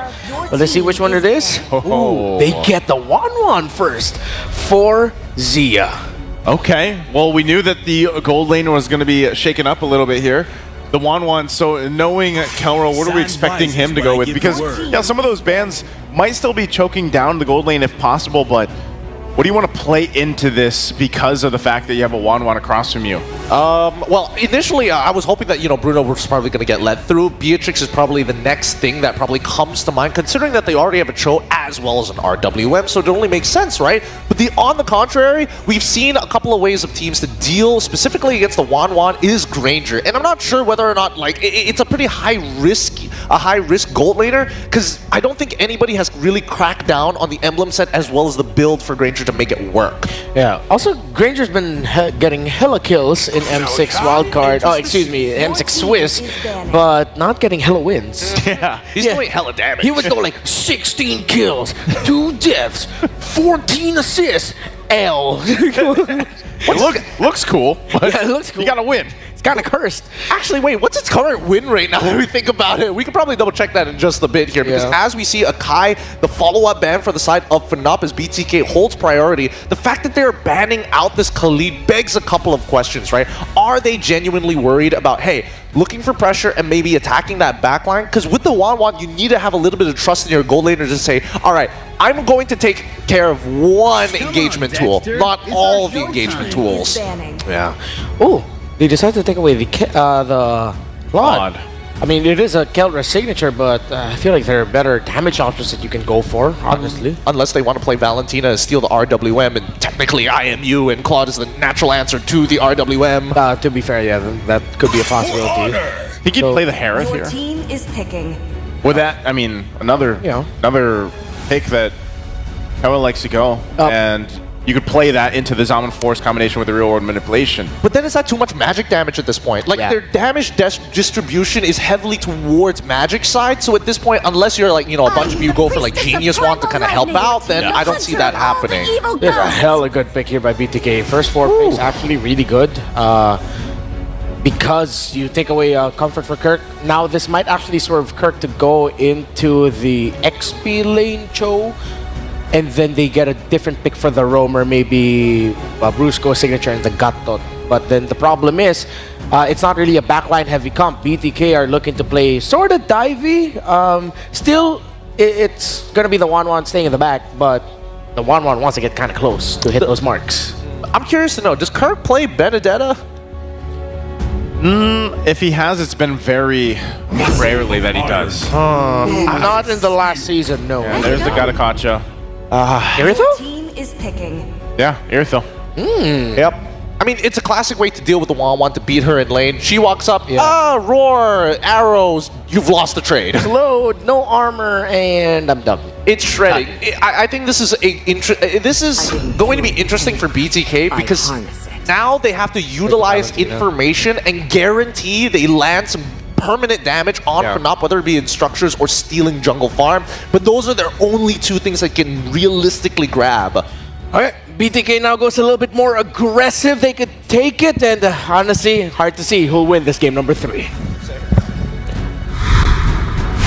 Thank you, panelists. The fans of North America and Philippines all clenching their backside holes right now because this is the final game in this best of 3 and only one team will emerge victorious is NA going to lock in that slot, or will Fnatic Onyx Philippines fulfill that destiny? There's only one way to find out. Tracks, how you feeling right now? I'm feeling good. I think everybody in the crowd right now is feeling good.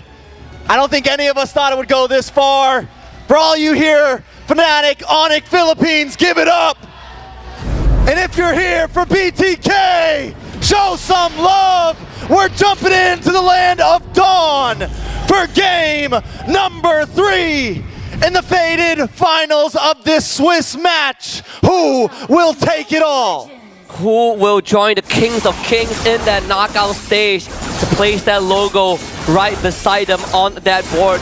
First, Jungle Star, we got BTK, MOBA on that purple buff first. So again, parallel jungling, they're both going to end up on where the gold laners are.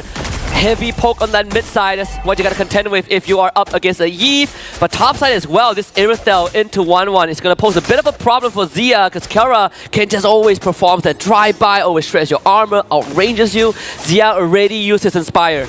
And Fnatic Onyx Philippines already going for this. Send our EXP laner up to the top side. Let Joy farm a bit. It's definitely interesting. Fnatic Onyx Philippines know they want to maybe play this aggressive. Know that last time they lost because they lost out on that mid. So this time they're taking control of the river. They're taking control of the mid lane.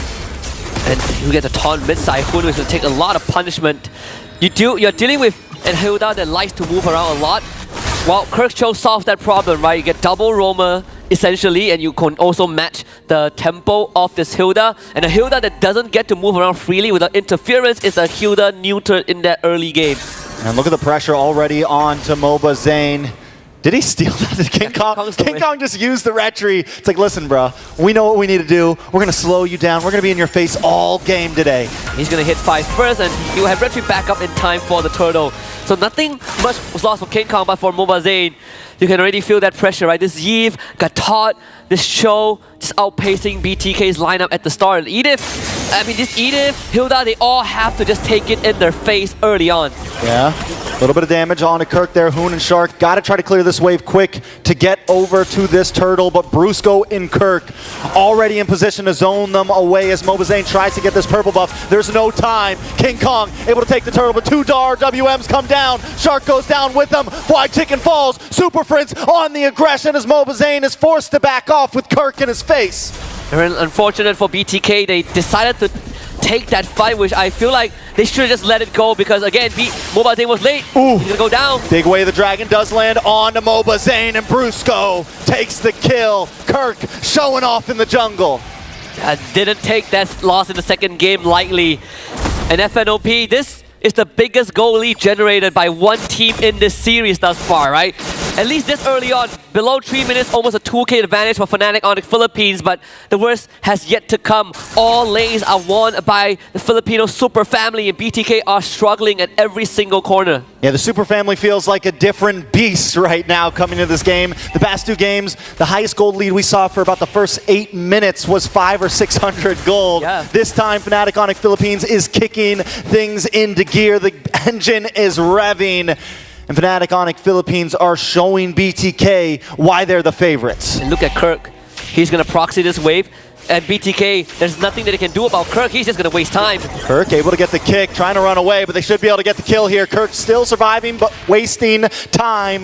Precious seconds of BTK. If Xia has any spidey senses, it's a good time to start considering backing off. Just give out space to Fnatic Onyx Philippines. Wait for backup. They can't really do much in this situation. Again, FNOP just moves so much faster. King Kong once more taxing that purple buff of MOBA Zane, just like how he did in Game 1 when we had a similar matchup. Yeah, Xia gets his first item locked in. He finally gets that Corrosion Scythe.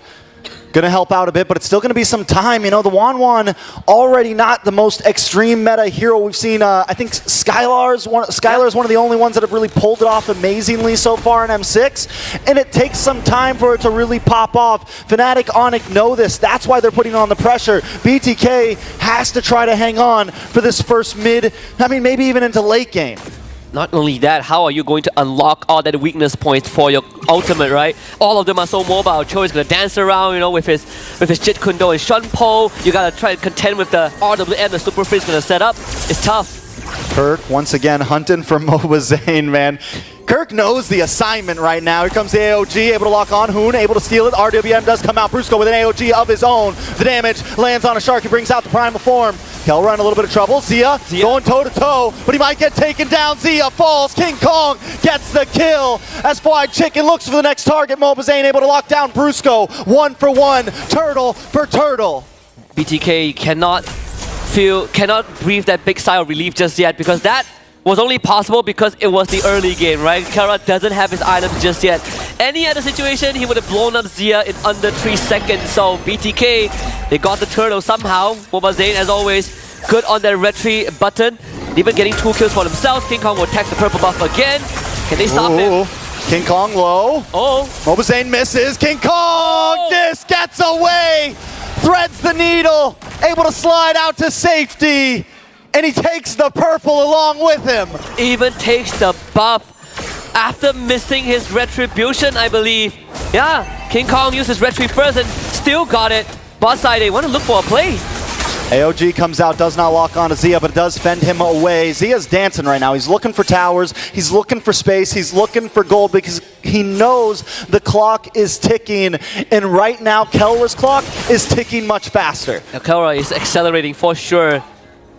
It's gonna go for, I mean, he went for Hask Claw straight for first item, then only completed his tough boots. It will only get harder from here. Berserker's Fury will be the second item for sure. For Kelra, if he at some point wants to go for Blizzard Gun, I wouldn't be against it for the extra range against such a short-reaching team like BTK. Hoon takes the AOG once again. Looking for some looking for some engaged possibilities. I think the goal is maybe don't use it so early. Maybe wait out until you pop that AOG. Don't make it the first skill to come out of your team. Use it as a response. Use it as a chase. Use it as, peeling for your team. Something else than just diving into your enemies. It's all about picking up poison. If you steal AOG, then RWM is going to be kind of that obstacle, and vice versa, right? If you steal RWM, Brusco can just jump on top of you with his Avatar of the Guardian. So in this case, I think Hoon has to really make those smart decisions. Stalling on this mid wave is the first step. Third turtle now, the point of contention. Oh, Kirk with another kick. Puts MOBA Zane back into his grave. Fried Chicken falls next and Hoon's in trouble. He's looking for the escape, but there's no escape from the super family. A triple kill for Kelra.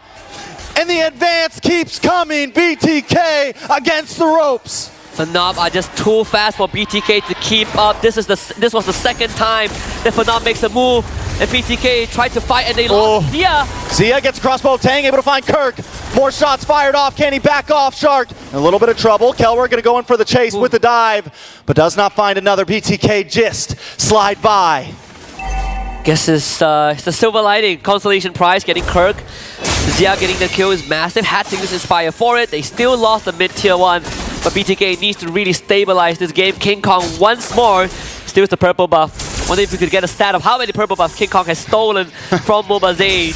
2 levels ahead of the Suyo. MOBA Zane forced to go to the top side, and everyone else from BTK now starting to recognize that we need to stick by Zia. He is the president of North America right now, and we need him alive. We need him for the late game. At this point, the amount of buffs that MOBA Zane has gotten, he's a glorified EXP laner.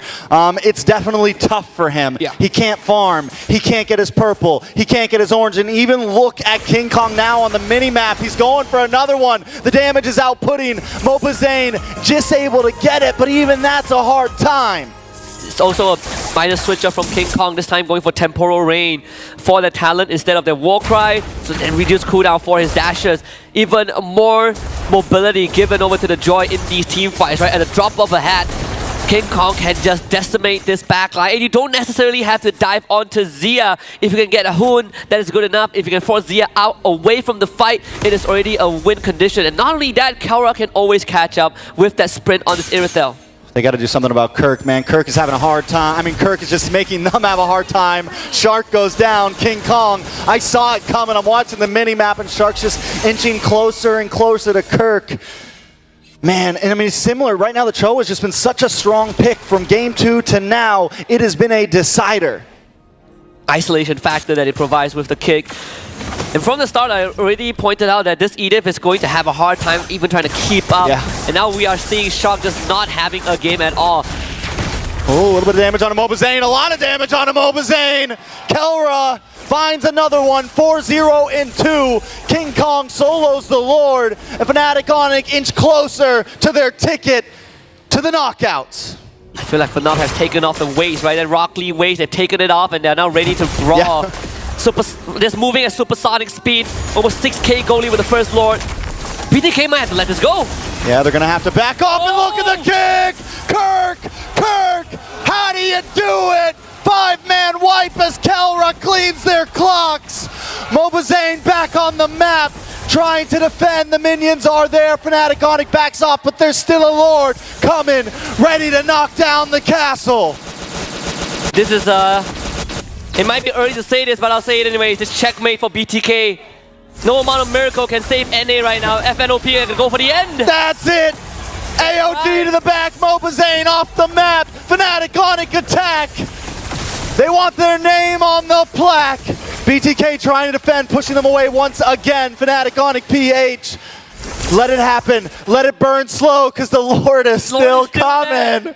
The Lord hasn't even arrived at any of the structures just yet. And FNOP can continue to put an impact. I mean, look at the damage.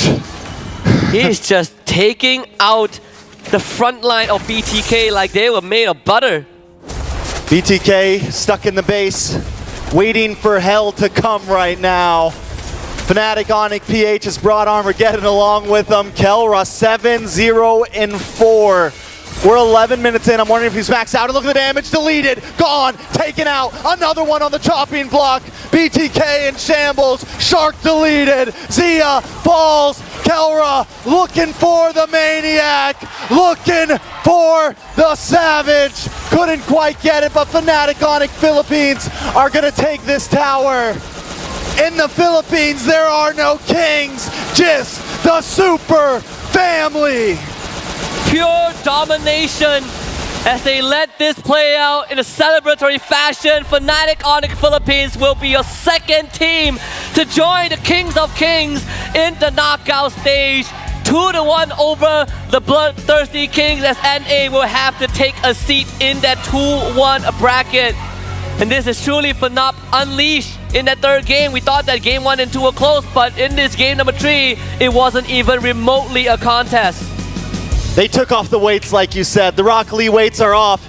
They were moving at high speed. They brought the aggression to BTK in the early game, and they took it. They just ran with it. Congratulations to Fnatic Onic Philippines. We're going to toss it back to the panel to talk about this game. I mean, it is December, Thanksgiving's over, bring out the lechon, it's Christmas time as the Filipinos will move forward to the knockout stages. Thunderstruck was BTK. That was a clean ending. It was crazy. Honestly, it was crazy with such a lead, and honestly, I gotta give it. If Brusco doesn't get MVP by the end of this, I'm gonna be upset. No, Brusco is your pick for MVP. Brusco. My bad. I was thinking Kirk. I was literally talking about it. I can't. Yeah, you were literally going, oh my God, Kirk! The Cho is such a pivotal pick here. Oh my goodness. So good. So good. I just, across the board, this game 3 was like, I mean, it was under 12 minutes too. Yeah. But just a complete dominating game for FNOP, and realistically, if you've been watching them for a while now, this is I don't even know if I could say this is their peak gameplay. Like, I feel like there's still something in the tank here for them, but it was an absolute just performance from them. And I think peak MLBB, obviously, in this game 3 for them. But yeah, I think Kirk 100% was deserving of MVP for this game because he did so much on the Cho pick. And the casters mentioned this too, how great this hero alone has been. But in the hands of Kirk like this and how this played out, phenomenal. I don't know about you, Rema, but do you feel like, Fnatic Onyx PH felt a little disrespected, and now it's like, okay, we got to put the hammer down. We got to show who's Papa. That's what it felt like. That's what it felt like when we saw RRQ go up against Twisted Minds and they qualified, and that's what it felt like in this game number 3 after BTK was able to test FNOP in the first 2. Thunderstruck again, they were left. Let's go on over to the stage with Rose and members of Fnatic Onyx. The second team to officially make it to the knockout stages. Fnatic Onyx Philippines taking a 2-1 win against BTK. And right now I have with me King Kong and of course, Coach Why Not. Hello, first of all, congratulations guys. Thank you. Okay, King Kong, let's start with you. You just went through 4 intense days of Swiss stages. How do you feel the competition is like right now in the M6? Sobrang saya. You're happy, but is the competition like intense or you think it's easy?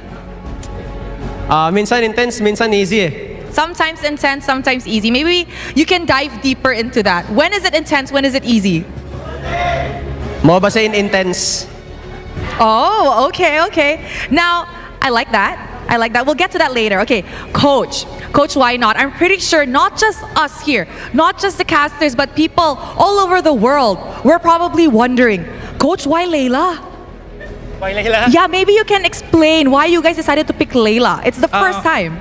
I think it's a tribute to Malaysia, to the great Chico guys. Right? Chico. And Kelra respects Chico very much. So it's something that he thought about, that it might counter Bruno. And yeah, it was a success. Okay, I like that. I do think it is a good tribute to Chiku guys, and it's nice to see that Kelra actually does respect Chiku guys, and I'm pretty sure he's watching right now. You know what? Hi Chiku, look, you might not be in M6 this time around, but there are players that still look up to you. Thank you very much, Coach. Okay, King Kong, back to MOBA Zane. In a video earlier, there was a video we saw. You said you wanted to meet MOBA Zane. Now that you've met him, what do you think about his performance? Ang lakas niya mag-pred rin, kaso pred rin lang. Oh! Okay, now this one's good. So, as you all know, I just asked, how is MOBA Zane's performance? He said, he's good at Fredrin, but Fredrin only. Alright, King Kong. Now, King Kong. You've already met MOBA Zane. What other junglers do you want to meet that you think are good? Because everybody says you're one of the best. RRQ, Sutsujin. And? Give me three. 3? Sutsujin. SRG, Sekis. Sakais. Last. Vamos, Chibi. Oh. Now, if the matchup does happen, I'm pretty sure this is going to be very, very intense. Okay, Coach, why not? Maybe as a coach, in your opinion, give me at least 3 teams that you think can make it to the knockout stages. I mean, obviously BTK. I mean, the other 2-1 teams gotta respect the Fredrin. They gotta respect the macro of BTK. I mean, apart from them, it's really a free-for-all. I mean, the 1-2s, it's very scary. Those are champions. But if I had to choose, definitely SRG and TLID. Oh, okay. Now, you know what? I do agree. BTK did give them a fight just now, and it wasn't an easy fight. We can see BTK was fighting back. SRG and TLID, you know what? Hopefully, these 2 teams do make it, so King Kong can actually meet them in the knockout stages. Okay, King Kong, to wrap up the interview, what do you want to say to the Sonics? We can see that the Sonics, full support in Malaysia, and I'm pretty sure in the Philippines as well and all over the world.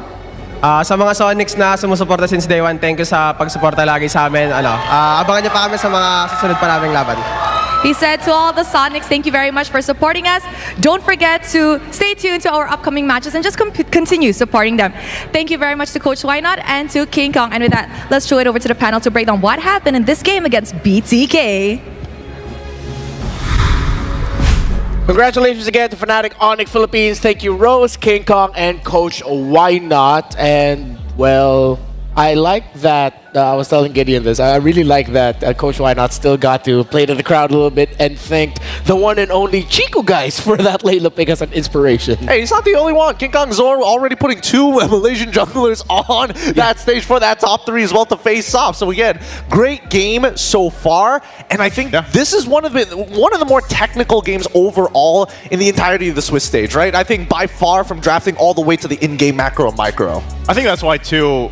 You still heard it on stage. You know, there's still the respect there, of course, for BTK, because they are one of the teams that I would say didn't bring FNOP to their limit, but they definitely brought the game and they made it a great series ahead of them. Obviously, Game 3, very one-sided, but there's still a lot that BTK, I think, can show us, and hopefully also MOBA Zane can go ahead and answer that to King Kong. Play more than the Fredrin, because, yeah, his Fredrin's amazing, but what else does he have in the tank? Yeah, it looked like that just became a big signal to the rest of the teams in the 2-1 column now.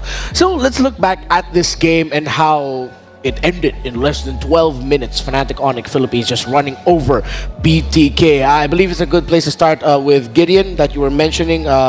Very enthusiastically, the Irithel into the 1-1 pick was just perfect. Yeah, I mean, it's the direct counter to specifically this 1-1, right? Because if you want to go for weakness points, Kelra can outpace you every single time. And, I mean, obviously, 1-1 doesn't really care about move speed and generally focuses more on that attack speed, but Kelra can easily just go in and out of these fights. Wait for your Queen's Call, go back in, rip, let it rip, pull back, rinse and repeat all over again. And it's a very difficult lane for Zia, which is pretty interesting considering that BTK was hoping that he was able to hold on his own, knowing that they saw the Cho, they saw the RWM as well. I think it was really hard to for BTK to really focus on something because you have, you know, an Irithel, the sprint, but also a Joy across from you. Like, where are you gonna look? You know, in a way, it's a different diversion. You know, like this lineup, and I think that's what made it so successful for them because it really just caused so much chaos against whatever BTK was trying to do.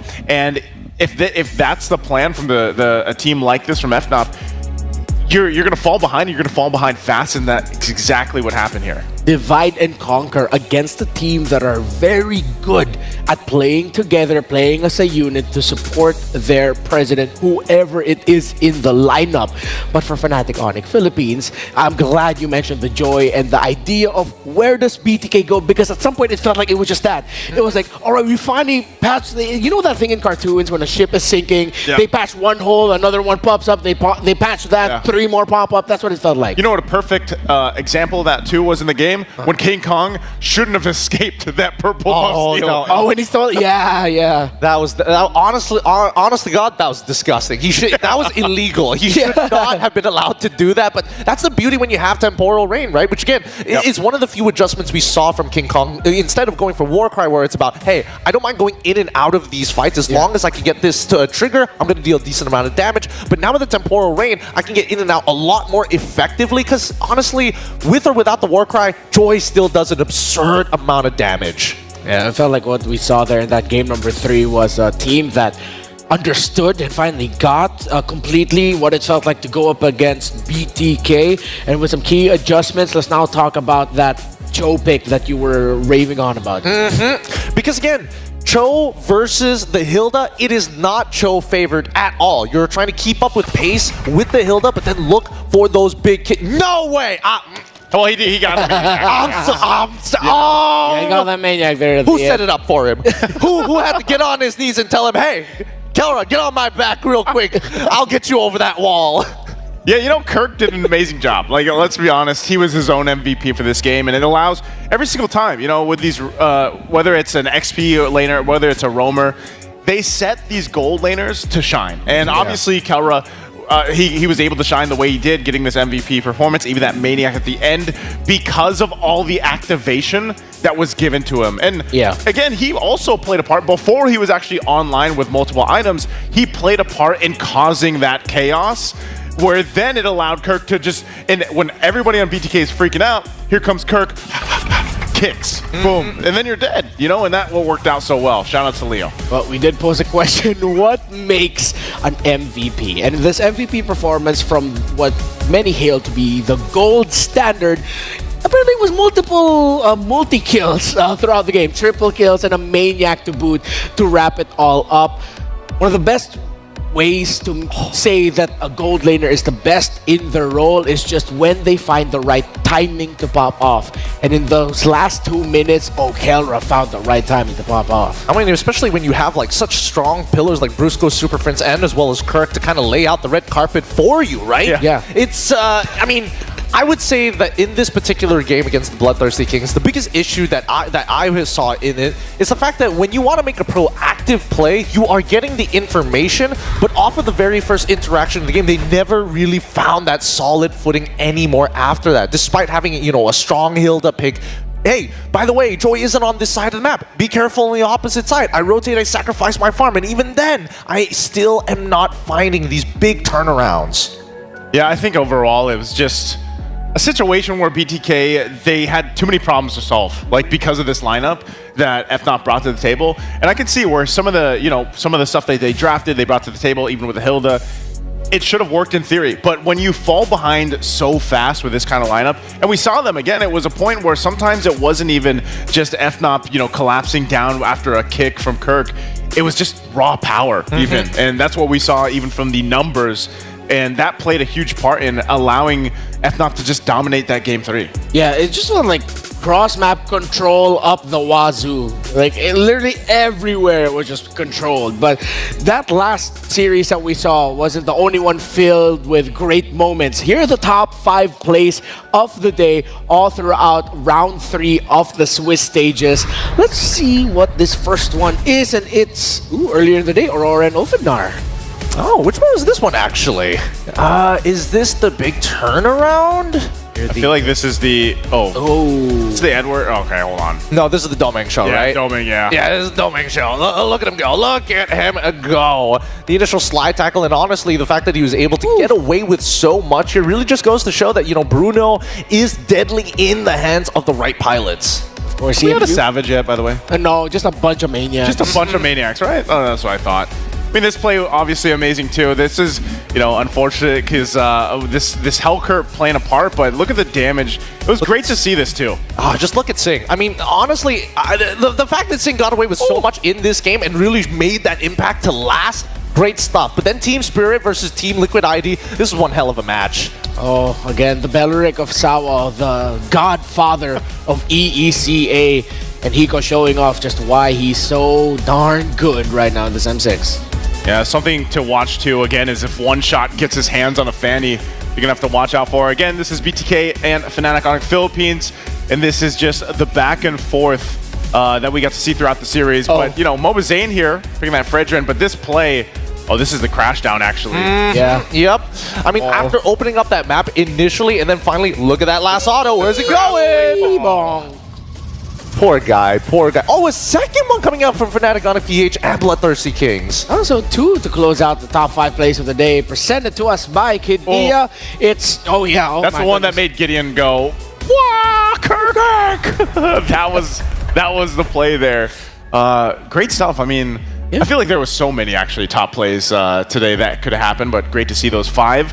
And I think it's a showcase of really just how good all the teams are obviously playing at this point in M6 already. Personally, for me, I think that when we are looking at not only the meta and what the top level MLBB is right now, there's a huge diversity of heroes, but the most important thing to me is the skill expression from some of the best players around the world. You know exactly what they are doing, and you know exactly how they are feeling when they're showing off. Yeah, when the best players in the world in Mobile Legends Bang Bang Esports can express who they are with the heroes they use, forgive me, this sounds kind of cheesy, but they just end up making beautiful art. Speaking of beautiful art, from a Filipino perspective, I kind of like the mural we're about to see get formed right before our eyes, because take a look at this. It's the gold standard himself putting it up there with RRQ Hoshi. So once again, congratulations to Fnatic Onyx PH being the second team to qualify with a perfect 3-0 score here. Honestly, after watching that one, you would have thought there were more stakes in that game, but generally, just moving on is good enough. moving on is good enough. I think you can also chalk it up as a great learning experience for BTK because you heard them back in the other days when they were playing, when they did have that 2-0, and we heard during the interview that they wanted to play against the stronger teams. Well, then you go and play against the tournament favorite, and you go 3 games with them. So I feel like that's a great learning experience for them, and hopefully, that brings them into their next game. Yeah, and what I like about what RQ Hoshin and Fnatic Onyx Philippines showed to get to that 3-0 standing in the Swiss stage is both of their final series to qualify tested them. The game 1 that Twisted Minds brought out the chip and that Nolan combo to test RQ Hoshi, and of course for Fnatic Onyx Philippines against BTK, the one that we just saw. The draw is coming up. The next Swiss stage draw, it'll be myself and Naisu plus a special guest doing that. So before we go, any final words to talk about your feelings for this round 3 in the Swiss stage? Oh, round 3 in the Swiss stage, I definitely think that, teams are still experimenting with what is currently good in the meta, and I think it is evolving in front of our eyes. Thank God that M6 is almost a month long.